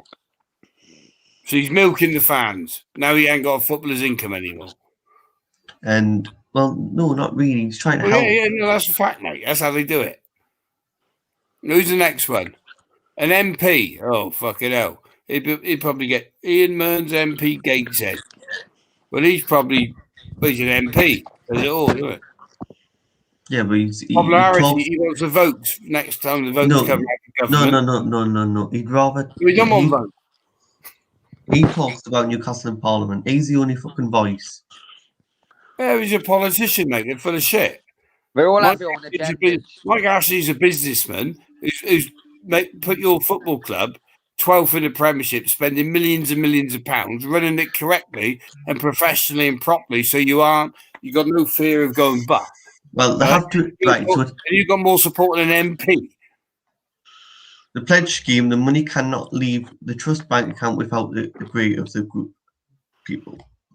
But surely I know that charities are slightly different, right, than normal businesses. But surely, even if they're not on the pay, surely these guys would be paid expenses from the charity. Nah, it's basically trust members. They're trust members. Yeah. Trustees. They're trustees. Well, yeah, but even a travel ambassador and shit like that. No, I don't think they do in these football trusts, mate, to be honest. Right. But what you've got there, mate, you've got this just people with different agendas. You've got this bloke, George Colgan, never heard of him. Warren Brownie should get George Colgan on. He's good from the Athletic. Yeah, I'd like to get him on because I'd like to question him. You sort that out because you got Warren Barton here. Now, what Warren Barton's done, he's made an income out of Newcastle for most of his life playing football, right? Then he's turned to broadcaster just because obviously they didn't get as much income as they did in them days. So he's got to be on the fan side, yeah, to keep his position. Why do they call him Warren Barton broadcaster rather than Warren Barton former player? Yeah, exactly. Because there you go. You got an MP from Gateshead, right, who wants the people's vote. So that's why he wants to be a person of the fans. And you got an accountant. Well, they're all wankers anyway, right? So nothing there, mate. And they're running the fans' money. But hang on, hey, but before before we go off this link by your name, do me a favour. Uh-huh. Refresh the screen. I want to see that dial go up just 1 point. Oh yeah, it's 4 in the morning. I It's don't on the think same so. figure, mate. It's on the same figure. So George Colgan, he's an obvious from the Athletic. Warren Barton, obviously, we know about. He's a Londoner, so you like him because he's from London, but you don't like Mike Ashley. George Colgan also is a supporter What of about Sir Warren Bobby Barton? Robson. We know Warren Barton, ex-Wimbledon, wasn't he? Yeah, Sam and Man's mob. Yeah. Warren Barton, yeah. 500 pairs for Wimbledon, yeah. And obviously, but He had Curtins, didn't he, when he was playing? You know, middle parting. Yeah. And then we've got a supporter as well on the. No, but it's interesting, isn't it? As a fans trust type of thing. Yeah, it was the same old Describing as a bollocks, broadcaster rather than a former player. Yeah. It was the same old bollocks of every trust, isn't it? Let's be honest. This huge club that Newcastle fans. Read Brownie, think about it. Read that. Huge, they're moaning that they should be a massive club, but these fans saying with this big club, with this, Mike Ashley's doing it wrong, and all they've raised is 107 grand. It's only been going for a couple of Years. No, not years. I think months. 2018, you said. Yeah, that's when the supporters club started.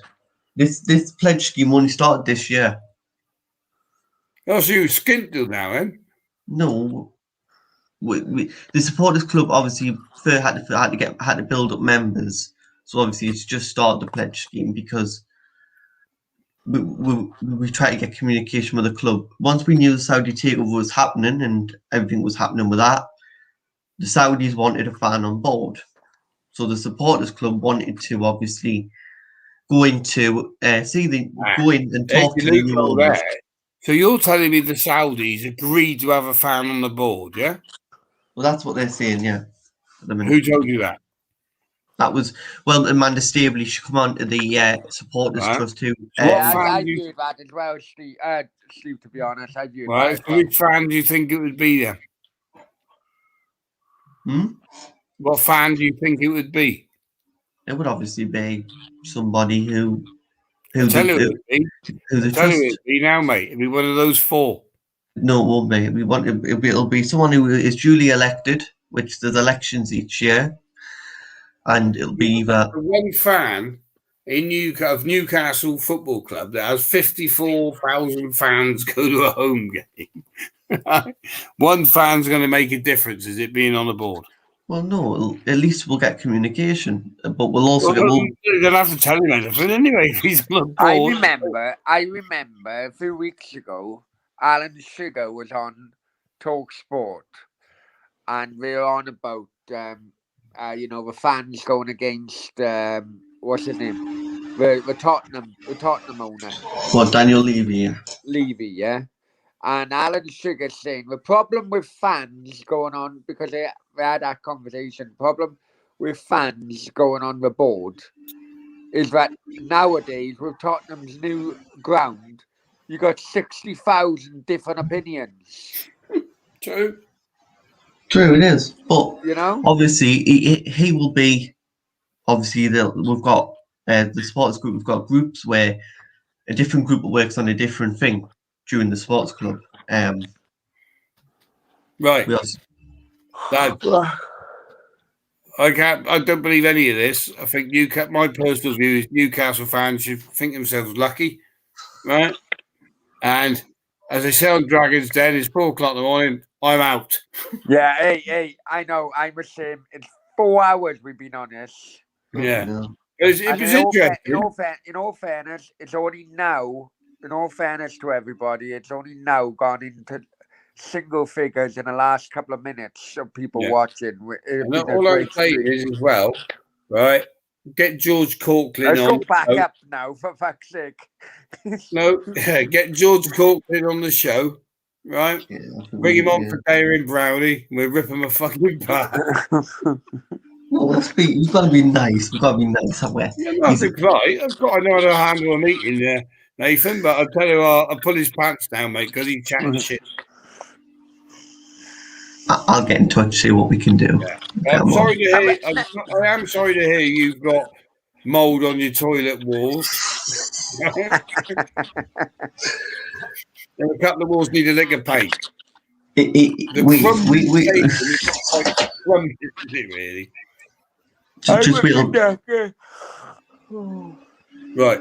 I'm out. Yeah. Hang on. Before we go, Nath, there you go. Newcastle Brentford on 20th of November, Nath, if you fancy meeting up with Brentford Clive. Yeah, we'll do that, yeah. Well, Clive, subscribe to Nathan's channel as well, mate.